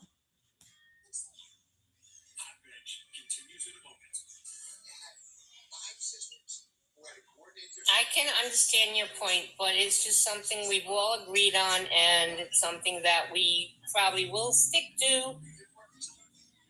Whether your opinion of how we handle things is correct, or my opinion is of how we handle the situation is correct. We're all entitled to our opinions. Yeah, 100%. But the thing about it is, and I'm going to leave you with this, Mima, you're entitled to your opinion. Absolutely. Yeah, I gotta go soon. Yeah, you're entitled to your opinion, Mima. I'll give you that.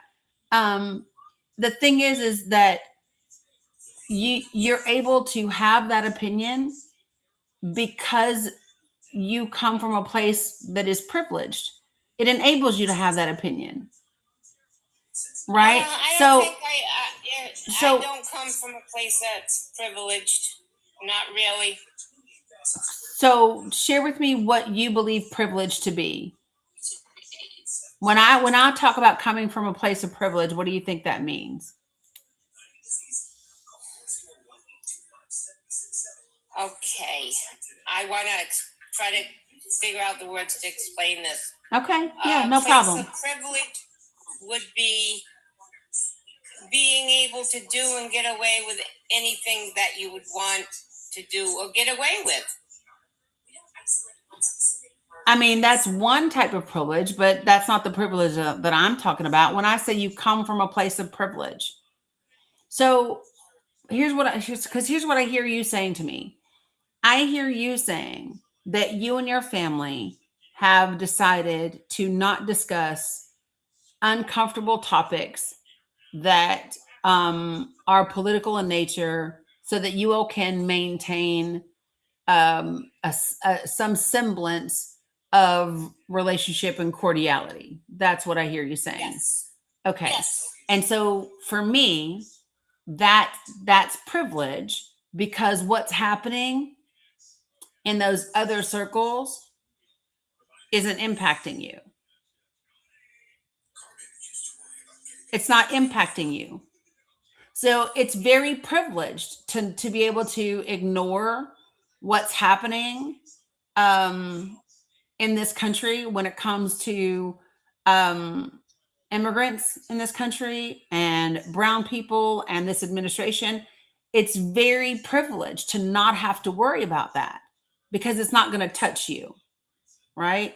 It touches brown people. Don't have the privilege of not talking about it just to keep up appearances, because it impacts their immediate life and their immediate circles, right? Okay. Now, let me explain this. The close-knit part of our family, we can discuss those things. It's the ones that are like there, but not always there. Mm-hmm. Okay. I'm a grandmother. I'm 64 years old, and I've had the hoodie talk with my grandchildren. Mm-hmm. And you know what the hoodie talk is. Mm-hmm. Okay. I've seen a lot. I have friends that they're not close friends. We keep a distance, but the rules are basically we don't discuss politics when we see each other. We run into each other. You can have close friends, and then you have the acquaintances. The acquaintances are the ones I guess I'm basically talking about with the rule. You leave everything that you don't want to argue over, just and argue over and get in. We want to maintain some sort of civil relationship. Yeah. So people are saying hoodie talk. Do you guys know what she means when she says hoodie talk?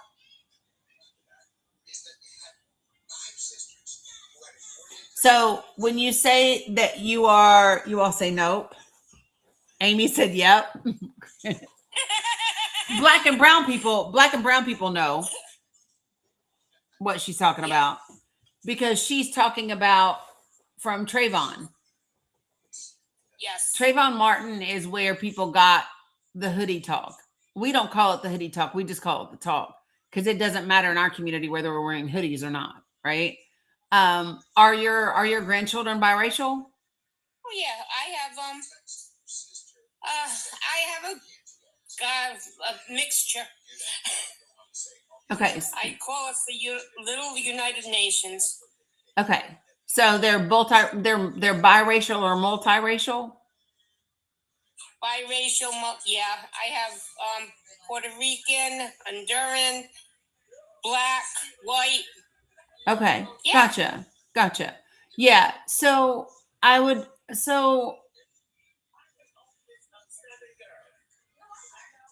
would find it difficult to not discuss immigration with everyone, given that. Like my grandchildren. Huh? In the family, we discuss it. The immediate family. No, Jabber, she's not. So, but I think I don't have acquaintances that I know support the actions of this administration when it comes to immigration. And I guess what I'm not clear about is, like, at the very beginning of this, it was we don't talk about politics with friends and friends or family. And we've now graduated to, we don't talk about it with acquaintances. And I guess I'm just not clear as to how you determine when you are and aren't going to, because for me, my grandbabies, so I'm biracial. My dad was black, my mom is white.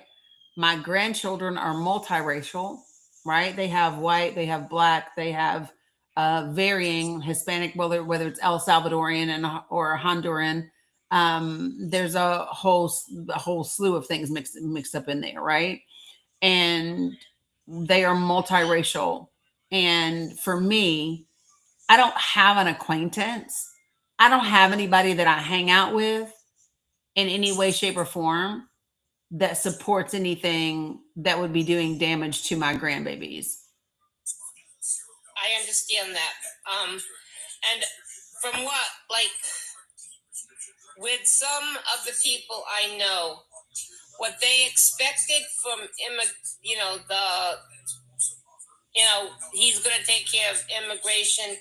I have one person that I'm constantly, he's making posts on Facebook that I totally, he makes me angry, because to him, every immigrant does things wrong, and I just have to, like, look, I grew up with the man, and I disagree with him wholeheartedly, but I'm not, he's a Facebook friend, he's a friend from high school, and he has his opinions, and sometimes I have to lay into him. Because I don't feel what he's saying on Facebook is right. And then I have a lot of people that will back me up. But that's just a Facebook person. Gotcha. Yeah. Sometimes when you need to vent, you grab one of them. Yeah. So I guess the places where,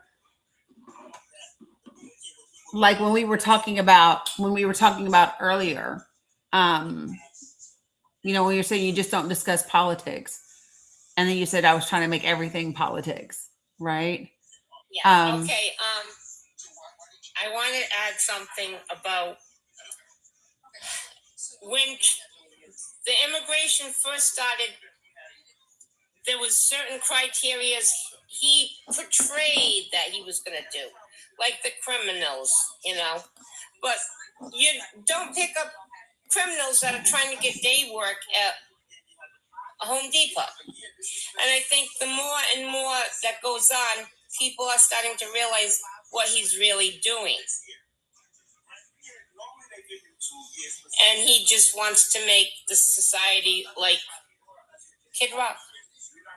Well, I mean, I think that I think for me, it's I don't know. I know that people are seeing whatever people are seeing. I think the thing that no, she didn't, the people versus them. What she just said was, I think she was saying you don't pick up criminals. In other words, what she's saying is immigrants at Home Depot trying to get day work aren't criminals.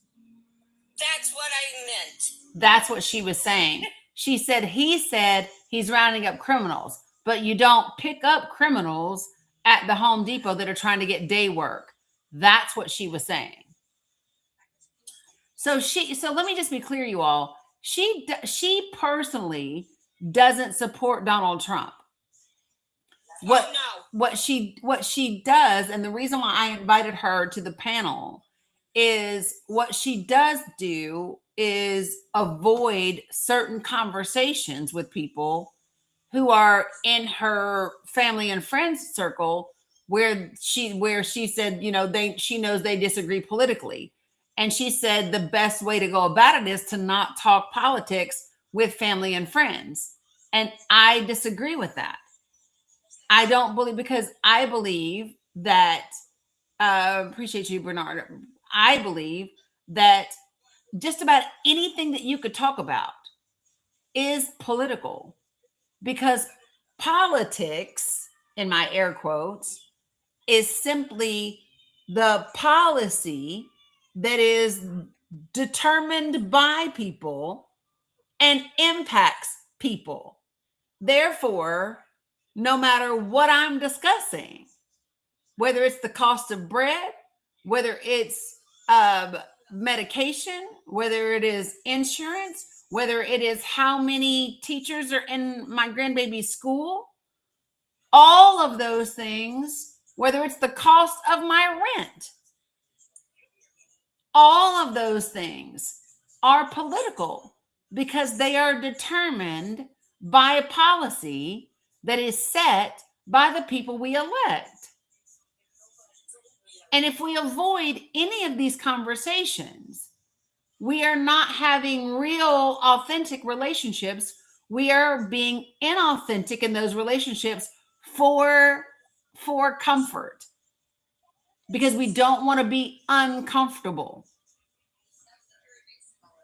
And what I'm suggesting is, I think everyone should sit in the discomfort until we create a better society than we have.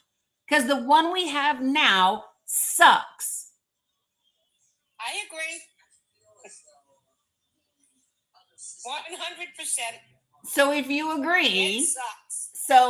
so do you agree that we need to start having those conversations that are political instead of everyone agreeing? Again, I'm going to say it depends on how close the people are to you. Well, I just, sometimes I don't like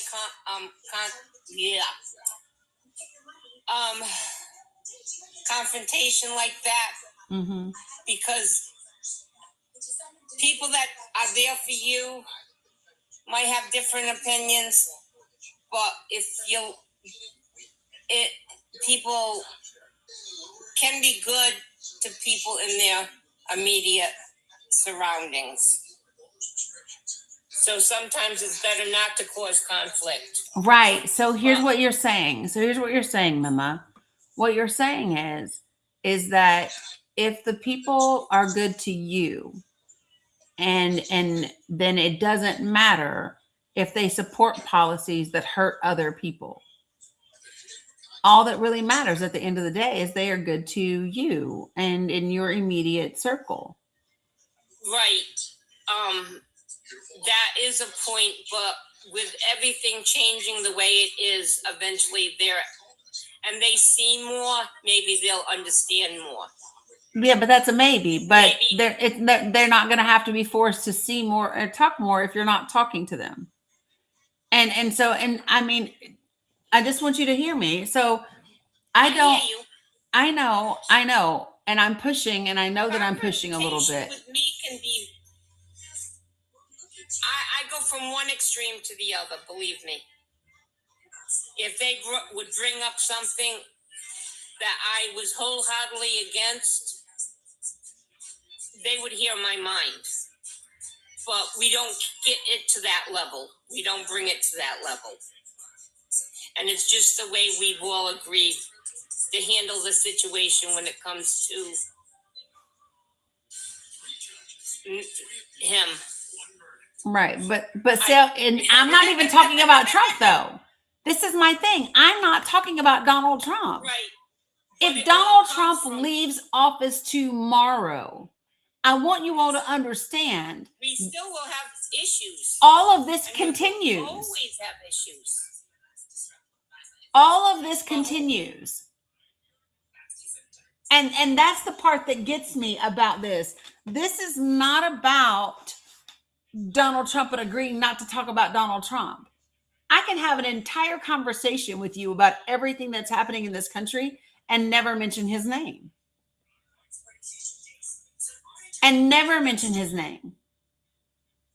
Okay. And so I think where I'm struggling with this, especially because I know that you have multiracial grandchildren.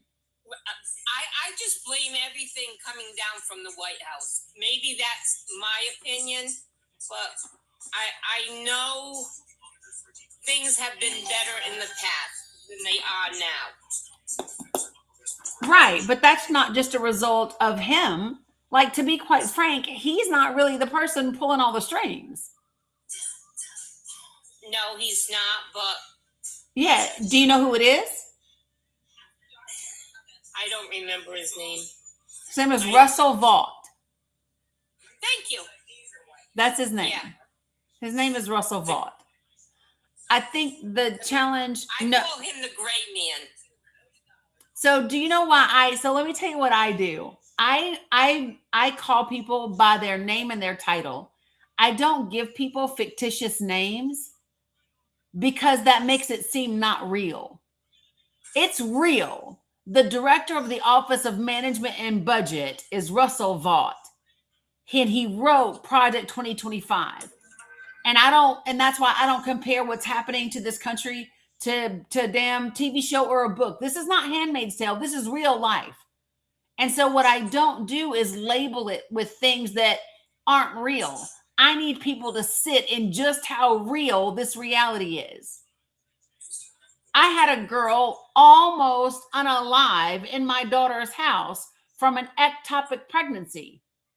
After 3 visits to the emergency room where they knew it was ectopic, they had given her the injection 3 times, and it was still going. Her hormone levels were still increasing until she showed up at my daughter's house, doubled over in pain, and I put her in my car and drove her to a different state where they immediately said, "Oh, dear God, her fallopian tube is about to rupture. We need to do emergency surgery." Like, that's a real thing. If you all were with me in the fall of 2024, you remember me sharing that with you when it happened. And so for me, I can't go along to get along. I can't sit back and not have an uncomfortable conversation with someone just because they've been good to me at some point in time. There are people in this country every day that are dying as a result of the things that this administration is doing. And that's not like, I don't care if talking about that makes somebody uncomfortable. They can just be uncomfortable. Because Black and brown people have been uncomfortable for, I don't even know how long, for forever in this country, right? Women have been uncomfortable in this country for a very, very, very long time. Disabled people have been ridiculously uncomfortable in this country since the beginning. Poor people are uncomfortable. Old people, uncomfortable. I cannot stand walking into a damn store oh my God, I cannot stand walking into a damn Chick-fil-A and seeing a 80-year-old woman who's waiting the damn tables when she should be at home. I don't want to see your uncle being a greeter somewhere. Those blue vest and red vest days are over. But we don't respect our elders. The way you feel about that, but I've actually known people that were elderly that worked at Walmart as a greeter just because they like to go. And I hear that. And if that's what they liked, and I hear if that's what they like to do, fine. But if they are doing it in order to afford their medication, I literally have an uncle that said, if I lose my Social Security, I guess I can be a door greeter.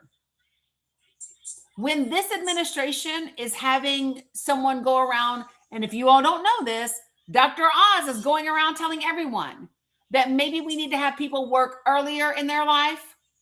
Oh, Maybe they need to retire later in life or not retire at all. And then we can get $3 trillion in taxes off of those working Americans, not off the centy billionaires in this country, but off of working people.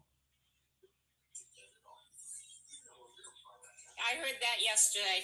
So for me, there's no conversation off limits. There's not one. Personally, I don't think anyone younger than 16 should be working. Isn't that called child labor?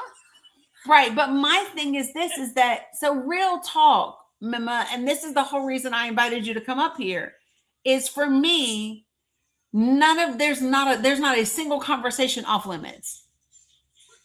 There can't be. Okay. Especially not if those people are supposed to be in my inner circle. There really can't be for those people. There really can't be. Okay. You know what I mean? I see your point. Because those people are determining the people who are in office, and that work. I don't know how old, and I don't want to know how old your grandkids are.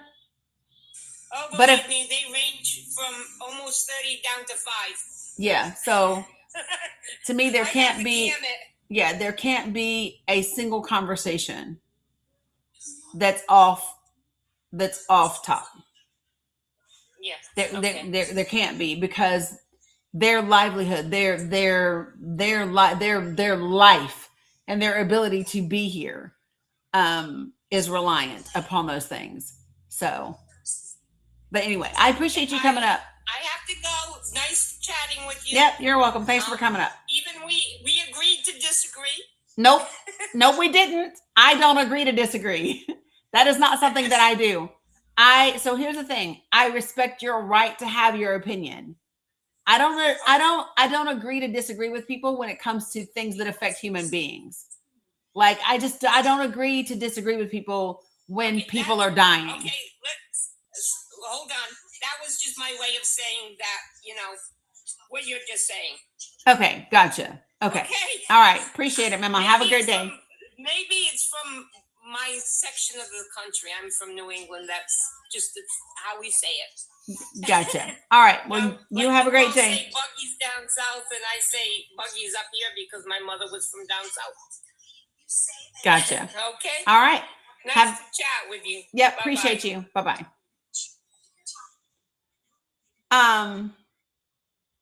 Somebody in the comments specifically asked me about conversation because their parents are super religious. Who was that?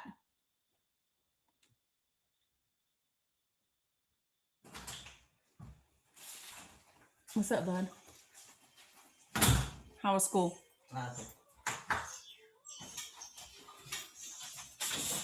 Huh? Okay. Somebody specifically asked me about, is there ever a conversation, thanks, Terry, where I just don't talk and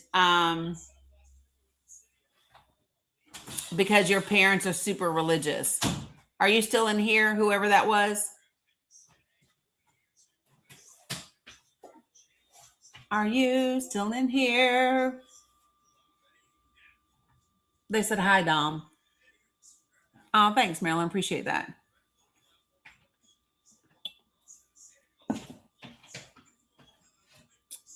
Yes, no, maybe.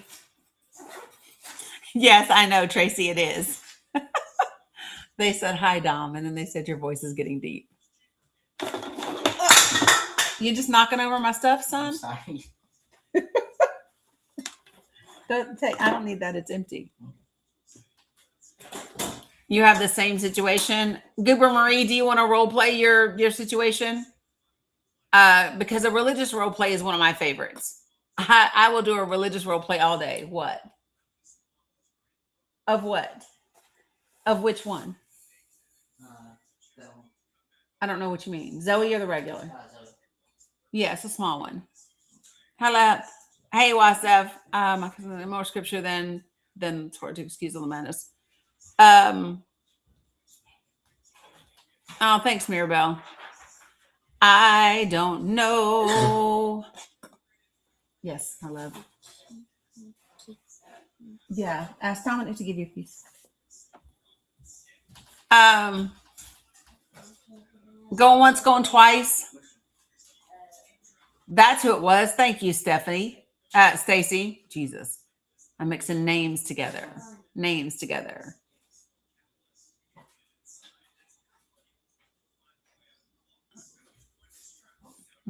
Sin. 100%.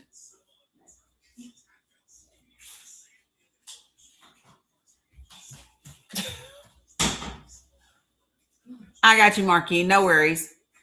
I don't think she's still in here. All right, so here's what I'm going to do, folks. So if you have requested up, Salam Abu Saraj, and you are wanting to role play, please put like I don't know, some sort of heart in the comments, please. If you have requested up because you want to role play a conversation, throw a heart in there, please.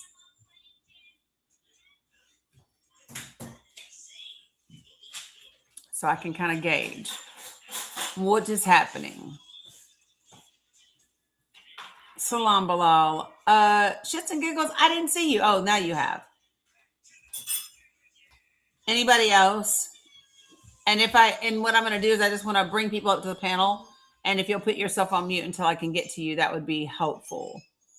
So, Kat, what we've been role playing is people who have been trying to have conversations with folks in their life who are either Trump supporters or they support the administration or support the GOP, RFK Jr., whatever it is.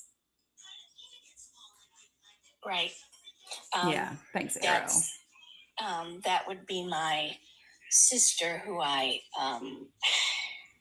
pretty much cut off after Kamala because it came to a discussion where she, afterwards I was like, well, what do you think things are going? And I thought I knew how she voted, but I wasn't 100% sure because her husband had passed away and she really never had any access to the internet on her own or thinking on her own. So I thought maybe. And then she said, well, I said, you didn't vote for this, did you? And she said, yes, I did. And I said, oh, well, why would you? And she said, well, what was I supposed to do? Vote for Kamala? Can't like pretending she couldn't say her name. And I said, I'm sorry. If you can't say Vice President Harris by now, that's racist as shit. And I hung up on her. And I was like, that's it. No more access to me. It just backstory, not long tokenizing whatever. I've been married to my Black husband for 40 years. We have Black children. I'm not even playing with anyone anymore. So I'm kind of in an opposite thing where I have shrunk my circle of dangerous people that I feel are dangerous. Mm-hmm. And that includes, with my mother, which I did sit with her at hospice. That's the first time I saw her, whatever. I felt very, I guess, honored to see her out of this world and not with hatred. Mm-hmm. And that I was able to do that, and that's yay for me. But the boundaries are such. Now my sister has started texting me again, like about her grandchild, her grandson, Then she called my daughter. My daughter's 30 now. And Jenna said, she said, well, I wasn't going to tell you, but TT called me. I was like, oh dear, I'm sorry. How did you handle it? Do you want me to handle it? She said, no, I talked to her, but she said, your mom thinks I'm a racist. And I said, oh boy, what did you say? Not wanting to get in the middle, but also wanting to see what her boundaries were and respect them, because that's her relationship, which she has also pushed at a distance because she's smart, educated, powerful young woman. And she said, I told her, my mom raising me and this generation and you raising your white son in the previous generation are two different things. And, she doesn't hate you, but I don't want to be in the middle of it. And I said, well, I'm proud of you for whatever you do. But that made me mad that she kind of took it to my daughter. So I don't know. I don't really want a relationship with her. However, I'm the only family she has. She's 70. She's older than I am. I'm 64. And I don't know whether to keep the boundary. You go ahead. Sorry, pick something else, baby. Okay. You can ask Dominic to get the chips on if you want some chips or something. Okay. Good. No more cake. Get something different. What did you say? Girl. Can you do what? Girl, no, I just said cake. No. Even if you put a cup in front of the cake, it's still a cake. What? You just had a piece of cake. So if you had a piece of cake, and I say we're not going to do any more cake right now, that includes the cupcake, because cup and cake is still a cake. But it was a good try. It was a good try. Not exactly the same thing, but I mean it's kind of the same. She said, "Could I have cupcake?" Girl, I just said no more cake right now. Just say cupcake. And she was like, but cake. Even if you put a cup in front of the cake, it's still cake. It's different. Oh, that's too funny. So anyway, my thing is, my instinct is to keep everyone at bay and protect my bound. I don't believe people deserve access to me or my family because we're brilliant, we're kind, all the things. Mm-hmm. And at the same time, I'm also I don't know. But if I were to say something, I would probably be cruel because, mind you, these are the same people that are, don't like immigrants because they take but they're on public assistance. She doesn't have money for her health care. She's on all the things that this administration is doing. It's doing to her too in a different way. Mm-hmm. And my instinct is to go in vicious and say all those things. Just pull it all down, let her pick. Okay, so here's what I would say. There you go. Okay. Yep, I got you. So, let me ask you this. So what is your desired outcome in a conversation with your sister? Oh boy. Unless she can change and get therapy or something. Girl, you don't get to say if she needs therapy. Well, I do too. You don't get to say but you don't get to make therapy a condition. Don't? Okay. Unless she were to change the sister that I have currently with the belief sets that she has, that I know she can't, she has not broken out of in 70 years.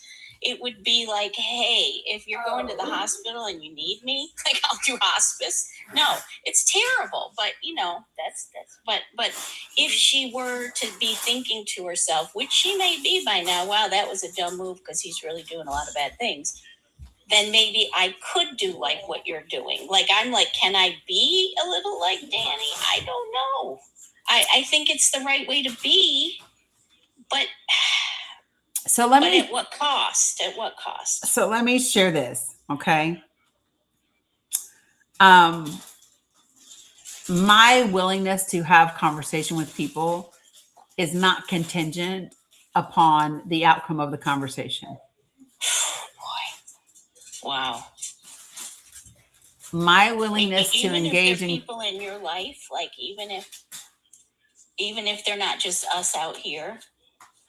I will have the conversation. I will have conversation with anyone. Wow.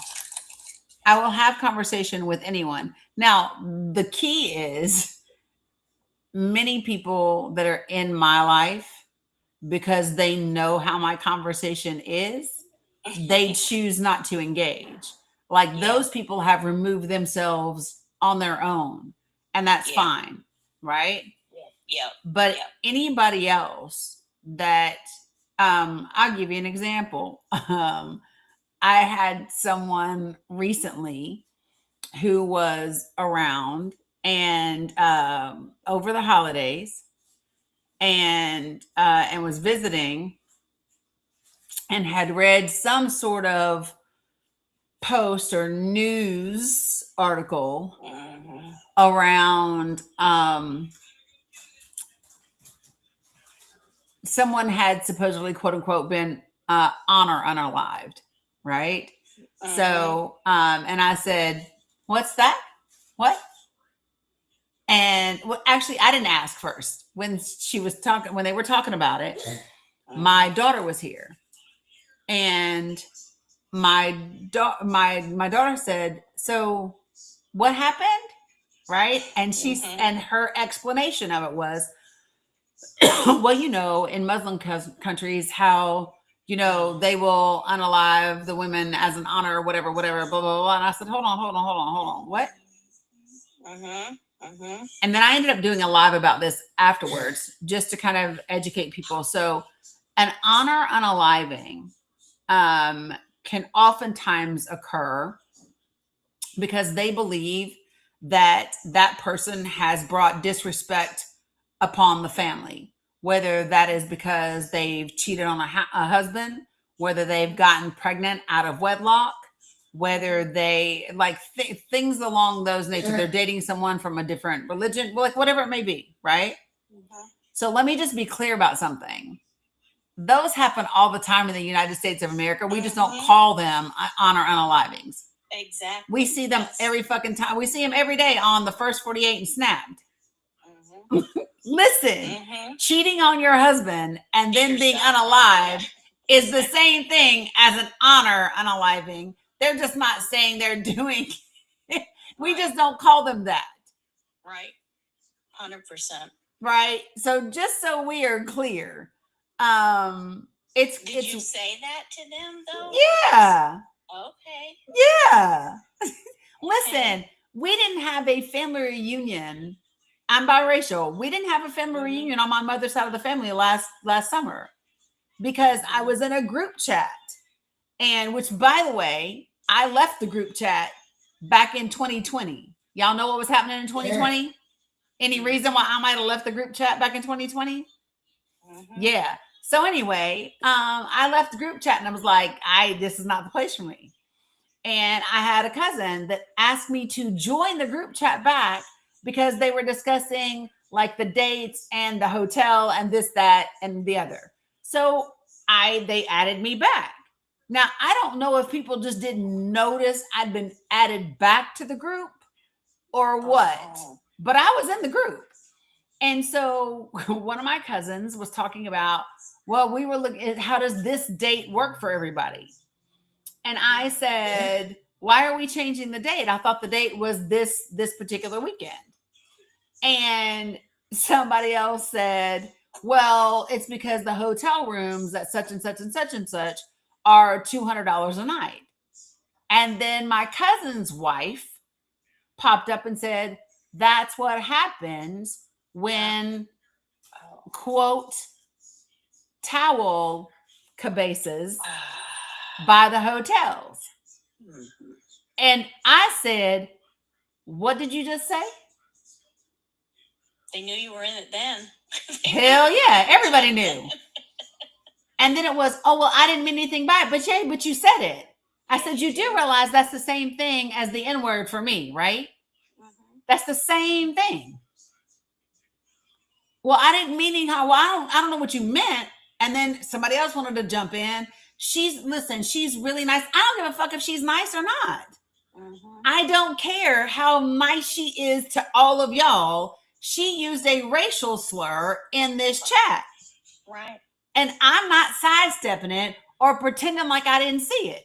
And it didn't matter to me that there were other brown members of my family in the group chat that didn't speak up. Y'all ain't got to say shit. I'm going to say shit. I'm the one. Right. And I said it listen, I'm cool with. I had a cousin tell me they're never speaking to me again. Don't speak. Deuces. Don't speak. Yeah. But what I'm not going to do is not call you out on the things that you say, because you are, the way you freely type that shit tells me you are freely using that word all the time. Yes. Right. Exactly. So yeah. This is what we here. This is what we're here to do. Yeah. I don't care. She's the sweetest person to white people. Exactly. Not to the brown dude that bought the hotel.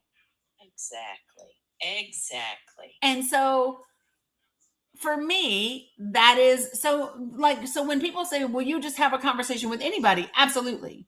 And I have said to my white cousin, I had a cousin tell me, you know, I'm not racist. I love you. I said, you love me because I'm family. You love me because I'm the brown cousin that you know. That doesn't mean you're not racist against other brown people and black people. That's right. That's not what that means. No, exactly that. That's exactly. And I keep telling people, proximity to whiteness does not equal safety. If you are a brown person, proximity to whiteness does not equal safety. And for white people, proximity to blackness does not mean you're not racist. Right. The microaggressions alone. I mean, and I know, because like I'm 64, like I said, married 40 years. I've been deconstructing, I'd say more the last 10. I wish it had been sooner, but then I've learned more in the last decade, I think, than all the decades before. And I think my husband too, who is by, whose ancestry I've helped him, take back into what actually happened to his family and why all the things that came forth in that make perfect sick sense, so we've all learned a lot. And for my daughter too. So I think for you, the question isn't, and the reason why I asked you this, because I wanted to see if you had conditions placed upon your relationship, and you do. I do. And so this is my thing. Your willingness to have a conversation with people cannot be determined it cannot be contingent upon what that person does after the conversation, whether or not they shift their mindset or their belief system. It has to be, I'm having the conversation because this is the work. This is the work. And for all you know, at that moment, you're the person planting the seed. You're the person watering. Sometimes you're the person harvesting. Sometimes you're the person that is simply picking the weeds. Yeah. And so we cannot be, oh, I'm not willing to work in the garden unless I'm sure my work is gonna be producing the harvest right then. Or that I'm not gonna get vicious, because I could, in all of the hypocrisy of her. And I have a mouth and a temper and, Sicilian in check, whatever.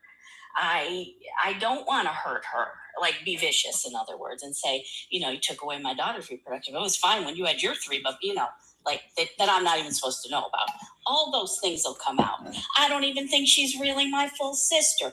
That'll come out. Like a whole bunch of stuff. Not that I don't even think she's really. Oh, she's not my father's daughter. Come on now. Anyway. Okay. So the whole thing is my problem is my temper, maybe. No. Okay. So let's back up for a second. I don't want to hurt people. Okay. So you have to ask yourself, is that who you want to be, or is that just who you are? Oh gosh. I have to answer that. Yeah. See, you thought you was coming to me for me to fix your sister. Girl, we got to fix you. It's you. It is. Do I have to answer that today? Yeah, because here's the thing. And so listen. I would do more good if I could control. You're right. I could do good. I could do more good. But here's the thing. Even if you couldn't do good, this is what you have to ask yourself. Because again, you're making, if you want to do the work on yourself, right, contingent upon if you could be good for anybody else. Right. Right, I am, because that would make it worth it to me as opposed to myself. And so why isn't it worth it to you to just be who you desire to be, period, for you? Because in the end, I want to be like a sniper. I mean, I want to be. Do you though? know. Do you really want to be like a sniper? Would you rather be a sniper or would you rather be a healer? Which one would you rather be? If you could choose on the battlefield, do you want to be the sniper? Oh, if I could choose on a battlefield? Yep. Hold on. Listen to me ask the question. Okay. Listen to me ask the question. I'm on the battlefield and I'm asking this question as a veteran. Right. Okay. If I'm on the battlefield, do I want to be the person taking life or saving life? I should want to be the person saving life. Should. Does not. Don't shit on yourself. If my family and my team and my people are out there. What about it? Who? No. Regardless, it's any life. If it's any life. That's where I have a work to do then, because I have a very separate. And it probably goes back to losing my father very young, at 6 years old. That I have always ranked. You know, I've always ranked life like. So I lost my father at 6 months old. Oh, you did, yes. I and so like for me, I don't know about you, but I still have work to do on that. But that I would have to be like worried that okay, my mom's gonna die. Well, that's the worst thing. So then, like, if my brother died, well, he's better for me. Then my sister could, okay, she could go. Like as a young child, these thoughts, like I remember. So I've always ranked, my family, my kid, my husband. That's not how it's supposed to be, because I want to be a better person than that. But if you were to ask me honestly, if I could take the shot, I would. I mean, that's okay. Not And good, so though. no. So listen, we're not going to label things good or bad. We're not going to label things good or bad. The question that you have to ask is, why would you rather take the shot than save the person? Oh boy. Immediate risk reduction versus the chance of reverse harm. Absolutely. Yeah, you are living life in total survival mode. Always. Mm-hmm. That never stopped. Mm-hmm. I had a mom in the Credit Act wasn't even a thing. Exactly. No HIPAA. To do to get by, okay. She did. So follow me. Yeah. Okay. So the question is do you want to keep, because listen, when you live life in survival mode, it prevents devastating harm. And we have to also remember that when you numb everything.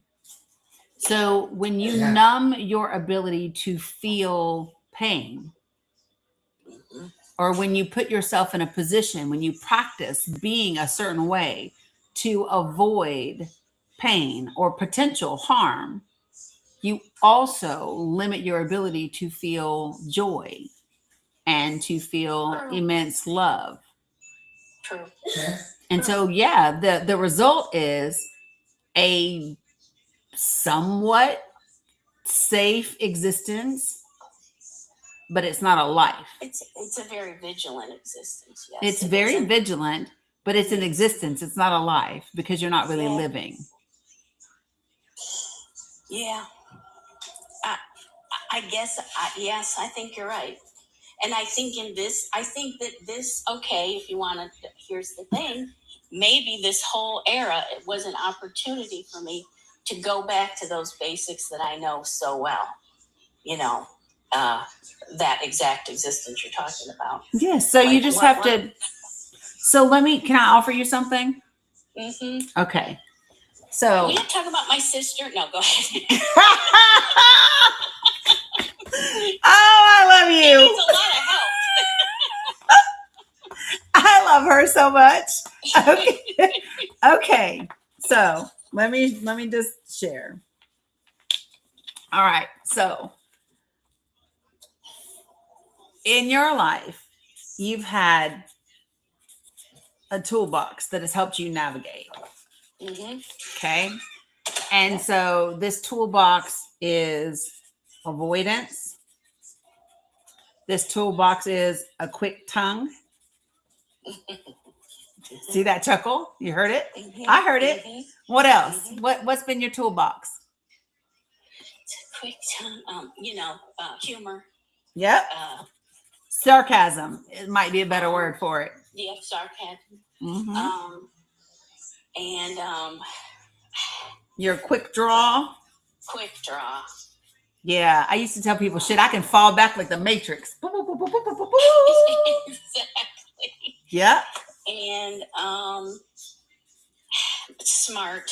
I mean, my career, yeah, smart, very smart. Of course you are. I can hear it. Yeah. Those are,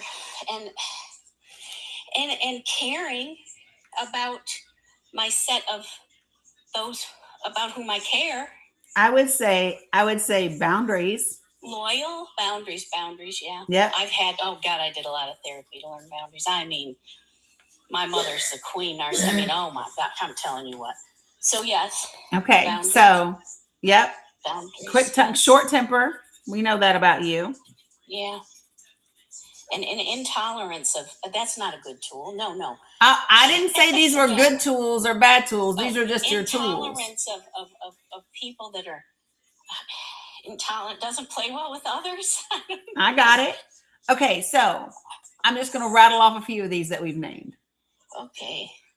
A short temper, avoidant, a quick tongue, humor / sarcasm, Mm-hmm. intolerant, fallback,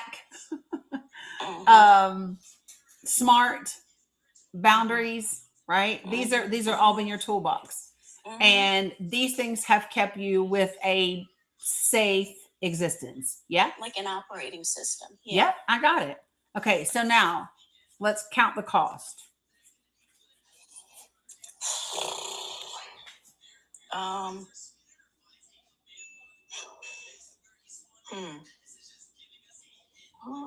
just say it's worked pretty well.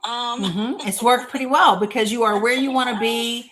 You have managed to stay married for 40 years, like all of those things, right? So think about the life that you have right now. What's missing? What are you somewhat right, Lisa? Are you somewhat isolated from people? Currently, yes. So it's cost you relationships? By choice, though, but by choice, yes. Yep, I got but you. I don't feel bad about that. Girl, yeah, I didn't ask you to feel bad. Okay, so that, and then it's made me, I don't sleep well. Like, I'm way too hypervigilant in these days, but I think a lot of people are, I got you.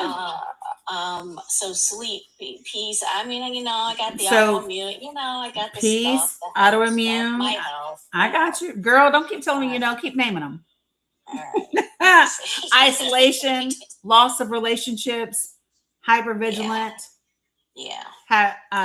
Don't have much peace, autoimmune Health, issues. Yeah. Mm-hmm. Okay. Those are the main things. And that I'm way more ADD than I was. Like I can do creative things that I should be doing, but I'm more doing the practical things. Like if it were real, if this were the way it was always going to be, I'd be like shoring up the fences and, just like putting up the guard post and figuring out, you know what I mean? Like my mind is all those things instead of, doing my like AI music and stuff and writing and everything. I gotcha. So I've sacrificed some of that. I gotcha. Okay. So the question becomes, because one of the things that I never apologize for is what my toolbox used to contain. So like for me, my toolbox used to absolutely contain a sharp tongue. It used to contain a fair amount of crazy. Okay. It was, as much as people might say that I build with my words today is as much as I used to cut people down with them back in the day. Right.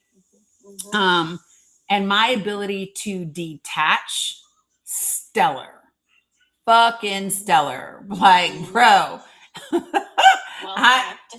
right? Well practiced. And that was my toolbox. And that toolbox absolutely kept me safe, right? Now, the thing about it is that things that I wanted to feel and enjoy. So imagine if you could feel joy, love, peace, kindness, happiness. Imagine if you could feel that even 20% more than you feel it right now. That would be relaxed. That would be nice. That'd be pretty awesome, wouldn't it? It would be relaxing, yes. Okay. So, what are some things? Because let me just say this. As good as your boundaries are, if you are still a master at avoidant and intolerant, you've set up boundaries for other people and not boundaries for you. Mm-hmm. Boundaries aren't for other people. Mm-hmm. Mm-hmm. Boundaries are for you. Like you said, yeah, I manage the boundaries. My mother's a narcissist. Stop. Boundaries are not for your mama. Right. The boundaries are for you. Yep. Yes, the boundaries are for you. Extracting myself from that though is, a life's work, really. I got you. And so, yeah, so boundaries, yes, I agree. So with that. what is a tool that you could use that would slow your tongue and make it more intentional? My husband says I have to just listen more. Well, that's because he's your husband. Like, your mind goes so fast and you just have to answer it. Well, that's true. Yeah. What is it I could do? I could slow down and think before I do think before I say. I know you do. And I believe your brain goes really fast too. Okay, so let me ask you this. If you were telling your children and grandchildren things that they should have in their toolbox to have them show up as their best self,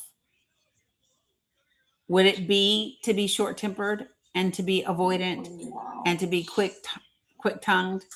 No, they're not at all. No. Mm-mm. Right? Yeah. So the question becomes, and this part you don't have to answer right now, right? But I want you to really sit with this and think for a second.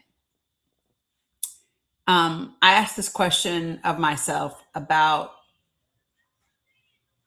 9 years ago, something like that.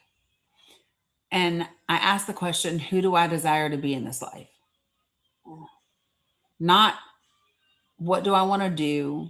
Not what's my purpose? Not what kind of job do I want to have? Mm-hmm. I asked myself, who do I desire to be in this life? And the key to that question was it could not contain any label. So a lot of times I'll ask somebody, who do you want to be in this life? And they'll say, oh, I want to be a great mother. Mm-hmm. I want to be a good teacher. Nope, without any job titles. Mm. Without for like a light for children, without any of the other people. Without any of the other people. Oh, I don't have a clue. Okay. And so I settled on, I want to be a conduit. Mm. And I want to be a conduit of 3 things: love, healing, and transformation. Mm-hmm. Right? And so the question then becomes, what's needed for me to show up as that person? Right? And so I made a list of, so what are the habits that I have that keep me from being that way? Right? What are the behaviors? What are the behaviors that I have that keep me from showing up as her? And what are the characteristics I need to develop to show up as her? Mm-hmm. Because once I determine who I desire to be in this life, it dictates and impacts how I show up. Mm-hmm. I get it. Yeah. Most of us know who we are and we know why we are the way we are. Mm-hmm. Right? You can tell me everything about you, the good, the bad, the ugly, and you can tell me why you are the way you are. Mm-hmm. The question now is that who you want to be? Because most of us, we just end up being whatever life makes us. Whoever life makes us, by the time we survive all the shit that's been thrown at us, we're just, whoop, this is who we've been created. Right? Right. And then the question for me is, but is this who I want to be? Because I don't have to be super hyper vigilant. I don't have to be quick with my temper or my tongue. I don't have to be if I don't want to be. And it changes, like because I got disabled at 60, right? So my important, extremely complicated job gone, right? So then I'm like, who am I anyway?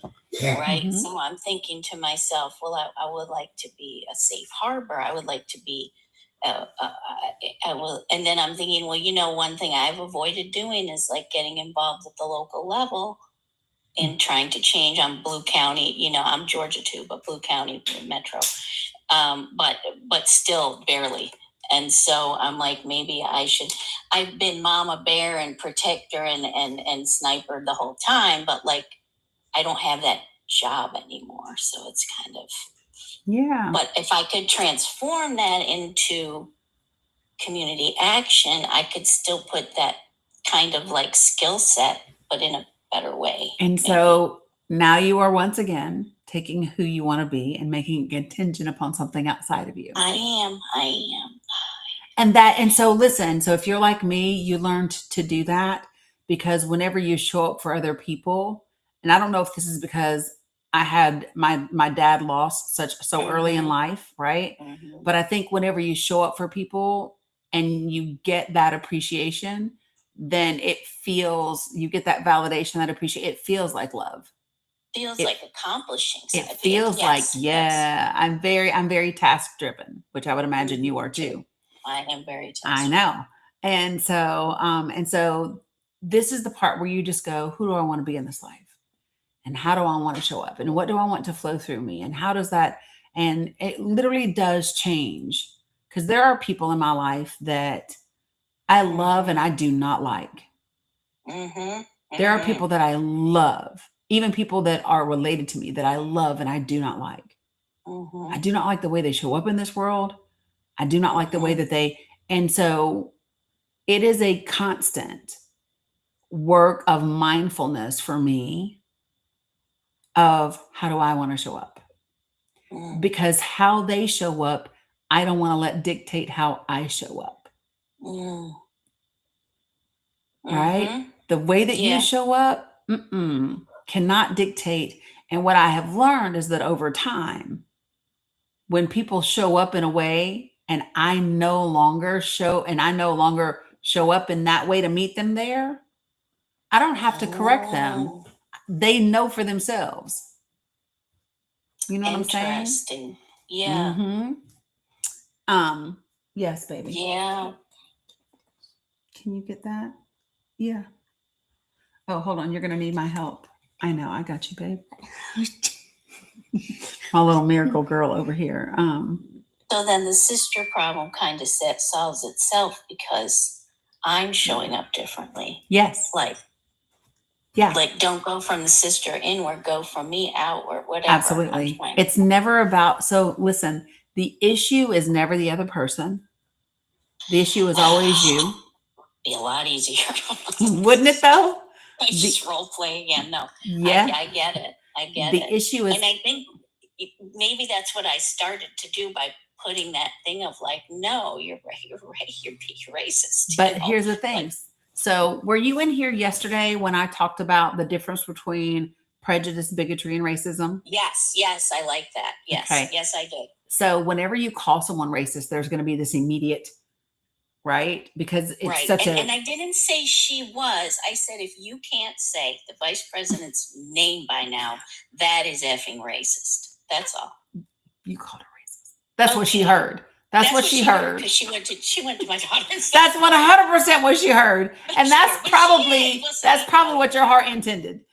Yes, it is. I had a mouthful for a lot of years. I mean, come on now. Okay, but now follow me. The other thing that I want you to remember Yeah. is that Salamnator is that not only is it not the other person, right? Right. Okay, Right. it's always you. Because why? Because you can't control the other person. You can only control no, you. I've tried. Yeah, right? That's true. But the other thing too is whatever it is that is irritating you about that person, it's not their behaviors and their words. Behaviors and words are surface level. It's not about what she said. It's about the fact that she's your sister. She knows who you are married to. She knows your children. She that's what pisses you off so bad. Oh yeah. Yeah, they do. Listen, they always love us once we're in the family. They always do. You know it, and but you're dangerous to my child, and get away. But that's my point. But she's not my child because she's 30. So how did that happen anyway? Right. Yeah. But you follow what I'm saying? So I do. I think for you and your sister, the conversation is, and it can come, but I think before the conversation comes, I don't think I'm ready yet. I think that you're right. You've got to figure out for you, can you have the conversation with no expectations and no attachments to the outcome? I would just have to be a different person. Well, yeah, I guess that's what you're saying. She said, I just got to be somebody else. In order to do that. That's what you're saying, though, is I do need to. It's not be a different person. It's just, it is different. It's a different part of yourself. That's all it is. It's just have to access that or something. Absolutely. You're right. But it's in there. And so do you know what? Okay, so I'm going to offer you this because I think you are very similar to me. So I'll share with you how I do it. Because y'all sit on this app and y'all are like, Dani, you are so patient. You're so amazing. And I'm like, people will be like, how do you do it? Fuck if I know. Because sometimes I'd be like, if this, right? Yeah. But here's the thing. So for me, I've made it my task. Yeah. I've made it my task. So when you think about it, so for me, because my desire is to be a conduit of love, healing, and transformation, then I make it, that's the task now. So if that's my new job, so to speak, then what are the characteristics I have to develop? And what behaviors do I have to adopt to achieve the task? Right? And so so all it is what you're not doing is becoming someone that just allows people to walk over you. That's not who you are. It's who you're never going to, I'm certainly not that person. No. Right? Never going to be that person. Doesn't work. Right. But what it does allow you to do, it gives you space to just choose something different. And so words. So in this conversation, I've heard you say should about 10 times. Yeah. So the word should comes from a place of judgment. So whenever you should on yourself, you are shitting on yourself. You are judging what you did. Right? Yeah. Because I feel like I should be better, right? Right. And that's the other word that I was going to say to you is better. There's no such thing as better and best. I want you all to hear me when I say this. There is no such thing as better or best.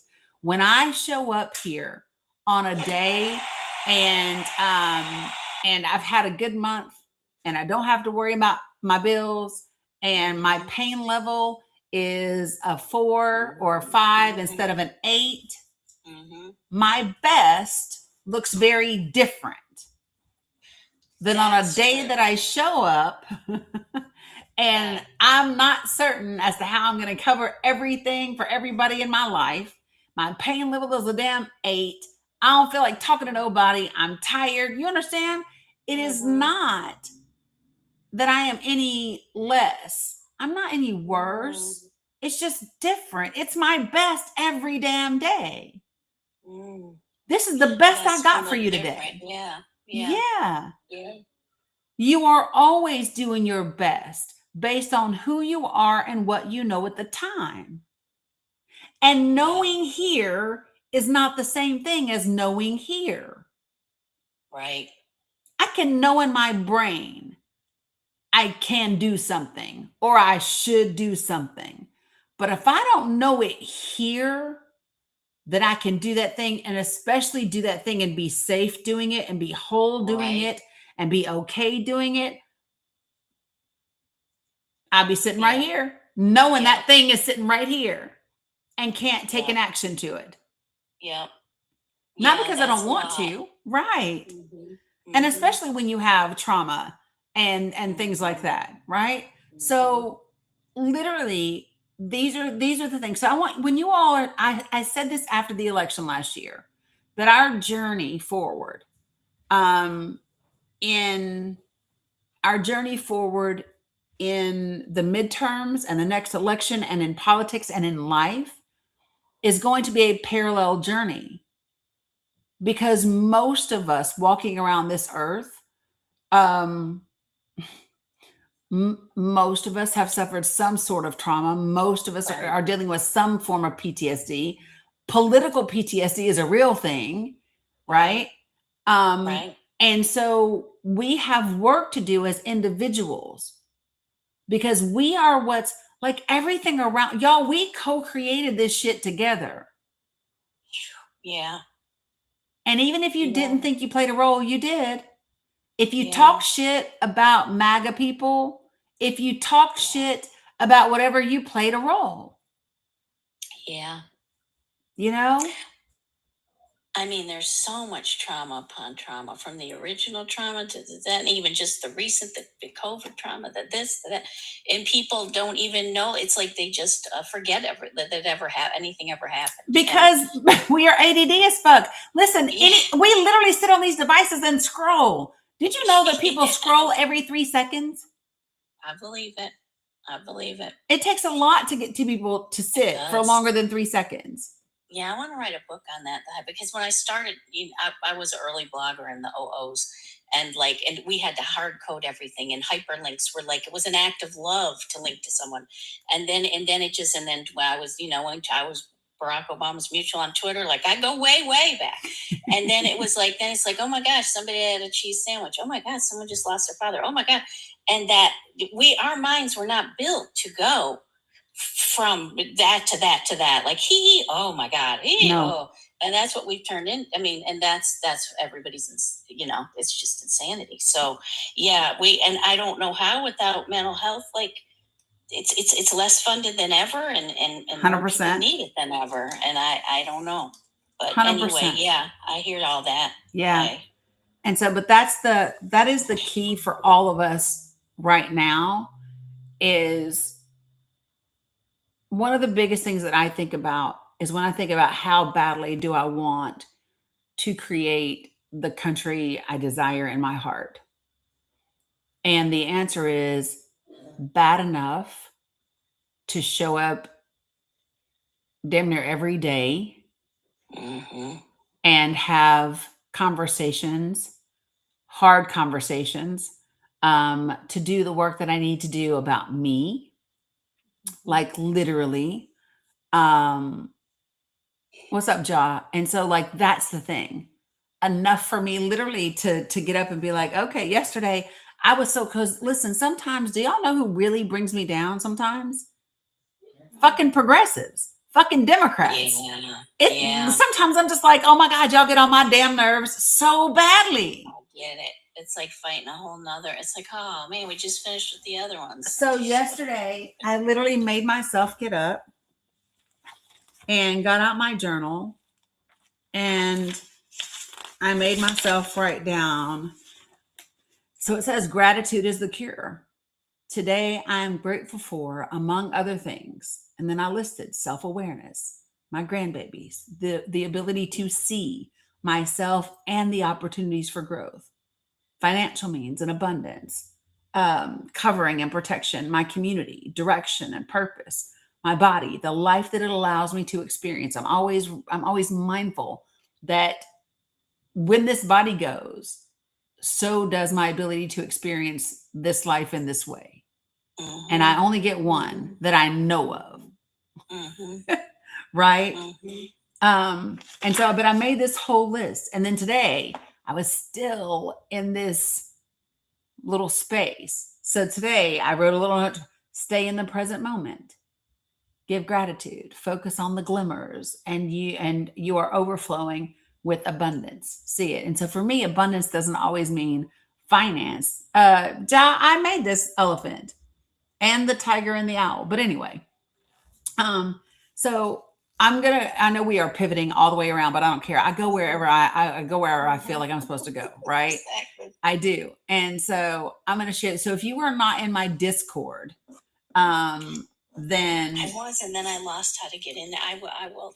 we got to get you back in there because I will show I you. changed accounts and names, and I got all screwed up. Okay. So I shared a song in there today, and I'm going to share it again now.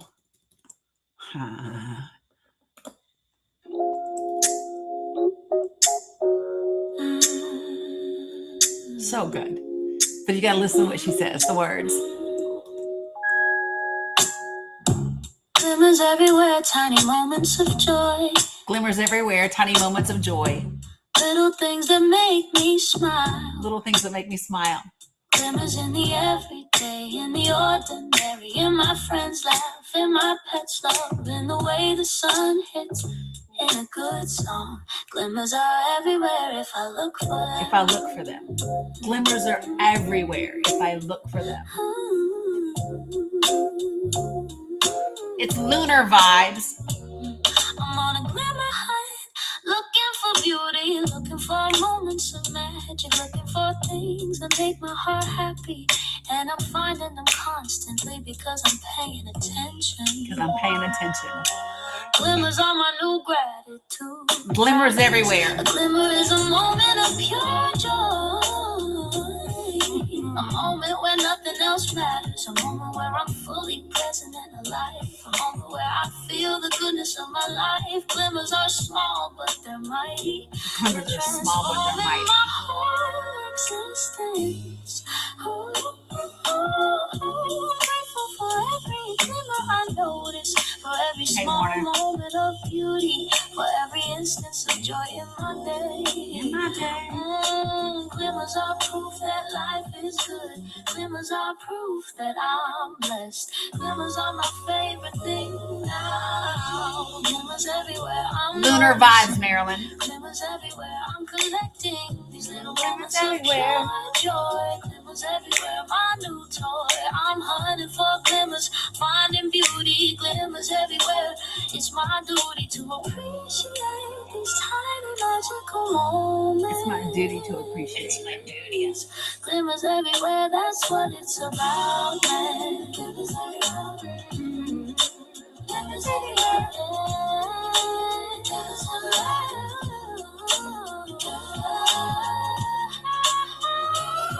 It's good, yeah? It's like the permission to, like, I was thinking, and I got, things come to mind when she was singing that are those glimmers. And I think I thought I got stuck in a rut where I think those have to come to me, but I like the way she goes looking for them. Like, looking for I glimmers. have permission to go looking for them. Like, I got to give myself permission. Glimmers to are hunt for resistance. those. Glimmers Yeah. are resistance, right? Yeah. And so, like, that's a practice. So I'll offer you this. You guys try this every night for 1 week.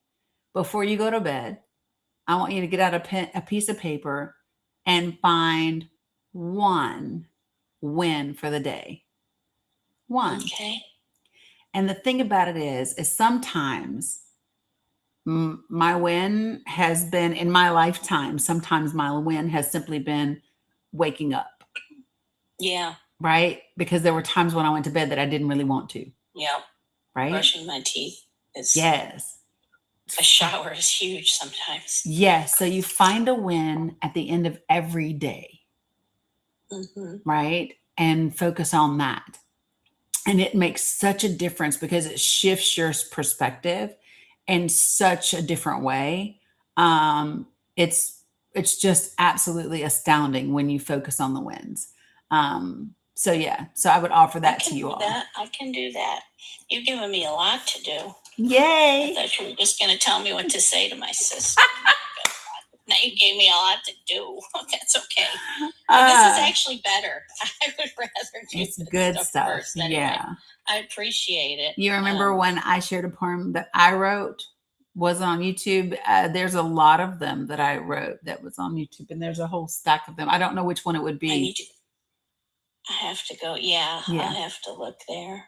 Yeah, but thank you so much. You're welcome. I appreciate it all. And glad I got to talk to you. Now I got to go think and just go be. Go hunting. Just go be. I don't have to think right now. No, because I can't. Yep, just go be. All righty. All right. Okay. I appreciate Thank you, you. shits and giggles. Okay, bye. I love her. I love her. You know, it's just so like, guys, all of it is interwoven because we are all connected. That's why it's all connected, because we are all connected. All the things go together, right? So being able to have the conversations is part of it. You know what I mean? And so, yes, there was one that I read on the radio station. So yeah, I wrote a piece to my daughters way back in the day, 2009. Back when I wasn't a real big fan of myself. That just said, don't turn out like me. Yeah, I did. Okay, so listen, it's 4:30 p.m. Eastern Standard Time. I have been on for quite a while, about 6 hours almost, I want to say. And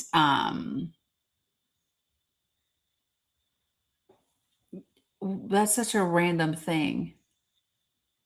I'm just gonna request you to come up to the panel really quick. Appreciate you, Nader. You're welcome, shits and giggles. You just got up. You just got on an hour ago. Yeah, I was on at 10:30 this morning. Denisha, you want to join the panel? 100%, Mindy B. 100%.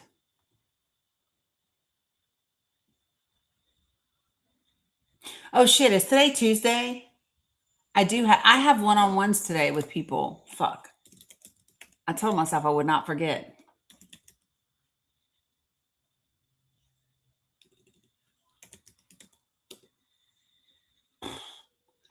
I do. I have people. Oh God, I have somebody in an hour. I mean, in 30 minutes. Okay, you have to reschedule. Okay, cool. Okay, Jin Yaya, that actually works great. Yeah, just reschedule and no worries. That works perfect for me. Because obviously my ass was right on up here, and yeah, see, a win. That would be amazing, Aline. If we can do them, Aline, what about Thursday even? Yeah, y'all, shits and giggles is she's our people. Just so if you don't know, shits and giggles is our people. She's our people. So Alette, I'm usually on Monday through Fridays. Yes, Conchita, I have them right here. Alette, I'm on Monday through Friday, typically from 10 or 10:30 in the morning until 2. Sometimes I go longer than 2, just depends upon what's happening. Fridays, I never go longer than 2 because I have to get my grandbabies off the bus. I'm playing around with the idea of adding 1 or 2 lives in the evening, but I haven't set those yet. So that's how you do it. Okay. All right, people. Tuesdays and Wednesdays are best for you. So Wednesday is my therapy day, Aline. So if we can do a week from today, next Tuesday, that would be amazing. because Wednesdays, I don't want to do anything in the afternoons on those Wednesdays, because sometimes if we do EMDR, that can be a heavy day for me, and it's not a great day to go into one-on-ones. Perfect. So yes. And for those of you guys who did get decks, they are literally on that table over there getting ready to be shipped out to you. So they will be mailed out tomorrow. Fuck. It's okay, Cheryl. Cheryl, I got you. We will role play tomorrow, Cheryl. Salam, Shimmy. Shimmy, shimmy, cocoa pop. So Rock and Sock'em, would you like to join the panel for a minute? Because you've been very, very, very vocal and active in the chat. Would you like to join the panel before I go? I did, blessed and grateful. I did. Hey, Rock and Sock'em, how are you? What's happening? I don't know. You've had a lot to say in the chat. Yay, Shimmy, you'll get an email and you'll be good to go. So Rock and Sock'em, let me ask you a question, because I've seen a lot of the different things that you've had to say in the chat. Okay, Inger.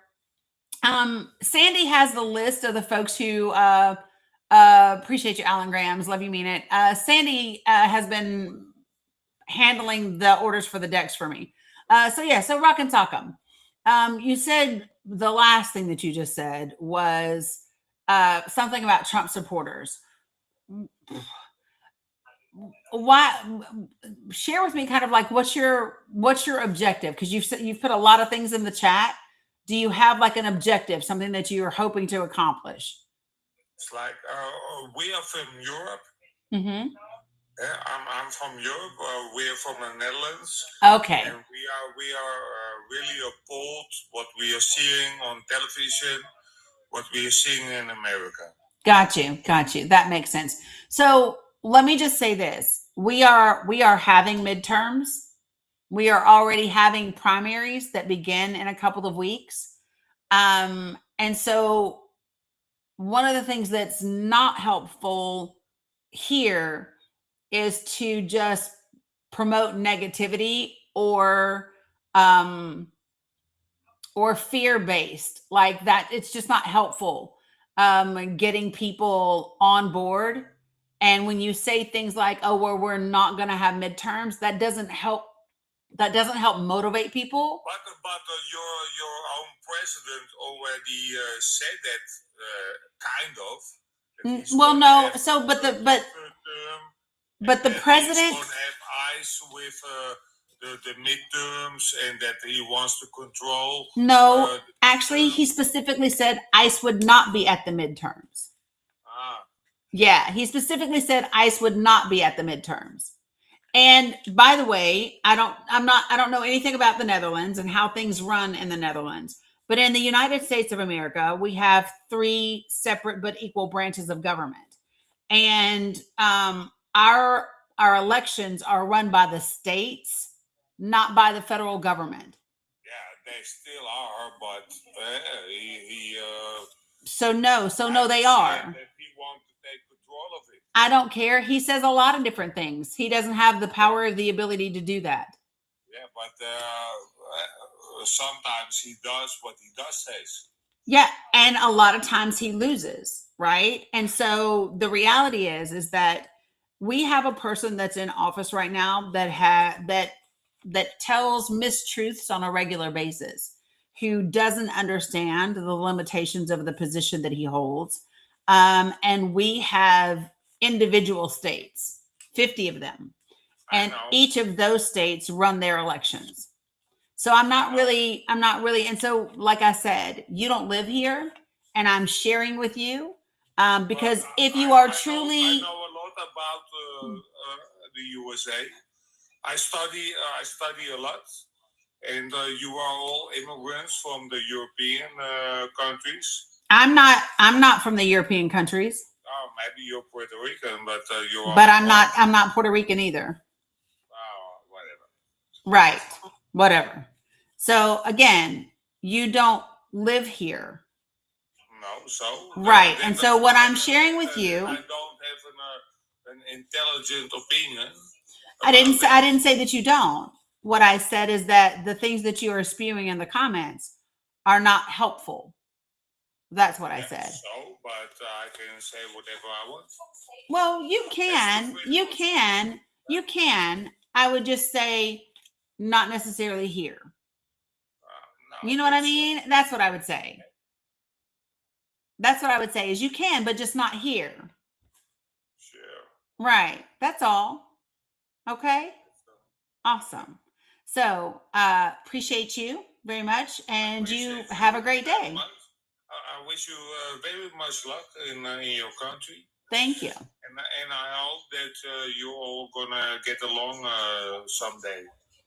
Yeah, well, I mean, I think we could say that about everybody's country, right? I don't think everybody gets along everywhere, but yeah, I think that we are definitely. Country is in a big mess. And well, I live here, so I know. all over the world, we see it, and we don't like it. Okay, well, here's what I would say. Is the part of the mess that we are in came also happened because of other things around the world either, right? So like I see a lot of other things. Please do me a favor and don't. So here's what would be great. Rock 'em and sock 'em. You're being very rude. Yeah, so like attempting to talk over me is rude. Attempting to talk over me is rude. Don't do that. You're not representing the Netherlands very well right now. You're not representing the Netherlands very well right now.